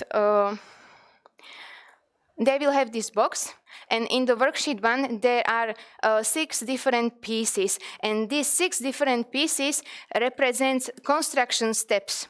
So we can see here that we have construct the section points is like the statement. So it's transparent and non-transparent version because it's like the mathematical and the real model. Because normally when I see the cube in reality or at home, also for example, a cube of sugar, there is no transparent. And then they had to find the correct plane which cross the cube, and then they have to find the correct construction, have to make this cross section, and in the end they have to find the corresponding result. And again we have transparent and non-transparent version, so it's like mathematical version and also the real model, because when we make cube cross section we have two parts of the cube and not like this plain shape. And here, for example, we can see that every worksheet has different color of the points. It only like the aesthetic question. So they had to make the correct groups. How I said, yes, we have like the section points, then they had to find the plane, then construction, and in the end they have to find the result of the cube section. So we, thanks to this, in the first step, thanks to 3D printing, the idea is to absorb or to have the most or the biggest perspective what the cube cross section means. Also we can see enhanced construction steps. What is quite interesting that many times students prefer to use applets because, or it's modern, but also it's also better for them because it's really something completely different when I have something on the screen and then suddenly I have it in hand. It's really it's more difficult to orientate with this when I have it in hands. It was quite a surprise for me. Here we can see photos from the first cycle of my research, how the students work with the first worksheet. And now I would like to show you the second one. And in the second one, students now play with 3D printing and also with GeoGebra applets. So again, they open the worksheet and then they will manipulate with GeoGebra applets. I would like to show you. So when they have scanned this QR code, they will open it here. And here we can see the applets. And the idea is that in the beginning they could see the construction steps in hands, like physical version, and now they can see dynamic steps. Okay, for example, I can choose cube 8, and then when they move, they can see construction steps step by step. This is for me quite interesting because many times we can see only the result, but not the steps. And I think that it could help a lot of students also to develop their spatial orientation, but also understand the topic, because also this is the point of everything, to understand what we are doing and why we are doing.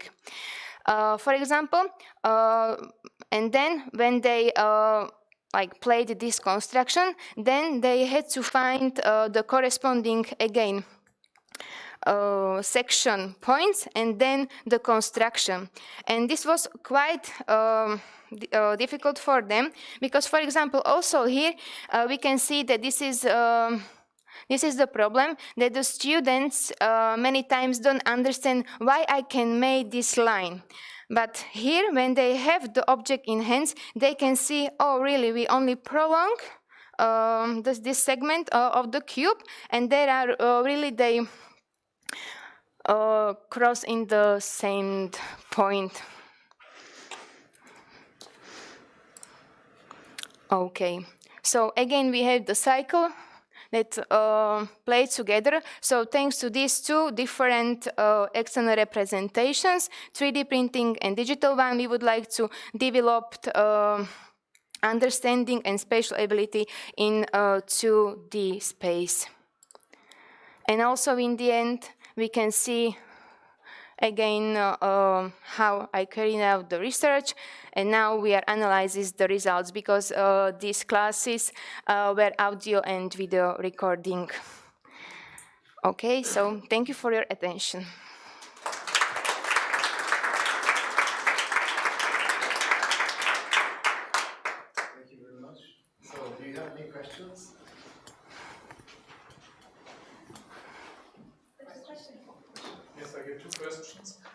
Can you say something already about some results apart from maybe the motivation aspects? And second question would be, do you think your approach is also applicable to some other subjects apart from cube cross sections, maybe some other geometry applications? What about the results? I didn't tell, but the students wrote a special ability test, standard one, before our research and then after research. And I can tell that 85% went from one level to the next level. So we can see really big results that the level of special abilities increased quite a lot. I can tell it was really big surprise for me. And I'm sure that we can use like this idea also in different topics, especially in also mathematical analysis when we have functions, for example. But I think that something what is 3D, it's like more important. For example, we have this solid geometry, but we also have plane geometry. And when we are, for example, calculating volume or surfaces of the solids, also we can use it, because also many times we can't see the diagonal in the solids. So. Okay, thank you very much. Thank you.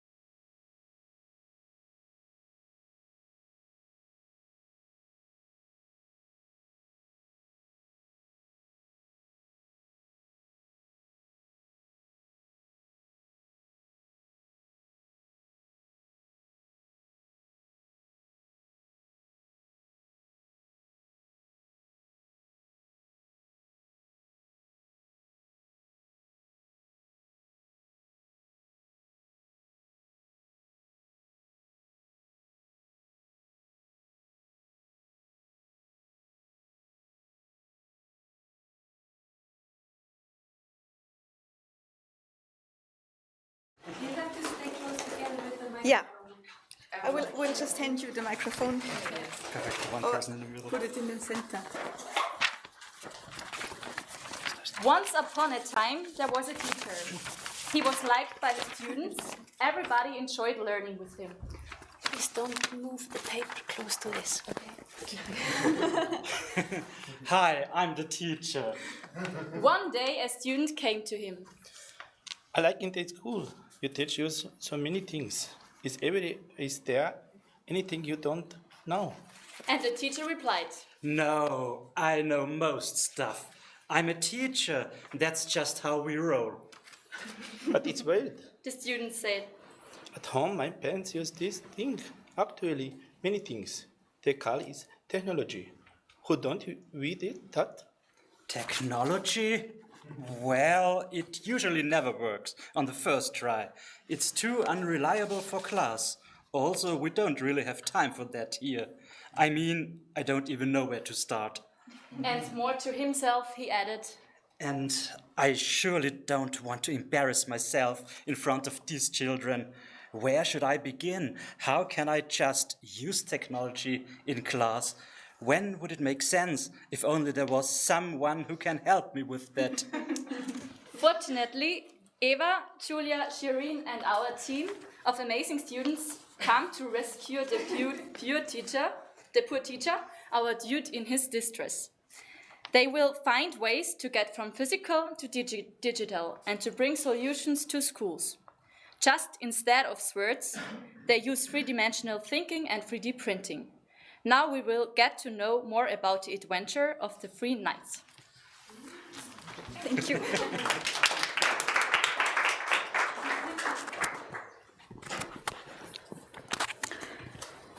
As you can see, for many teachers, this is true. They venture on a road that they already know, which is a clear path, and some obstacles in the future could be technology, and they are scared of that, and there's these scary woods where there's no way through, and we're going to cut a way through.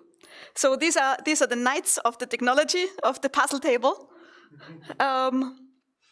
And we discussed, like, I think half an hour about how we would be inspired and how we would tell you what we think about this. And it is, if we teach today as we taught yesterday, we rob our children of tomorrow. And so this is actually what we think about this topic. It's always good to have a heroine. So we have heroine today. I'm the heroine. I was in Montenegro with the Montenegro team, which consisted also, for example, of Renata and some other students that went to Montenegro, and we went there to teach us how to use 3D printing. And as you can see, they were very engaged, and we did a lot of things, and we showed them practically how we did it, and we had a lot of fun.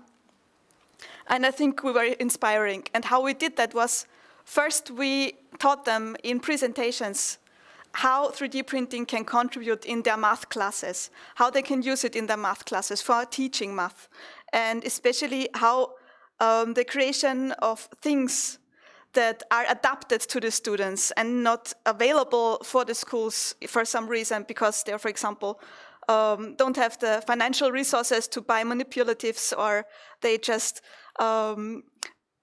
need some special tools for children because they're, for example, have problems with moving their hand, and you think of something that can help them to write without moving their hand too much, or something that is adapted to the students, how it can help them. And then we taught them how 3D printing in general works. So we showed them, we let them test, we let them see things. For example, would you please hand this around? What objects feel like when they are printed, how hard they are, how it can break, and which points it can break. And we also accompanied this with a book in GeoGebra, which we developed also on the road. Previously, we just wrote in there what we thought would be useful for the teachers, but the question and answer section on the way, on the fly, grew during our adventures and our workshops in Montenegro. And after teaching them how 3D printing in theory works, we then let them create their own models and taught them where they can get models that already pre-exist and where they can find models that would suit to them and how they can adapt them in different stages. So for example, just finding them, you can find them, for example, on Thingiverse. Or on Tinkercad, you can make simple models, which I already successfully also showed teachers here, which they adapted for their own purposes. And then there's even more complex and more complicated things, and even GeoGebra can be used nicely for creating models. And all of this we showed them. But we found during our venture that this kind of, the 200 teachers that we taught in Montenegro, in the beginning, in the first few workshops, they listened, and I felt that they were just being polite. They did not really catch fire, they did not really engage, they did not really want to do what we wanted to show them and wanted to learn what we showed them. So what we found in the beginning was that Diego, one of the students, used a picture in the beginning in one of his presentations. And this is what caught the eye of the teachers there. So what I then later discovered is, well, what if I took those pictures, this artwork in schools, this artwork on the walls of the schools, and turned it into something printable? Because then they kind of maybe relate more to what we want to teach them. And this is then what we did. For example, this is an elephant that we found on one of the walls there at the schools. And I took this elephant, and during the speeches in the beginning, how it can be used for maths and teaching math, I just printed it during the lectures of the other students. So in the end, they were really amazed that already we came to the school and we made already something completely adapted to the school, something very, very, very tangible that came from their walls, that came from their minds. So, like I said, they then were much more into creating things and producing their own models. And here you can see, I showed them how to use a special software which is called Tinkercad. It's an online tool, not Tinkercad, CookieCaster, sorry. It's an online tool which unfortunately is probably going to die soon, but we are rebuilding kind of parts of it in GeoGebra already. And creating from the art the cookie cutters also had another benefit, because Noah previously told me, who was talking previously, if you want to have people to remember, then you have to go through their stomach. And this really worked fine, because especially the female teachers, I'm not sure whether these are really edible, but you can at least check out. Especially the female teachers, they already understood perfectly what I meant when I was talking about how a 3D model should be usable. And so we did a lot of these things and created cookie cutters. So this is the art that we found. The elephant already I gave around. This is the art that we found, and the art, it amazed them that we gave so much value to them. And then they really started working and producing their own pictures and producing their own cookie cutters, which they really wanted, and they just never were able to buy, because you can't buy your personalized cookie cutter. And this is the process that we use with Cookie Cutter. You take a picture, and then you take the surrounding of the picture and produce a cookie cutter out of it. And this is what we currently can do with GeoGebra. So you can also upload a picture and add a lot of dots around it. And the dots then can be used combining splines to a cookie cutter, which can then be downloaded. And of course, it works from printing to a puzzle as well. Like I already showed around, this is, I think, 2 days ago, where I made these cookies. The puzzles that Diego made, they can also, of course, be made perfectly into a cookie cutter. For example, this is directly from GeoGebra, so you can use GeoGebra to make cookies. And of course, there's also the possibility to make cookie cutters that can create architecture. So you can make huge cookie cutters that can be castles or all sorts of toys and all sorts of things for students that they can play with. So I will finish with another quote, this time from The Dark Knight, because we're knights. Training is nothing. The will is everything. So the will to act is what really counts. Thank you.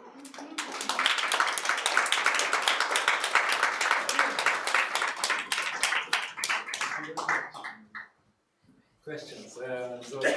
Yes, please. My question: do you know what is the biggest problem when you cut cookies? Technical problem.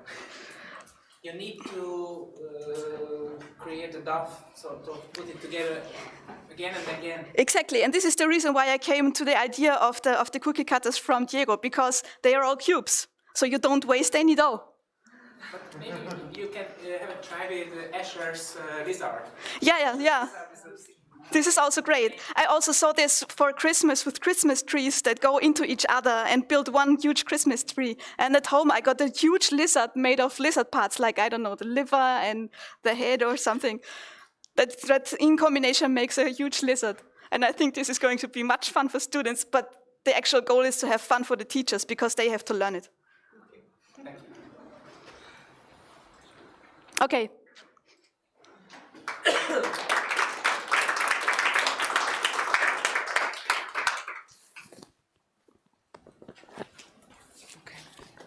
How does this work?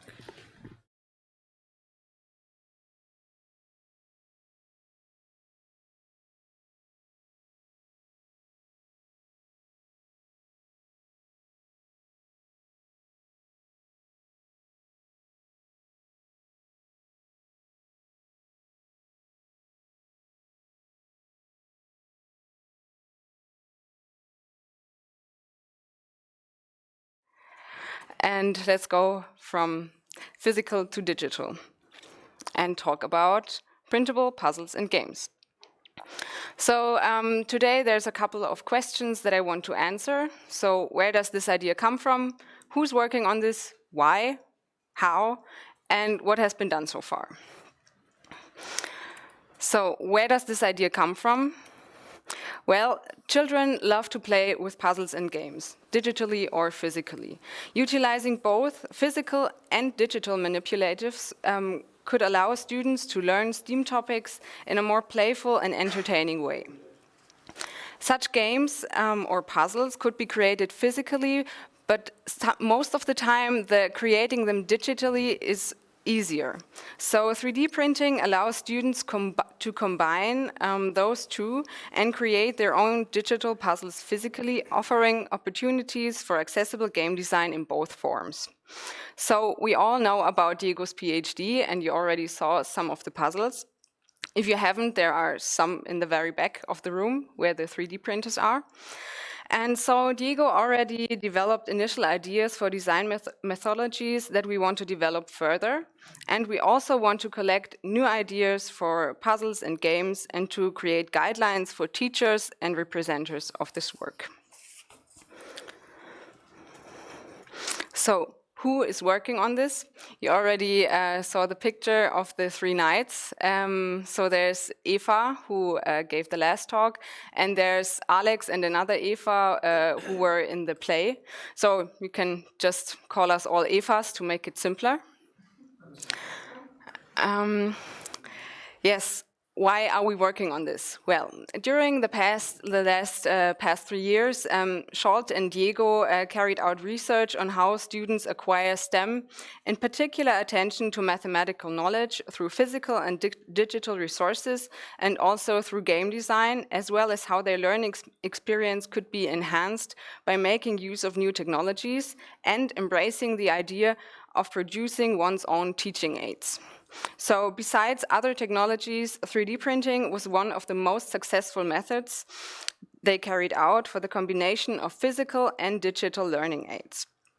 So in addition, using 3D printing in STEAM activities allowed students to combine, develop, and utilize their knowledge in informatics, mathematics, and in the arts.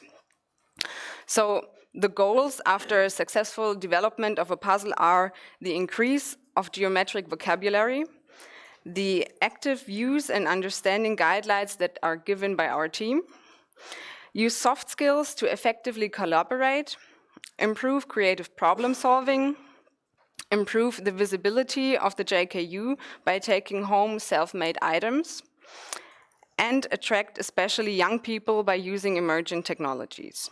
We also want to improve, or it will also improve the ability to connect abstract concepts and concrete items.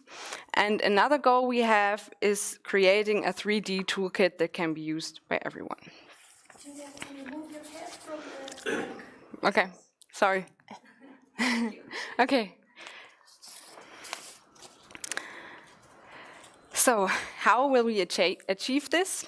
The duration of the project is 6 months, starting in October. And in this time, we aim to further develop the idea of students creating digital and physical games and puzzles, and describe a methodology, how could it be carried out at events and classes in more detail. In addition, we will create a wider set of digital and 3D printed puzzles and games that could serve as artifacts and inspiration for further designs and learning activities ready to use by the JKU. So our plan is developing an idea for a puzzle, then designing the 3-dimensional models for 3D printing by using software like GeoGebra and others. Then we want to produce the model, and then we will observe and try out the outcome testing, whether the result is satisfactory or whether the process has to be repeated or iterated. So what happened so far? The cookie cutters are one of the results of this project, and they can also, as you have seen and as Eva has shown you, they can also used to create edible puzzles. And let's be honest, we all want that. We all want to play with our food and puzzle it, or at least I want to. And you already saw a way how this can be created in GeoGebra. We also collected many ideas for other puzzles and games. And yeah, here is one of the examples. This is a fractal puzzle, and you can see there are still some pieces in 2 dimensions, but you can also already see that you can create different kinds of patterns. You can have a compact filling of the plane, or you can create patterns with different holes. And of course, the next step would be to take it to 3 dimensions. I don't know where Zoltan is, but I think we have to talk about 3D printing curves and work together with that. And yeah, Natalia already printed this beautiful 3D dragon curve. That is a very direct way for a 3-dimensional curve puzzle. Another example is our Voronoi puzzle. So we created this puzzle and we created a lesson plan for using it. And then Sandra Reichenberger took the puzzle to a 90-minute workshop about Voronoi. It was an EU project for a talented student from Passau and Oberösterreich. And so 34 children that were about, oh yeah, thank you, Eva is bringing the game here so you can play with it afterwards. So 34 children that were about 12 years old participated, and the puzzle was the last part of the workshop. So there was already an existing workshop about the Voronoi puzzle and that Sandra created, and we assisted her with our 3D printed materials. Yeah. And we will still have to evaluate this workshop, but I can already tell you that the kids really loved the puzzle and they loved the transition from 2 to 3 dimensions. Unfortunately, we don't have pictures yet, so you will just have to believe me or not. Yeah, but we will get pictures in the future. Okay, so yes, what else has been done so far? We have some new printers that are set up in the Cool Lab. Right now, they're standing in the back of the room. And I think a third one is yet to come.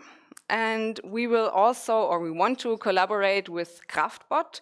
It's a 3D printing company that we just visited in December in Budapest. And yes, they took us to see their factory, and at the end, we got 3D printed jewelry and some gifts. So I think it's already a very fruitful collaboration. I'm very happy, at least, with my jewelry.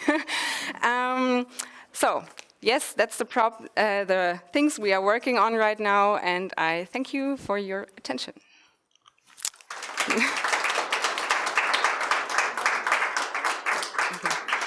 Any questions? Any questions to any? Yeah, actually, you mentioned now in the end that I'm sure there will be a lot of cool innovations. And what are the possibilities to work more closely with the businesses and industries and actually make a product which makes money and you can actually earn money on it? Yes, yeah. A little money cannot hurt. Yeah, that's true. But is that kind of a one goal, aim to actually, if you come up with something and that would be really cool that in a year or 2 you will see it in the shelf in one of the stores? Well, so I'm selling my puzzle also, if that answers your question. So I think it cannot hurt to also sell the puzzles that we are creating, but it's not our primary goal. Our primary goal is to give knowledge to the people. And so I think the collaboration with Kraftbot, for example, makes sense because if we teach 3D printing with their printers, then the school will be used to these 3D printers. And so we don't really advertise, but we get a free printer. At least I think we do, or we hope to. It should be like this. So they have some kind of advertising. We get free printers. So I think everybody wins in this case, and so yeah, I think it is a goal to work together with industry. So our goal with this is really just to introduce this creativity in the school from different perspectives.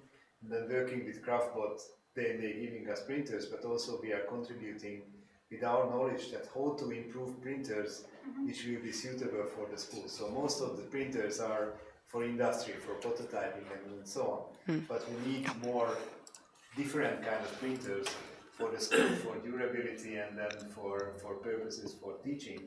And then also what we want to do is creating a teaching repository for 3D printed objects. So we might be able to do this kind of open design that teachers can go on the website, for example, the GeoGebra, and then they can download materials, because most of the materials what is now in 3D printing is more like shapes and I don't know, in soldiers for games and for other things.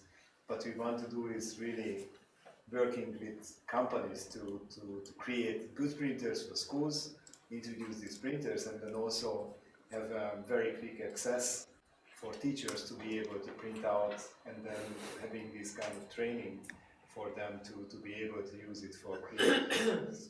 So then that is most of our collaboration for the industry. Selling something is not really, but maybe.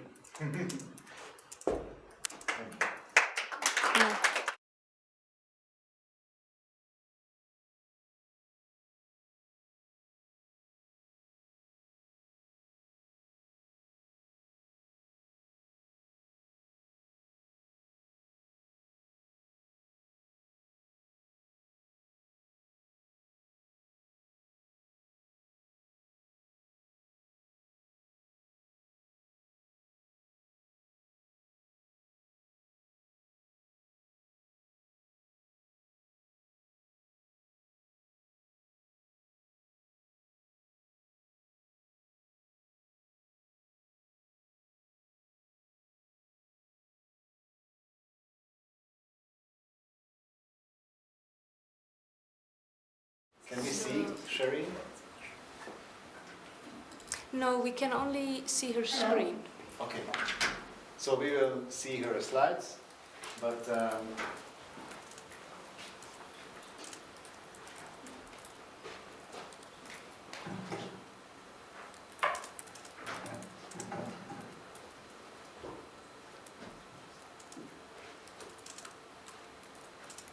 Okay, so the knights and the rescuers of the teacher, here we come.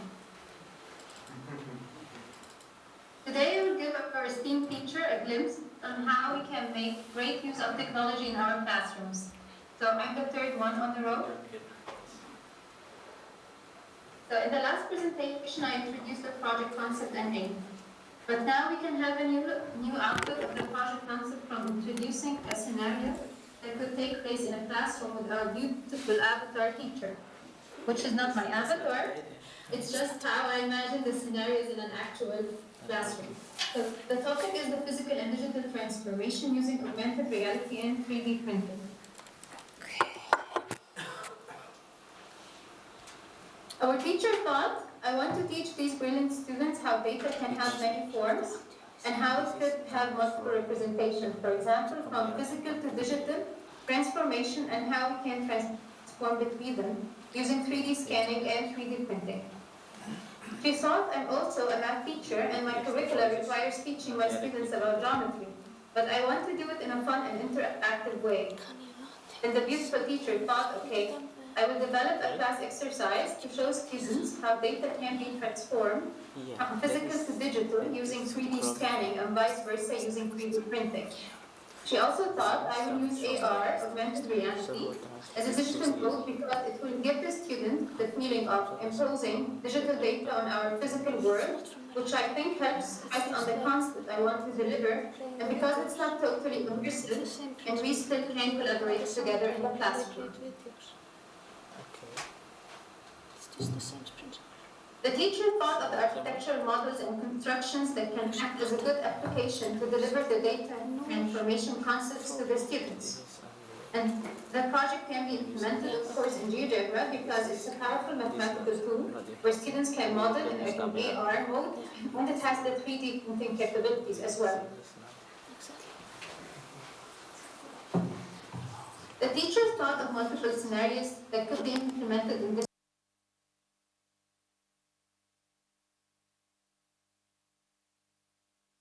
The teacher with many recipes, making her a teacher with a chef hat, as you can see. If I consider applying my idea on the ancient Egyptian architecture, for instance, so she thought about taking the pyramid as an example.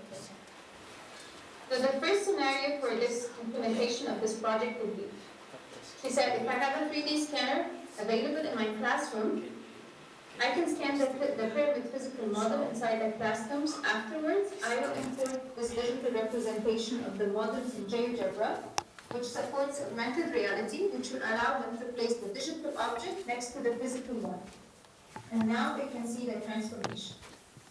Or as a second scenario, using the photogrammetry approach, using any mobile application that supports the photogrammetry, and then they can scan the 3D. Afterwards, she can import this digital representation of the models in GeoGebra, which supports AR. The third scenario would be to use a ready-made 3D model of the pyramids that can be imported in GeoGebra or used as a marker-based AR approach. For example, when students scan the markers, the pyramids appear in its digital form, and from there they can start exploring the model components.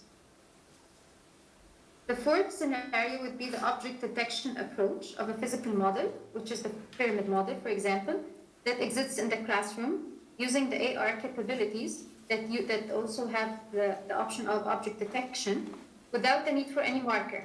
So the students can explore the digital model overlay on the physical object they have in front of them using augmented reality.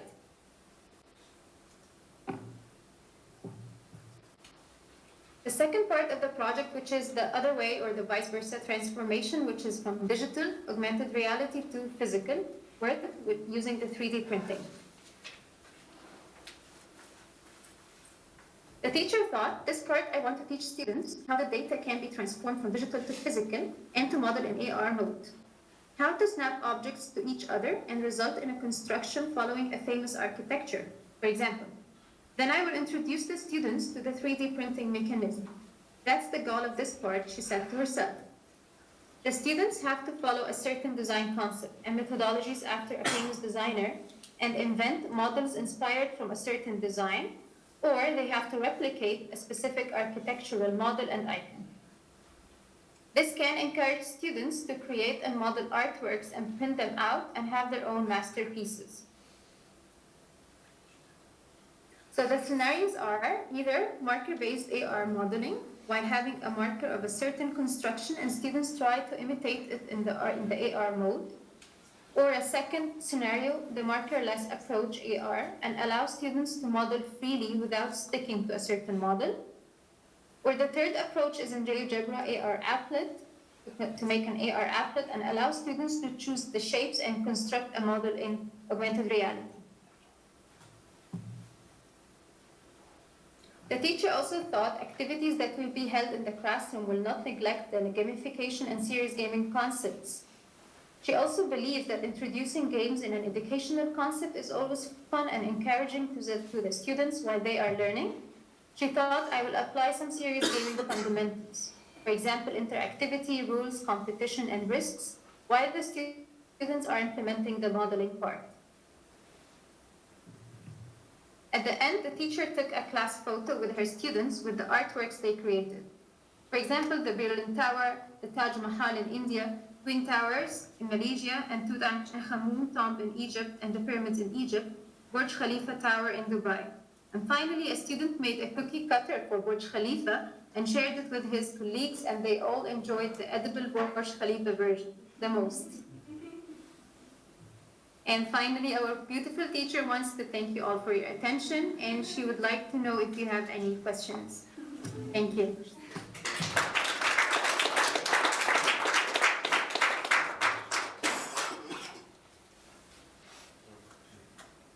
So Shireen, just start.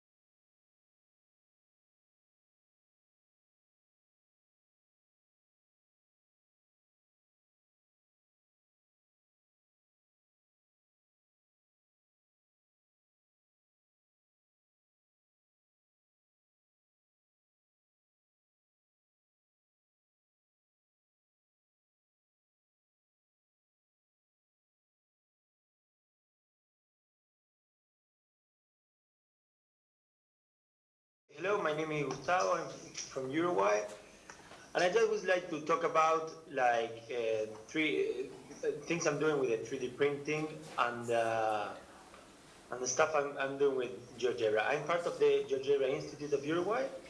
I would like to thank George and to thank Diego for letting me be here and the people who is organizing the event. Also, I would like to talk about three main points, like how did I start with this, then possible uses of materials in the math class with the 3D printers, and then a little bit about algebraic surfaces, which is something quite fun that we can all have fun with that. So, to start, okay, I started, this is based, I'm a school teacher, I'm a high school teacher here in Uruguay, so I teach children from 13 to 18 years old. This project started in the last years, so we are talking about children of 17, 18 years old. What we did was to teach calculus, we start modeling things, like for example, modeling set of data and modeling structures, but only in 2 dimensions.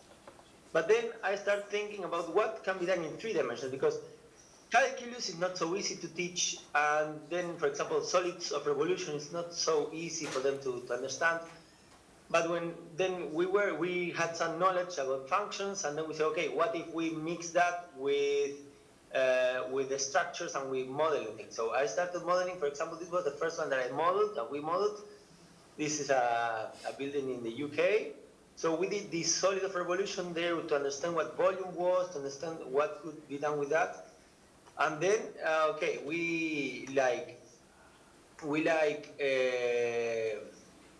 I saw that, I said in the class for them, like, just, what if we print this in the 3D printer we have? Because in the school there was a 3D printer. And they say, oh, well, what great to print. Okay, so we printed that out. It was not so easy to print it from GeoGebra, but then I will give you access to this presentation. And here you have the link to a detailed explanation on how to get to the STL file and to print from GeoGebra, because we had some trouble, for example, with this, that was not this was a trace, so it cannot be printed, but then I solved it, and I don't want to bore you with details, but it's here, in this link, you can access to a complete detail about how to do it. Okay, then we also modeled the Centrum Pole, that is something in Bern, that it was quite fun to model, and this is the out. This was broken because it was in the student's home and it was broken, because they were like really interested in how this worked and how they could make these prints, and how having the print was for them like the completeness, like they get to something done. So it was really important. But then I start developing like a STEAM project, and I talked with the arts teacher and what can be done with something that has some cultural Uruguayan knowledge background. Here, so I came to this Eladio Dieste, which is an architect here in Uruguay, and he has many great structures, like this church, and we modeled this out. Like, this is the roof that we modeled. And we did like a frontal model, a top roof model, and then we combined them to create this one. And this was really like a breakthrough, because they were like really enthusiastic about this and how this could be printed. And here we printed out the roof. And this was like, okay, I saw that there was something cool for them here, that they could use this to enhance the knowledge about calculus and the knowledge about what is a structure, what can be done, and how can we model these things. Then we also model this theater, which is also part of the same project, because it was the same architect. We also added the cultural knowledge about the architect, about the cultural background here in Uruguay, so that was really fun. And then also we did some with the sports, so we modeled rugby ball, because this 2019 was a Rugby World Cup, and kids were like really enthusiastic about rugby, because a lot of my students play rugby. So we did something about statistics, we did something about the positions of the teams, and then we started doing this ball, which we are going to print down. It was really, really great for them. So if we want to have more information, you can enter this link after I give you the link. Okay, then I start thinking about other possibilities that we can use the 3D prints here in the math class. So I started thinking about what can be done, for example, with simultaneous equations. With simultaneous equations, we came up to this idea of showing them the solutions of the simultaneous equations like this printed out, and it was not so easy for them to know which one was which one, so it really enhanced the conversation, having the prints. So I realized that having the object printed was really important for them. Also, I started thinking about shapes and how can we use the 3D print to really understand where there are the right angles, which sides that are important for trigonometry or volume. So I print these objects so they can really take a look at them and see the mathematical properties that are in place, that play the really important part in the exercise. Also about conics and intersections. This is maybe related to the cube's cross-section that we saw earlier, on the presentation earlier. But this is, I thought about conics and how can we create the plane to make a parabola or something like that. And this has a lot of work in the designing of the object and then when we create the printed file.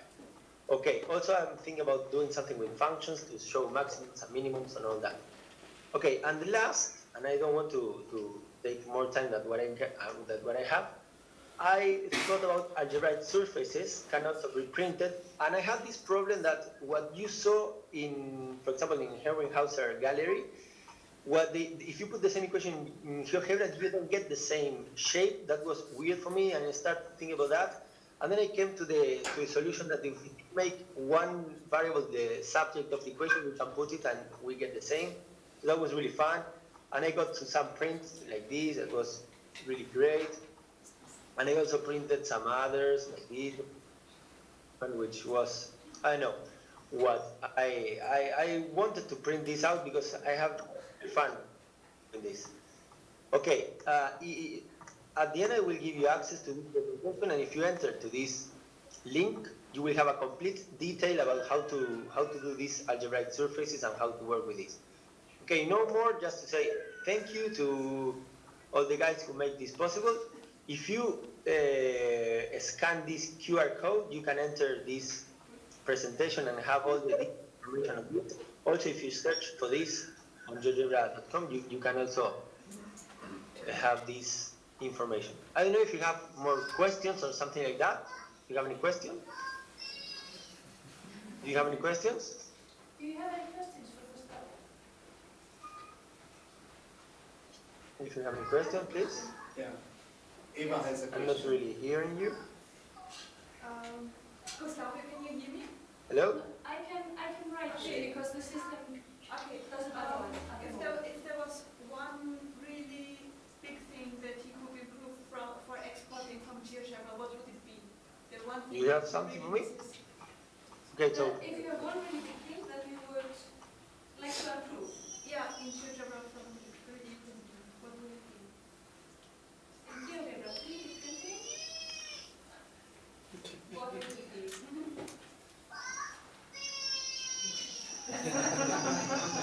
Somebody really needs that.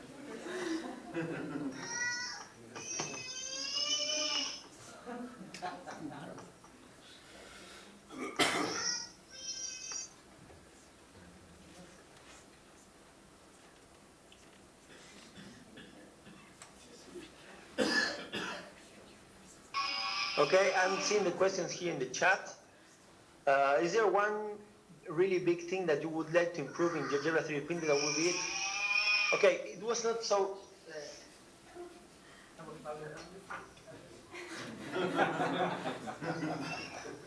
It was really difficult at the beginning to get the print done, but I solved it using the surface command. That was really something that improved what I was doing. The surface command, that was an improvement. I mean, it was not so easy to get the print done because many things like the functions or the traces that have no thickness couldn't be printed. But then after I solved it using the surface command, which was okay. I don't know if you have any other question. How did the students participate during the modeling process? The real main issue that I have, if you ask me what can I improve, is the print, having the prints done. It's not so easy. After you get the STL file, getting the print done should something that should be the easy part, but I'm not doing it very easy because okay, I cannot have like real access to a good printer. Okay, how did the students participate in the modeling process? Okay, what they modeled really was the contour of the surfaces. For example, in the building that we saw, they just they could, for example, here they modeled the contour. For example, they did this modeling of the contour, this function that you see here. There are two parabolas, and they modeled it like using like points and the mathematical properties of the parabolas, the vertex, and so on, and with the coordinates, they did the model of the contour, and then I just revolve it around the x-axis, and that was it. For example, in this one, they just model with sine functions, with 3 sine functions each of the spaces here, the front, and then we just like, then the part of creating the 3D part is something that I do because it is like a little bit difficult for them to understand 2 variable functions because they are in a pre-calculus course. That's the thing. I don't know if you have any other question. How do students participate? So they participate during the contour of the models, but they feel really great doing that. I mean, they really loved it. For example, here they did this one, they did this other one, and then this one, and then I combined them to create a 3D shape. And then there were some issues about the 3D shape that, for example, where to finish the part and where some values that you have to change to make it better, and they just like trial and error to get it perfect. And here also they did this line, they did this parabola here, and then we combined them. And here it was an ellipse, so they used the equation and then they put it like a function to revolve it around the x-axis. Okay, so I think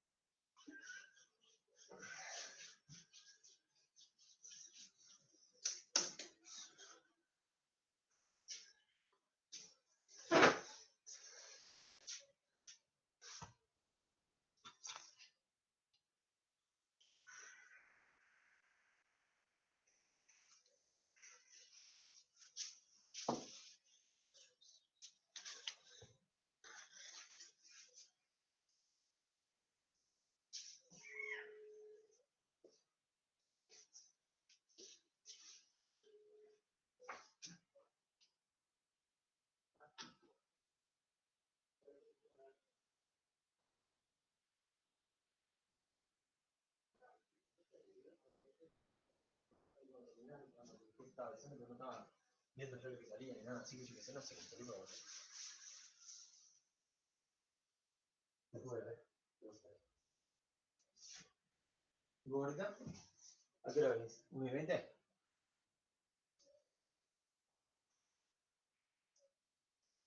Por Mercedes. Casi llegando a San Salvador. Por Mercedes casi. ¿Eh? Sí, en San Salvador llegamos a Mercedes. Sería espalda con el edificio. Del edificio. Lo más cercano del edificio. O sea, de la acera del Club de los Pares. Se llama Red. No, va a tener que mirar antes que nada. Anda caminando con el tema de parar ahí. Bueno. Estamos dando una vuelta.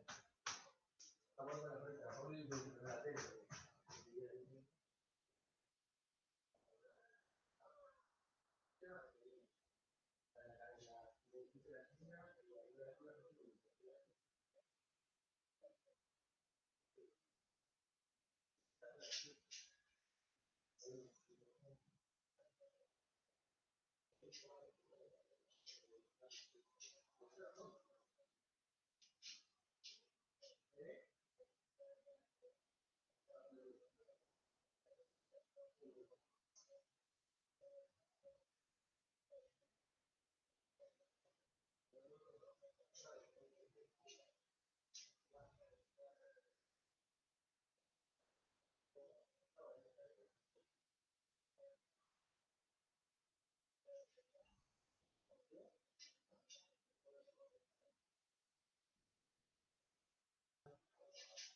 Y cuando sí, ¿no? No, no sé, yo no salimos fuera todavía. ¿Está? Bueno, nos vemos, chao, chao.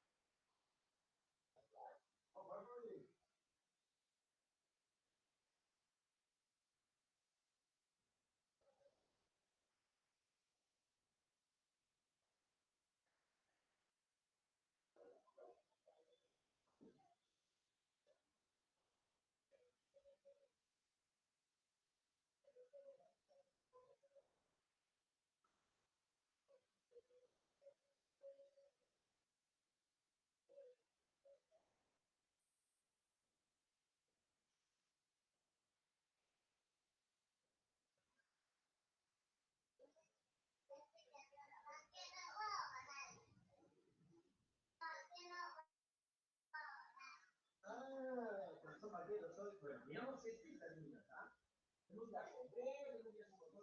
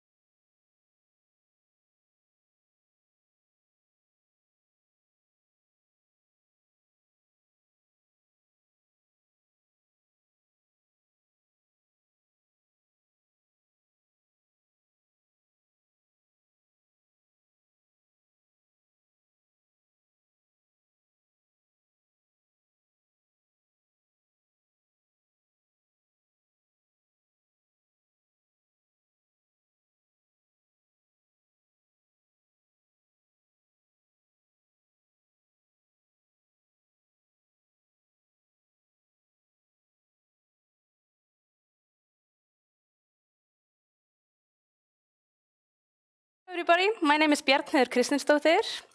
I come from an island up here called Iceland. It's all covered in snow right now. I work on mathematics, task design, and teacher-researcher collaboration projects. I actually have experience from such collaboration projects myself, not only as a researcher, like I'm doing now in my PhD project, but also as a teacher earlier on.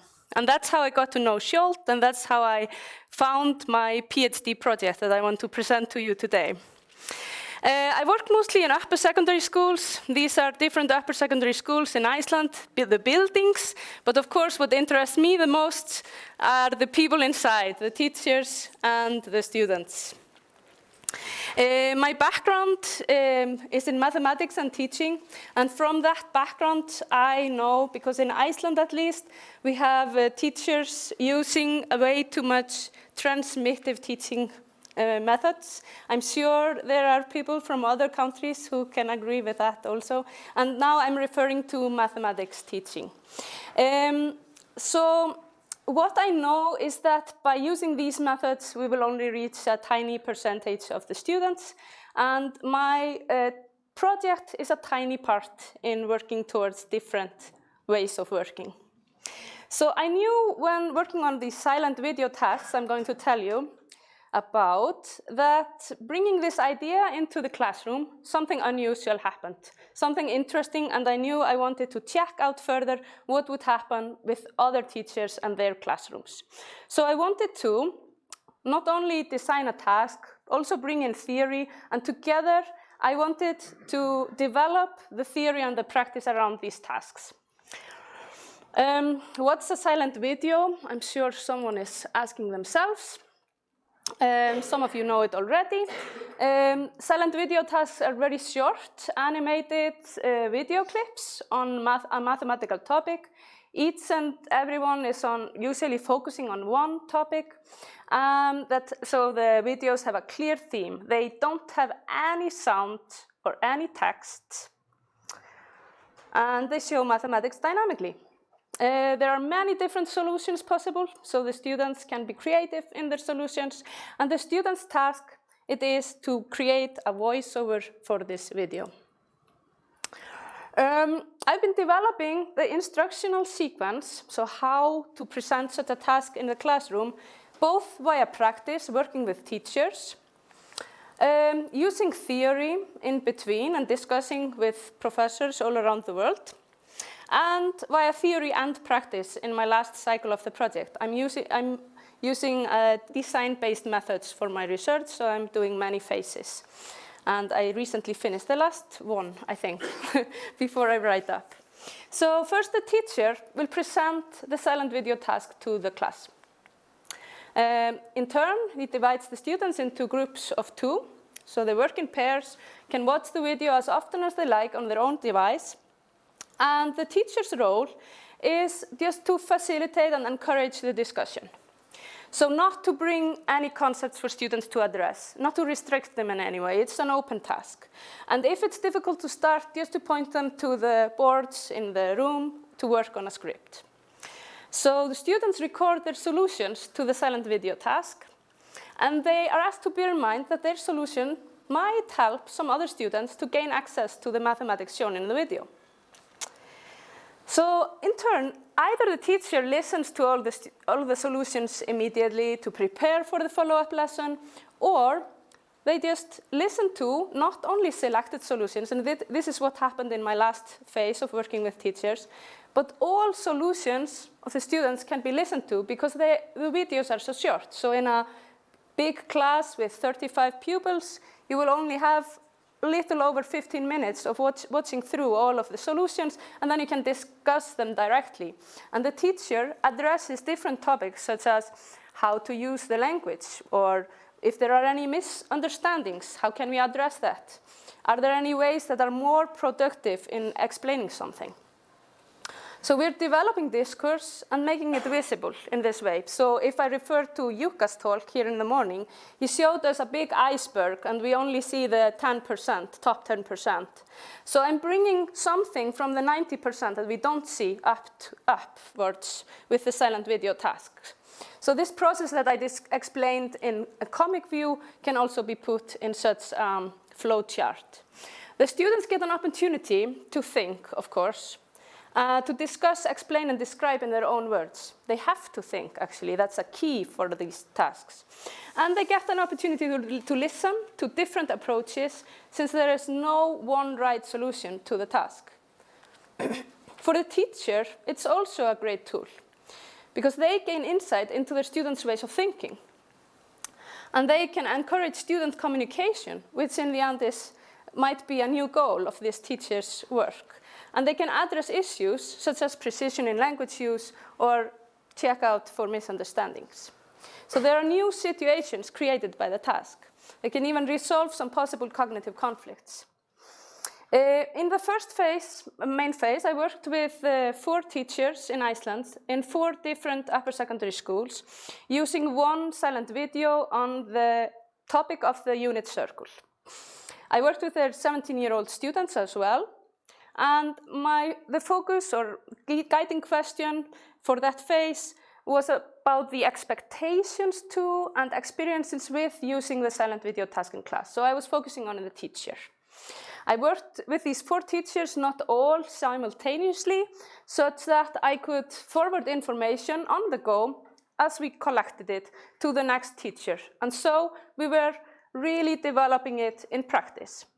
I have to say that all these 4 teachers, it was a coincidence, they did not have any experience with using discussion in class, or at least very little experience with using discussion in mathematics classrooms. And they also had no experience with formative assessment. But after this cycle, I realized, this might have a potential for that, because I analyzed some interviews that I did with the teachers before and after using the silent video task, and also after a follow-up lesson. I also had some student questionnaire to back up.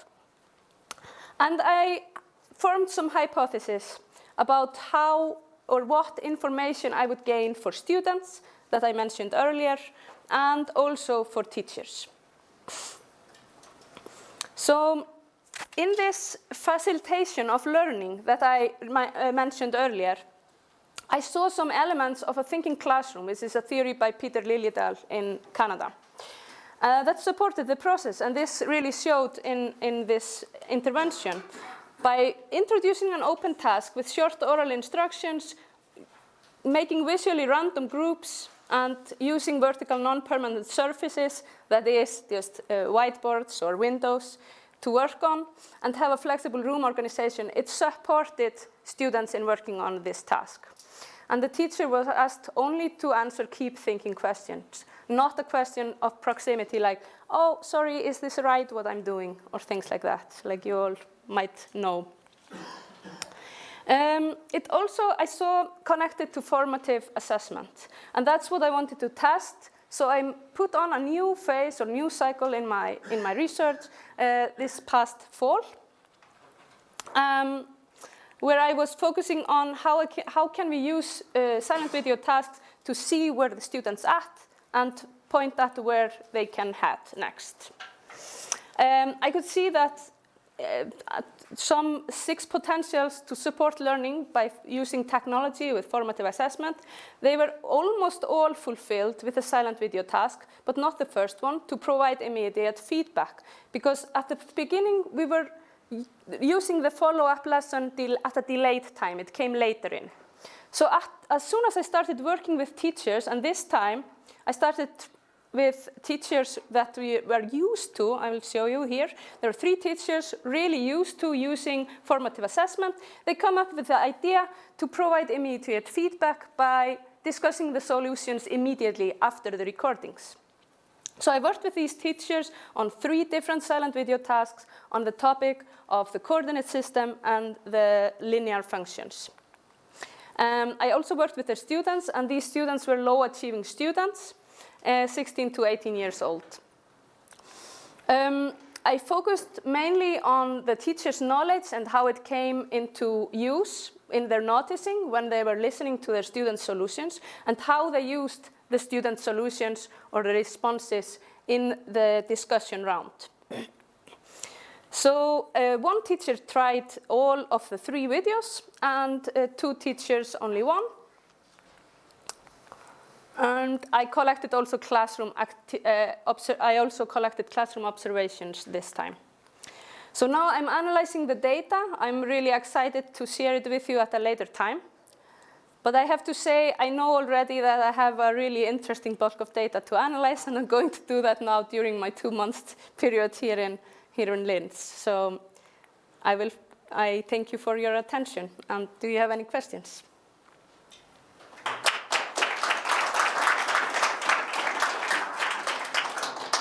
Any questions for Ben? Yeah, please. Nice presentation, thank you. Thank you. Did you use counter example in your silent video? Did I use counter examples to show? Could you name me an example? For example, you were showing area of a triangle. So, for example, did you show a counter example where you show something which is wrong instead of correct? No, I did not. No. That was not the point of my exercise, actually.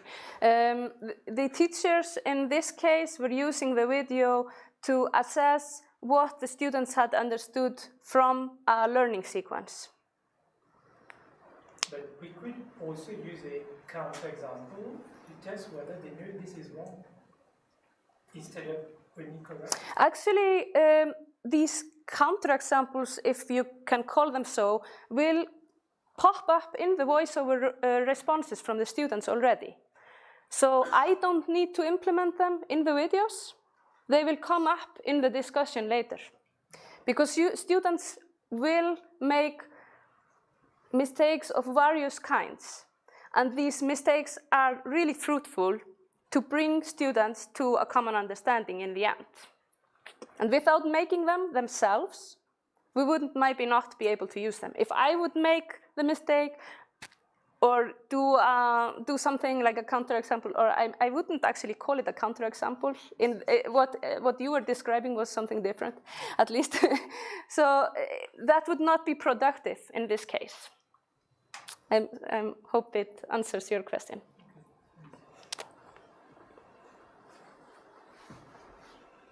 Any other questions? Thank you very much. Thank you.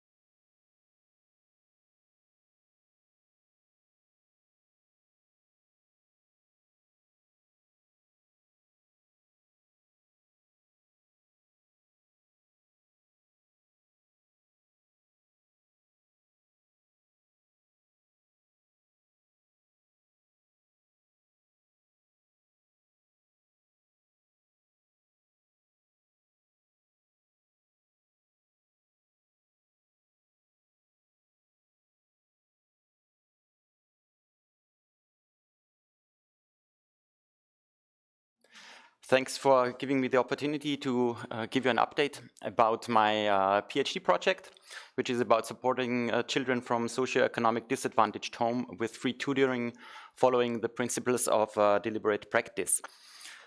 I'm doing that here at the JKU University, and I started last March. And the agenda for this talk is that I give you a short overview of why am I doing this topic, then my approach on how to solve it. Then I give an update on what needs to be done on the 3 levels of learning in the organization and when I'm doing it, so a rough timeline of a semester. And I will focus on the tutor training, and I hope to get some feedback from your side of your experience of how I can improve my approach. So why is this initiative necessary? You all know the problem of the inequality in education. So this is from the Austrian education study that came up last year. And you can see that if you are a kid that is born into a family that is in the lowest 24% of the socioeconomic factor, you have a 60% chance of not making the education goals or partly not making the education goals.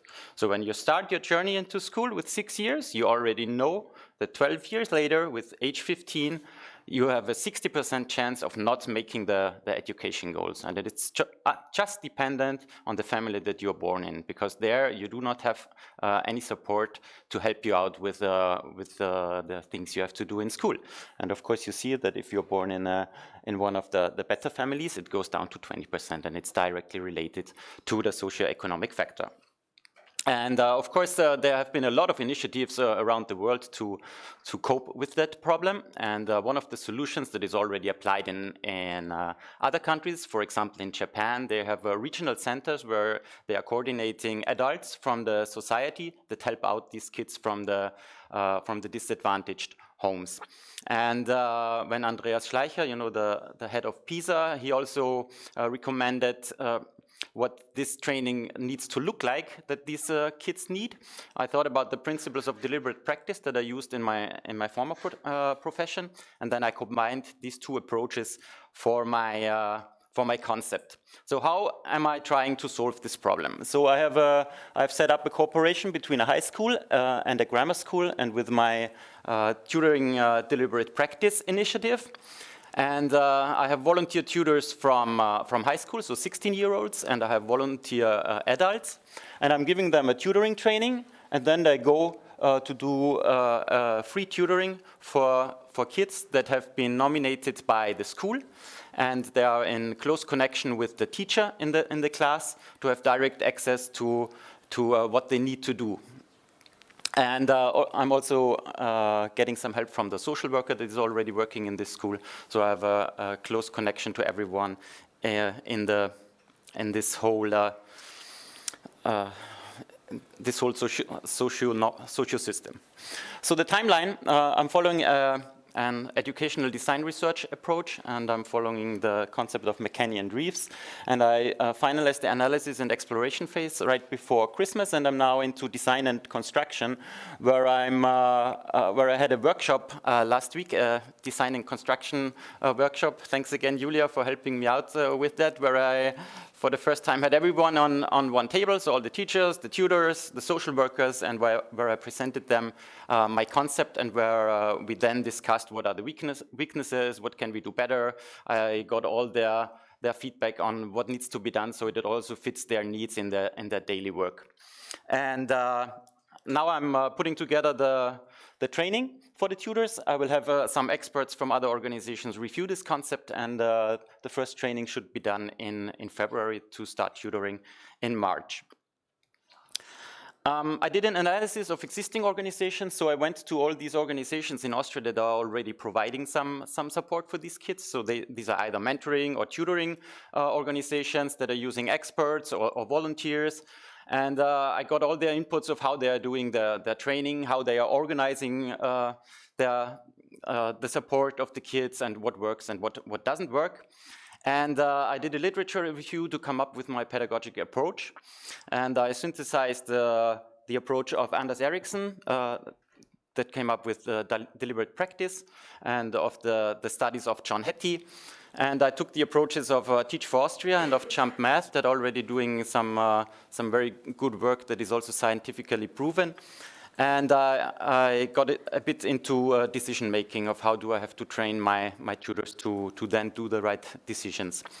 So this is the concept. So the basics are that the learning has to occur outside of the comfort zone. This is what also you discussed today, Yuka, when you said that it has to be a suitable challenge. So it has to be in an area where there is a challenge. But of course, just for those kids, you have to take into consideration that they are pretty far behind. So you have to really evaluate where are they, and then give them what they need. It has to be developed from an overall goal. So where do you want to move them? They have to catch up. It has to be clearly defined and specific, so it has to be a very, very small portion so that the chance of success is bigger, and it has to be linked to the previous knowledge and skill.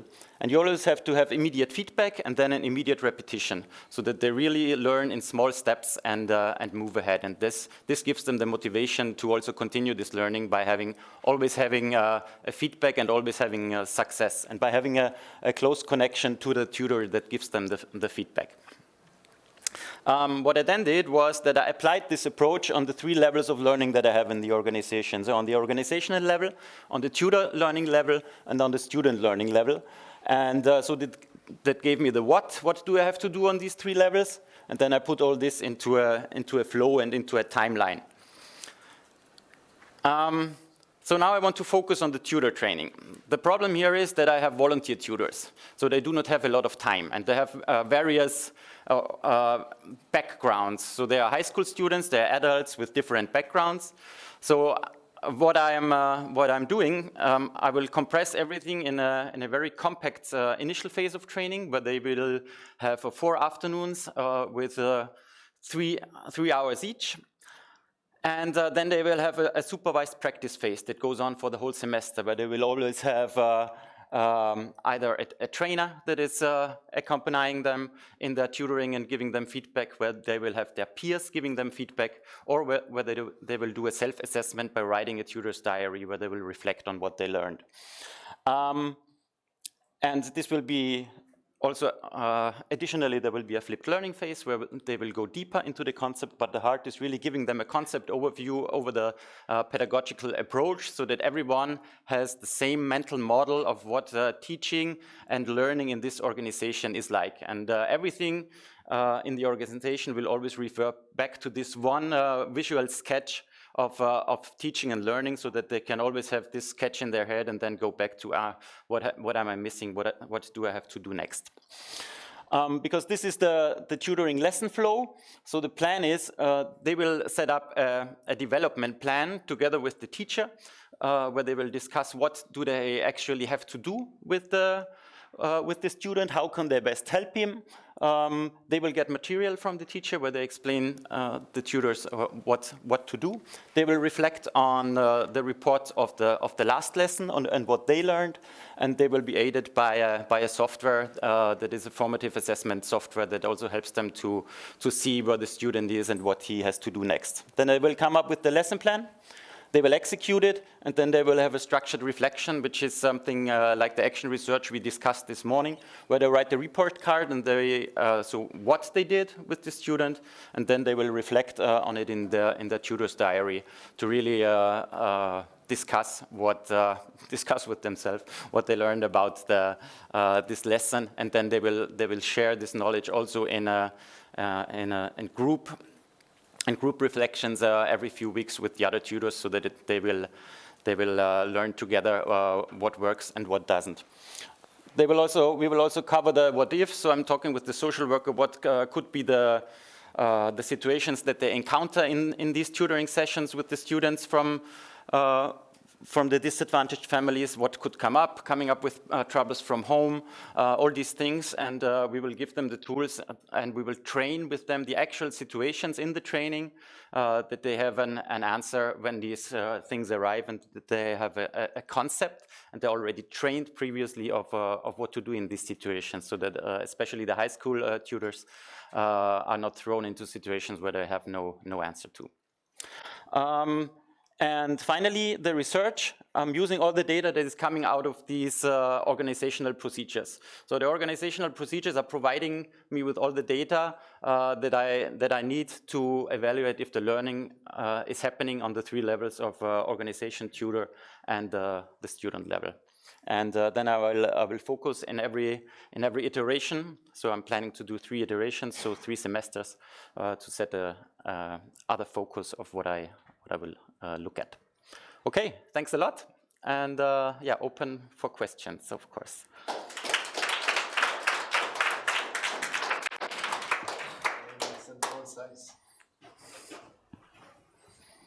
Very nice.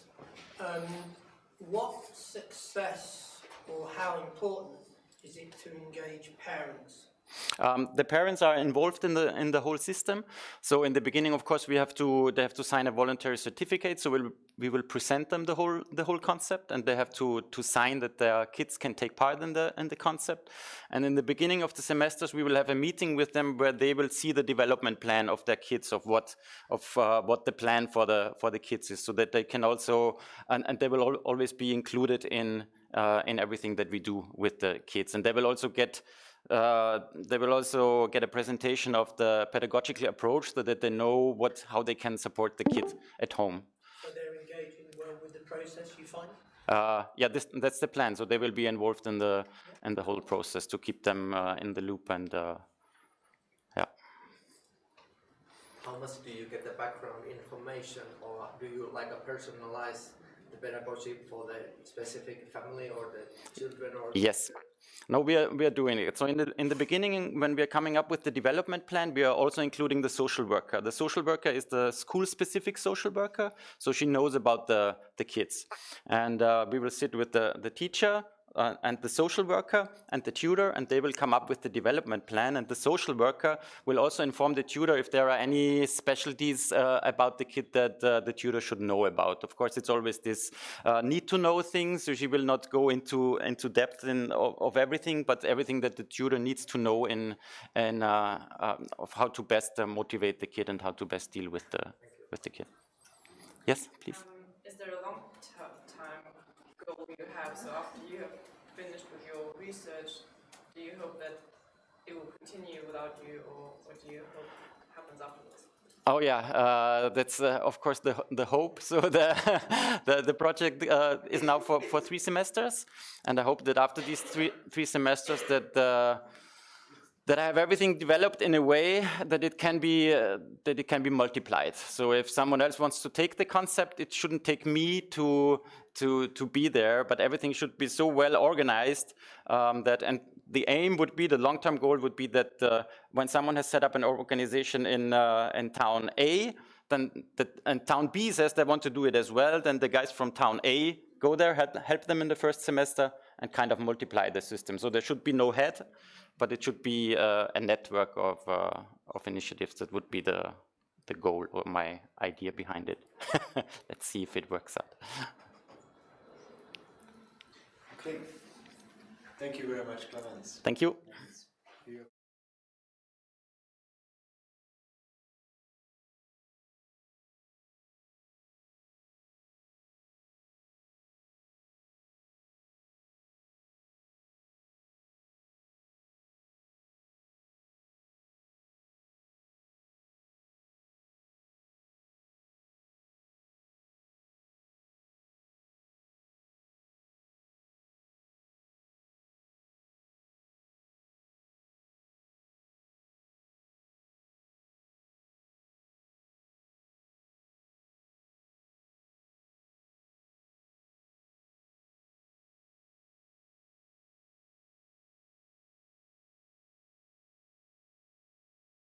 Well, welcome everyone.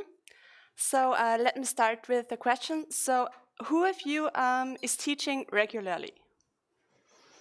And who of you is using online tools, like students' response tools? And who can say that he or she is completely satisfied with the tools that you're using in the classroom? Okay, yeah, that's the same what I feel. So that's why I decided to start my research project. And today I will tell you the first part of it. So my name is Johanna Zöchbauer. I grew up in the north of Upper Austria, in the middle of nowhere. Then I moved to Linz, studied teacher education for mathematics and physics. 7 years ago, I joined the GeoGebra team here in Linz, and I worked there as a scientific assistant in different projects, and I still work there. After I finished my studies, I began to teach in a private secondary school here in Linz called Collegium Alusianum, where I currently teach mathematics, technical drawing, and physics.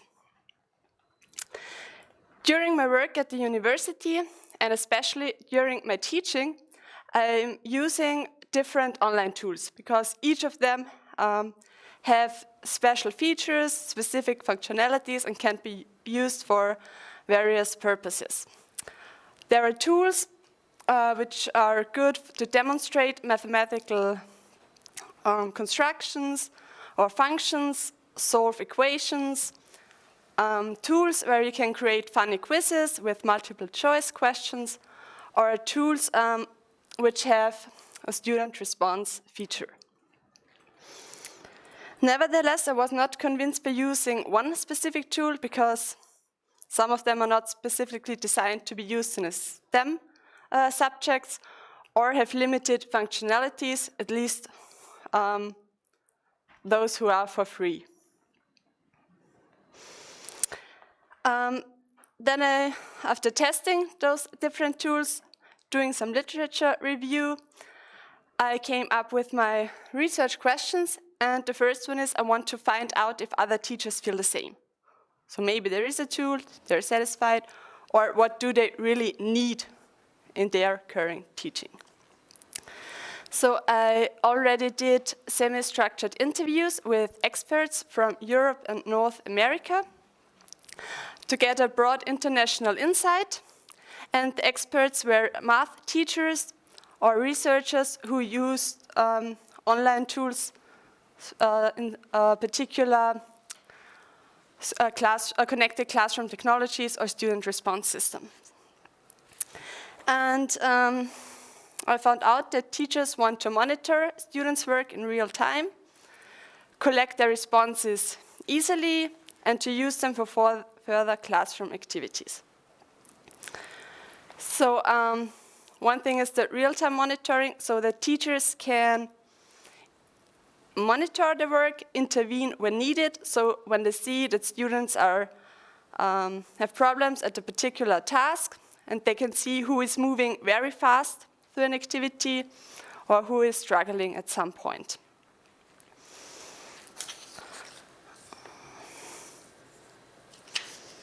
Yeah. Then the second thing is collaboration.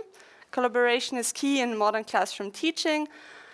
The teachers want collaboration between teachers to share resources easily so they can adapt them for their needs. And they want collaboration between students so that students could work together either by using one device or by using two devices and interact. And one teacher says that I think that learning, probably anything, but specifically math, works better socially. So when you get your kids talking about your own learning, either to me or to each other, I think that is a more natural way of learning. So any kind of tool that allows that to happen, I'm going to find the best way to use it. So to collect student responses, let kids talk or write about their learning, and then use them afterwards for a classroom discussion. So when you can collect all the answers, all the constructions or all the functions, you can demonstrate them afterwards, discuss them, sort them. And one teacher also told me that when the kids know that they are monitored, they work. And when they work, they can fully participate afterwards in a classroom discussion.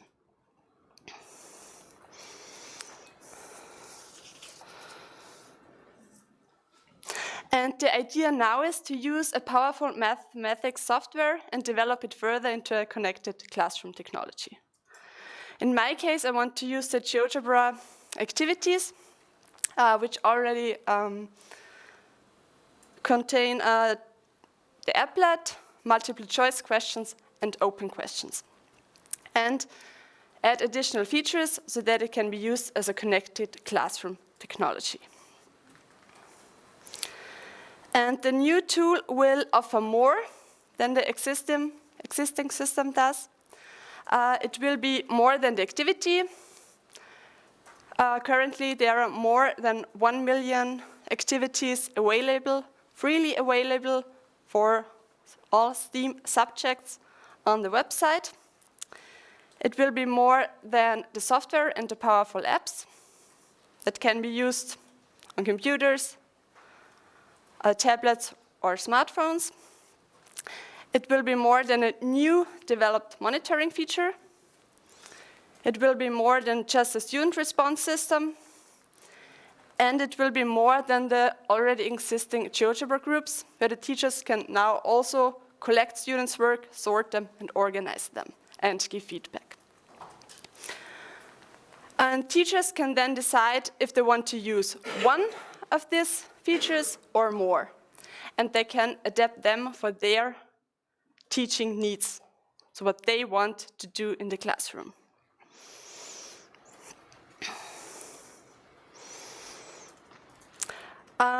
Then I came up with some more research questions. I'm now collecting the features, and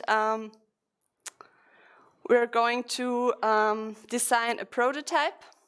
And then when the prototype is available, we will test it for different reasons. It should be easy and pleasant to use, as well as for teachers as for students.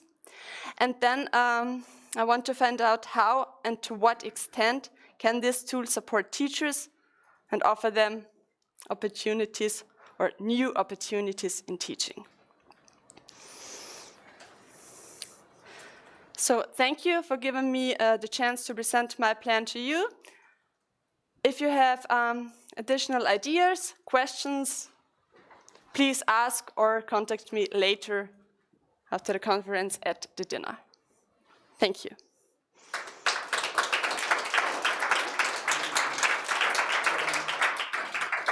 Any questions? So, questions?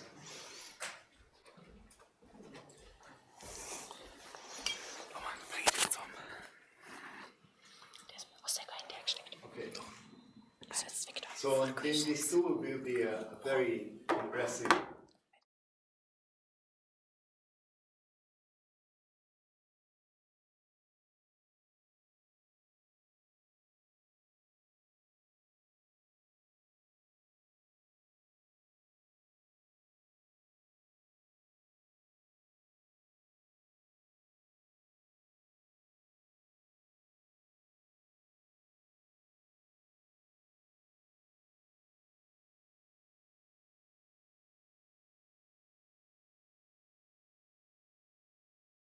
Day to you. My name is Martin Ertl, and I'm presenting you today's something about my current and future work about using smartphone detectors in chemical education. If I move around too much, please tell me. I think I'm the only chemist today talking. Oh, sorry, my bad. Okay, thank you very much. It's a pity that I just have 10 minutes, otherwise I would have shown you an experiment just like last time. But this time I can just show you the videos. And because it's streamed via the internet, you just have to see my ugly mug and not the beautiful faces of my students. So sorry about that.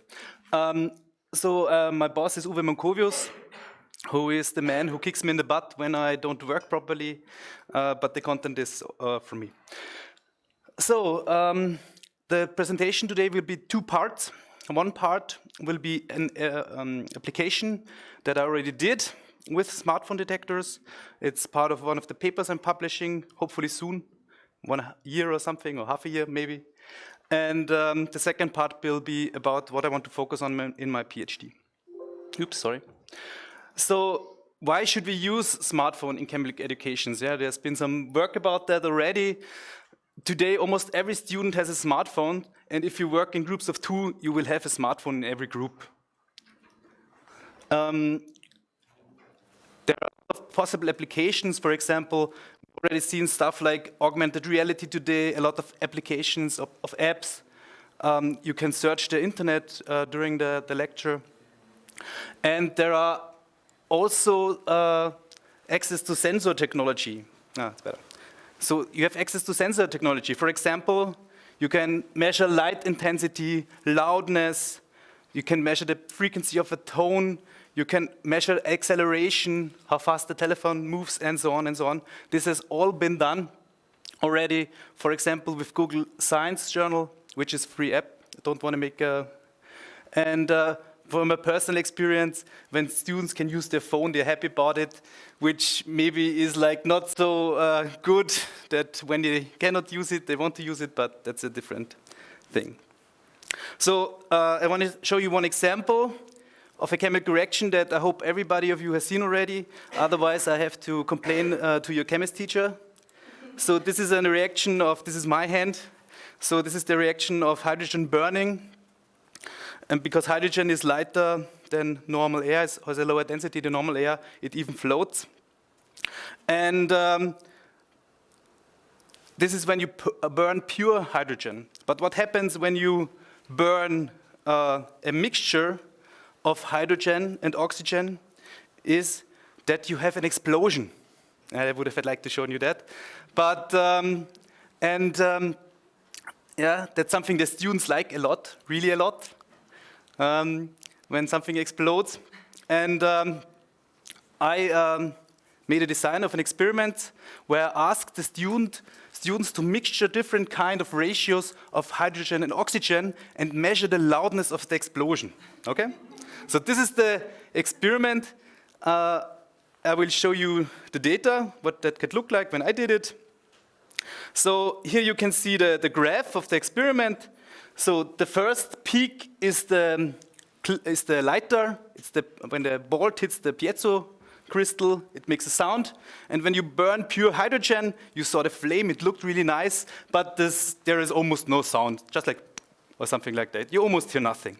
But when you add a little bit of oxygen, so in this case, I took 5 milliliter of pure hydrogen and 1 milliliter of oxygen, the intensity of the sound was a lot higher. And now, when you come to a mixture of 4 milliliters of hydrogen and 2 milliliters of oxygen, you are almost in a region where it's not healthy anymore for your ear. Okay, so just to tell you, I didn't. No students were harmed during the experiments. The telephone was lying right next to the mixture, and the students were a little bit away. Okay, so and then when you increase the oxygen ratio, something strange happens. What the students don't think in the beginning that would happen, the sound gets quieter. So it gets, the intensity gets less. And when you have almost pure oxygen, you almost hear nothing anymore. And when you have pure oxygen, you hear nothing. Okay? So this is the experiment. When I did it, this is my data.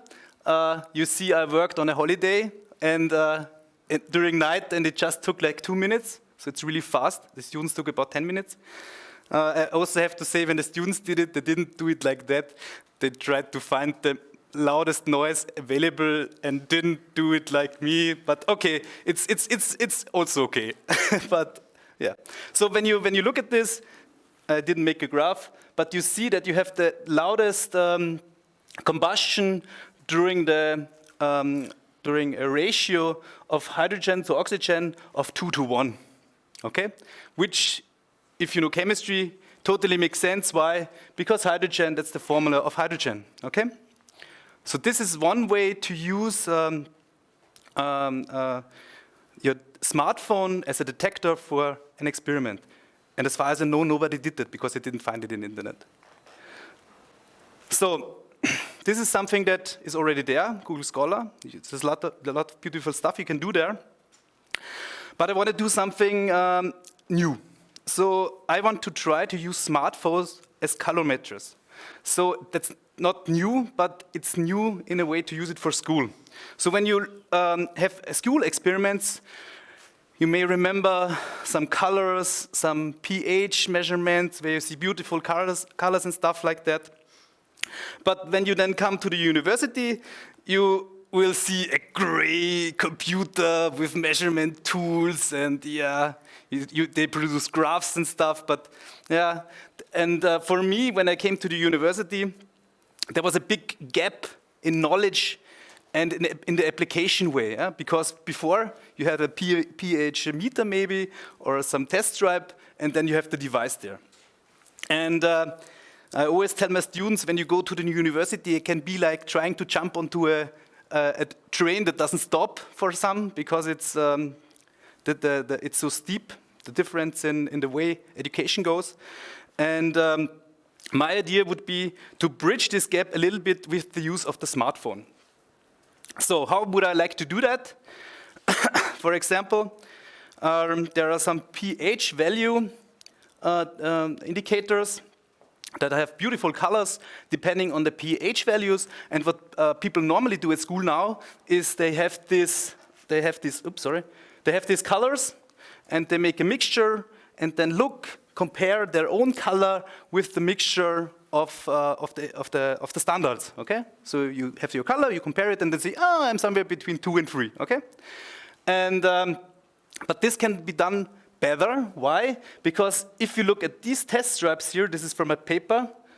Not from school, but from practical applications in water analysis.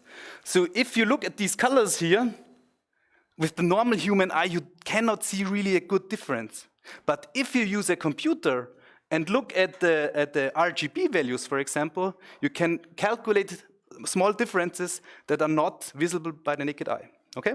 So this is one idea, to use it for pH value measurement. And the second idea would be to measure something like concentration.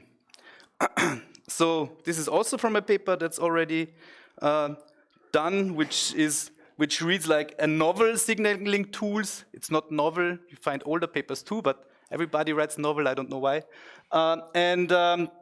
They have different mixtures with different kinds of concentrations of a certain compound, and they showed that when you use your smartphone and take pictures of it, you can really use the RGB values to make a linear curve. Okay, so it's the Lambert-Beer law in chemistry, if you know chemistry, but it also works with the smartphone. Okay, and that's the important part for me. So I think this will work, and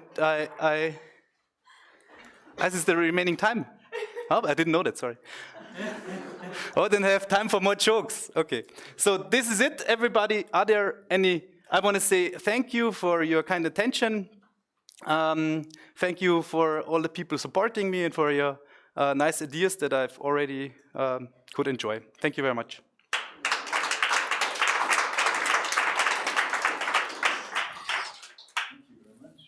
Any questions? I just want to say thank you. It was a great talk. Fantastic. Yeah, sorry, when I'm nervous, I have to make jokes. That's. No need to be sorry.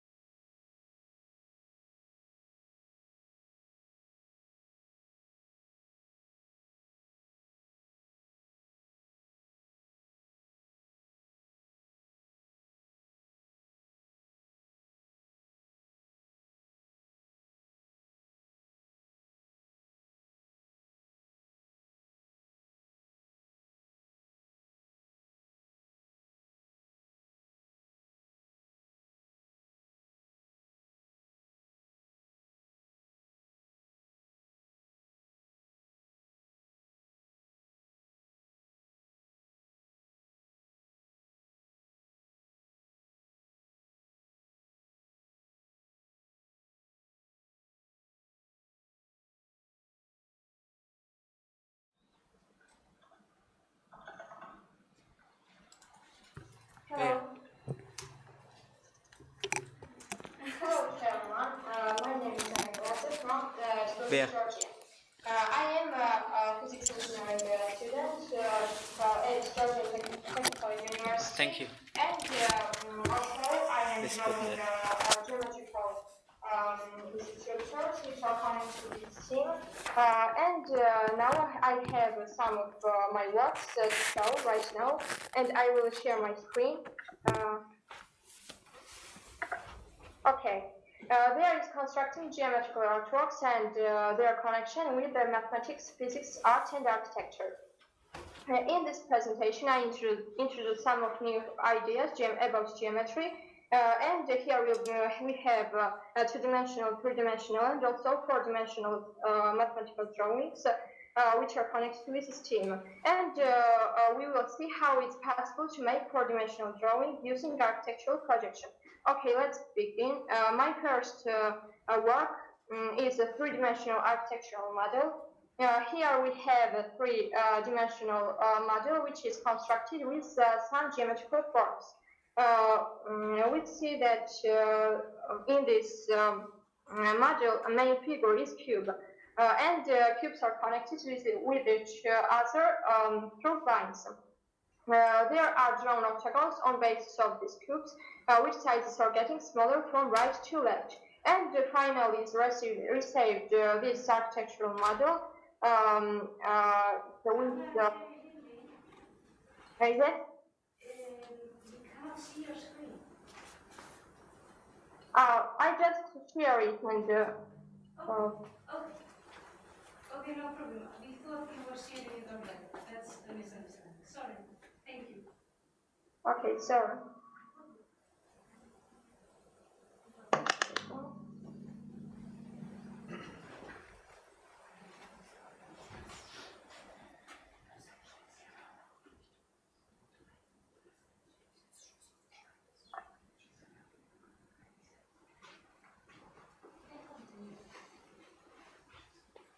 Sorry, you can continue.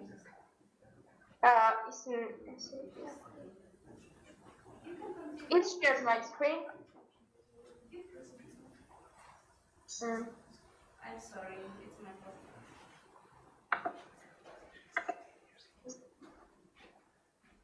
Okay, and my next drawing is a geometrical pattern constructed by 12-sided polygon. This geometrical pattern is constructed by 12 sides, and each corner are connected with each other, and in result here is received 12 pointed geometrical construction. Of course, and here all of these polygons are connected with each other, and each polygon is constructed on edge of another one.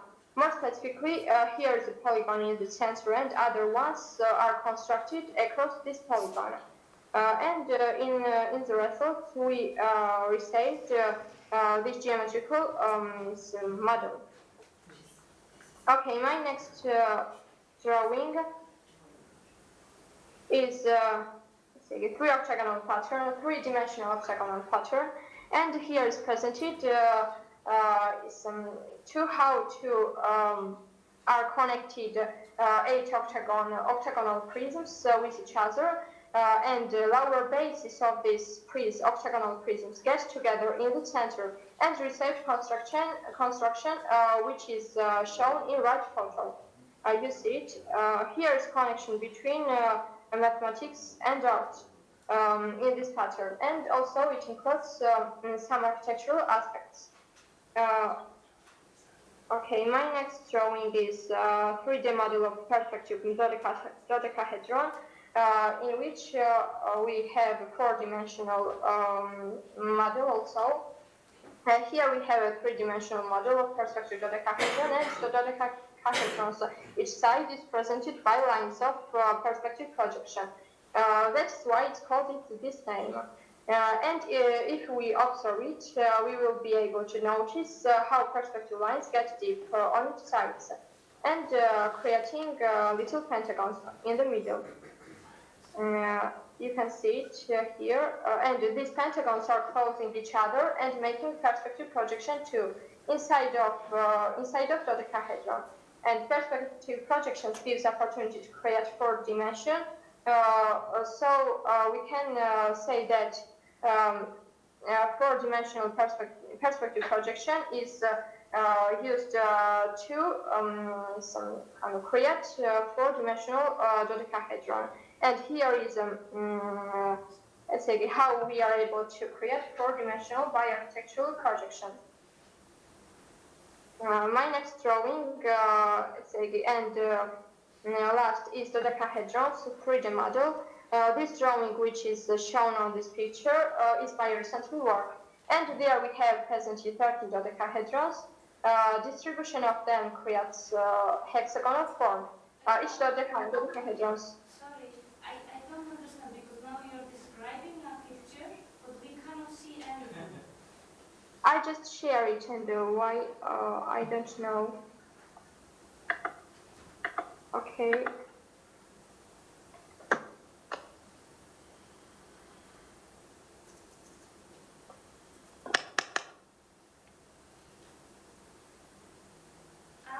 Thank you.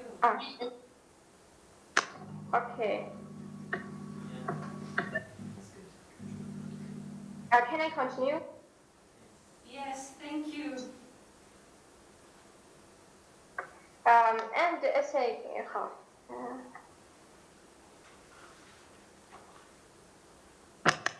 This is my drawings.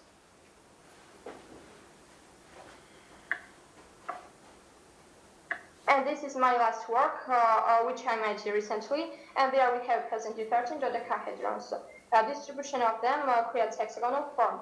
Each dodecahedrons, each corner are connected with each other. At the end is received this mathematical construction, in which are mixed geometrical and architectural and artistic aspects also. I think that these drawings might be helpful developing of STEAM education, and which is so important and integral part of modern life. I hope that you enjoyed this great presentation, and thank you so much.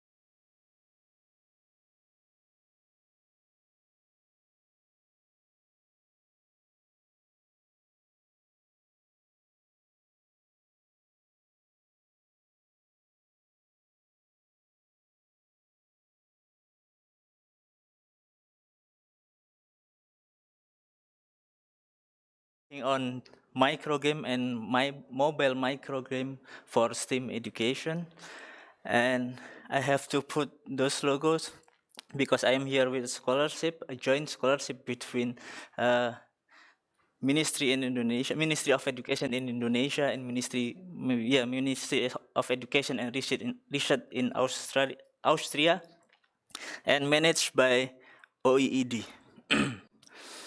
Then the keyword is about micro game, mobile micro game, and the umbrella is micro learning. Oh. It's working. You have to wait. Working? No. No, it's okay. Click there. You can use this one. Yep. I can do this.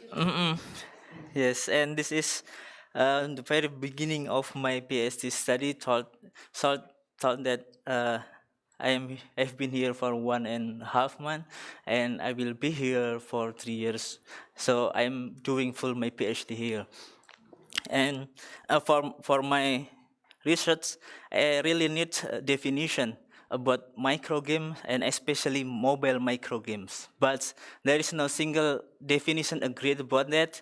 And on the other hand, micro games are a novel approach in the workplace as well as promising for learning in schools. And then this is actually my paper. I have wrote this paper helped by Salt and also Tony. Thank you for the academic writing. Sorry, the last point. And I hope my definition would be useful for learners, educators, trainers, practitioners, and also researchers, of course. Next. Yep, this is my plan for 3 years. And maybe I am here now defining mobile micro games. So this is my progress for around 2 months here. And I will be here for 3 years. As I mentioned before, I will conduct this research by design-based research, and maybe will be 2 cycles there. And what is the plus, or what I will give more from my design-based research is I will diffusing, or I will give training to teachers, students, as well as users in general to use micro games or mobile micro games in teaching and learning practices. And the most important thing that the tool here is based on GeoGebra, starting by GeoGebra GeoGebra resources, then GeoGebra tutorial. I met the theories, principle, and resources, then using GeoGebra, then diffusing what I found to teachers, students, and users. Yep, next. And where I am in the constellation, I am here. This is research that I have downloaded from Web of Science database, and then I analyzed through force viewers. And now we can see GIM is little work on that. And the center of STEM research is on student. So I am here, 3D printing, you can see here. So maybe this will be a novel research for me and also for everyone who want to work on game in STEM education. Yep, my foundation to propose my definition is related to term about micro games and mobile, and also theories about micro learning, serious game, and mobile learning. And finally, next. This is the definition. Micro games are very simple games that provide brief engagement and fun experience directed to a specific objective for supporting learning and instruction. integrated with existing resources in various environments, and simply give the aspect and characteristic of mobile. I add to the definition of mobile micro games that provide ubiquitous brief engagement, blah, blah, blah, blah, and then accessible through mobile devices. Next. And this is the element elaboration.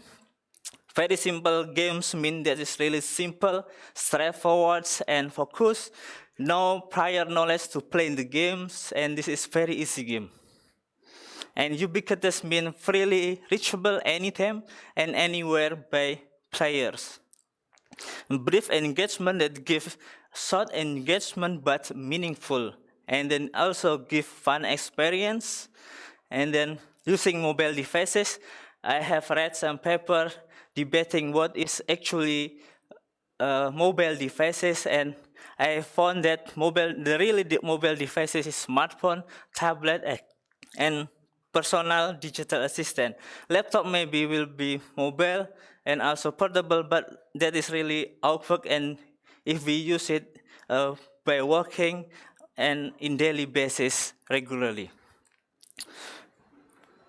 Specific objective according to, specific objective according to the micro learning that's really specific, or maybe if in language that is only learn one word or maybe one sentence.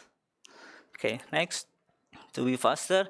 Yes, mobile micro games, what I define in the context of education, is designed and developed and play specifically for teaching and learning practices. And then integrated is, I think, the most important part of micro game, because micro is really very small, maybe, yes, maybe there is just around 20% of the part of the lesson or curriculum. So that has to be integrated to the meso, yes, this meso and macro structure of learning, informally or non-formal means. So this is really small, and to be meaningful has to be integrated to the other thing. And also mobile micro game, here existing resources have to be integrated to learning existing resources. I mean learning tool already used by students and teacher, or existing lesson plan and course material, and maybe the syllabus as well as curriculum. And the last one, various environment. That means the microgame can be used in formal, informal, non-formal, and also inside or outside the classroom, as well as face-to-face or in distant learning. And the last thing, this is the examples. This one of the example on GeoGebra. Here is a yard crane schedule researched by Lucas 2016, and KVido animal training researched by Brom et al. Yes, and I think my definition is also working on this. This is really simple, can be easily played, and can be accessible through mobile devices, and should be integrated to existing resources in various environments. Then, future direction, the educational value of microgames and mobile microgames should be explored more seriously, developing that game for specific purpose or subject in education. And the last one is conducting research on how to integrate, the most important thing, how to integrate microgames and or mobile microgame appropriately in several education contexts. Reference? Thank you.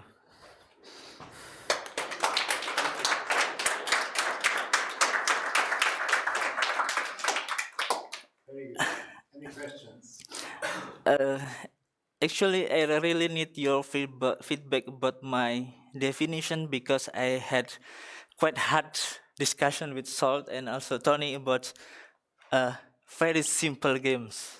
The term very, should I use remarkably or should I use extremely and so on. So, Yep. Can you explain the previous slide? I didn't understand it nice. This? What was the purpose? Are What they is- just no? No, next one. This The next one, is okay. The purpose of this slide. The foundation. Up, one up. This one. Oh, sorry, I don't tell you, but this is one of micro games called WarioWare Gold. This is the modern one. I forgot to say, I exclude my definition in generally micro games understanding, because micro games, in generally speaking, is also always related to board game or one game. But so I think I can't use in that context because I focus on in the context of education. So this is I excluded on my paper. I wrote that because when defining something or when doing literature review, I have to limitation of my work. So I limit only in the context of education, and I exclude my definition from microgame in general. Sorry for that.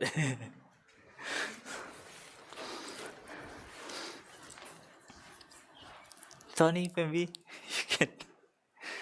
you can give me. Now done. I'll sit down. So, thank you very much. Okay, thank you for your attention. Good night. Not just because of your excellent presentation, but today there were lots of presentations, and especially psychologically, my comment to the PhD students' presentation. So I come from Budapest, and I have lots of PhD students.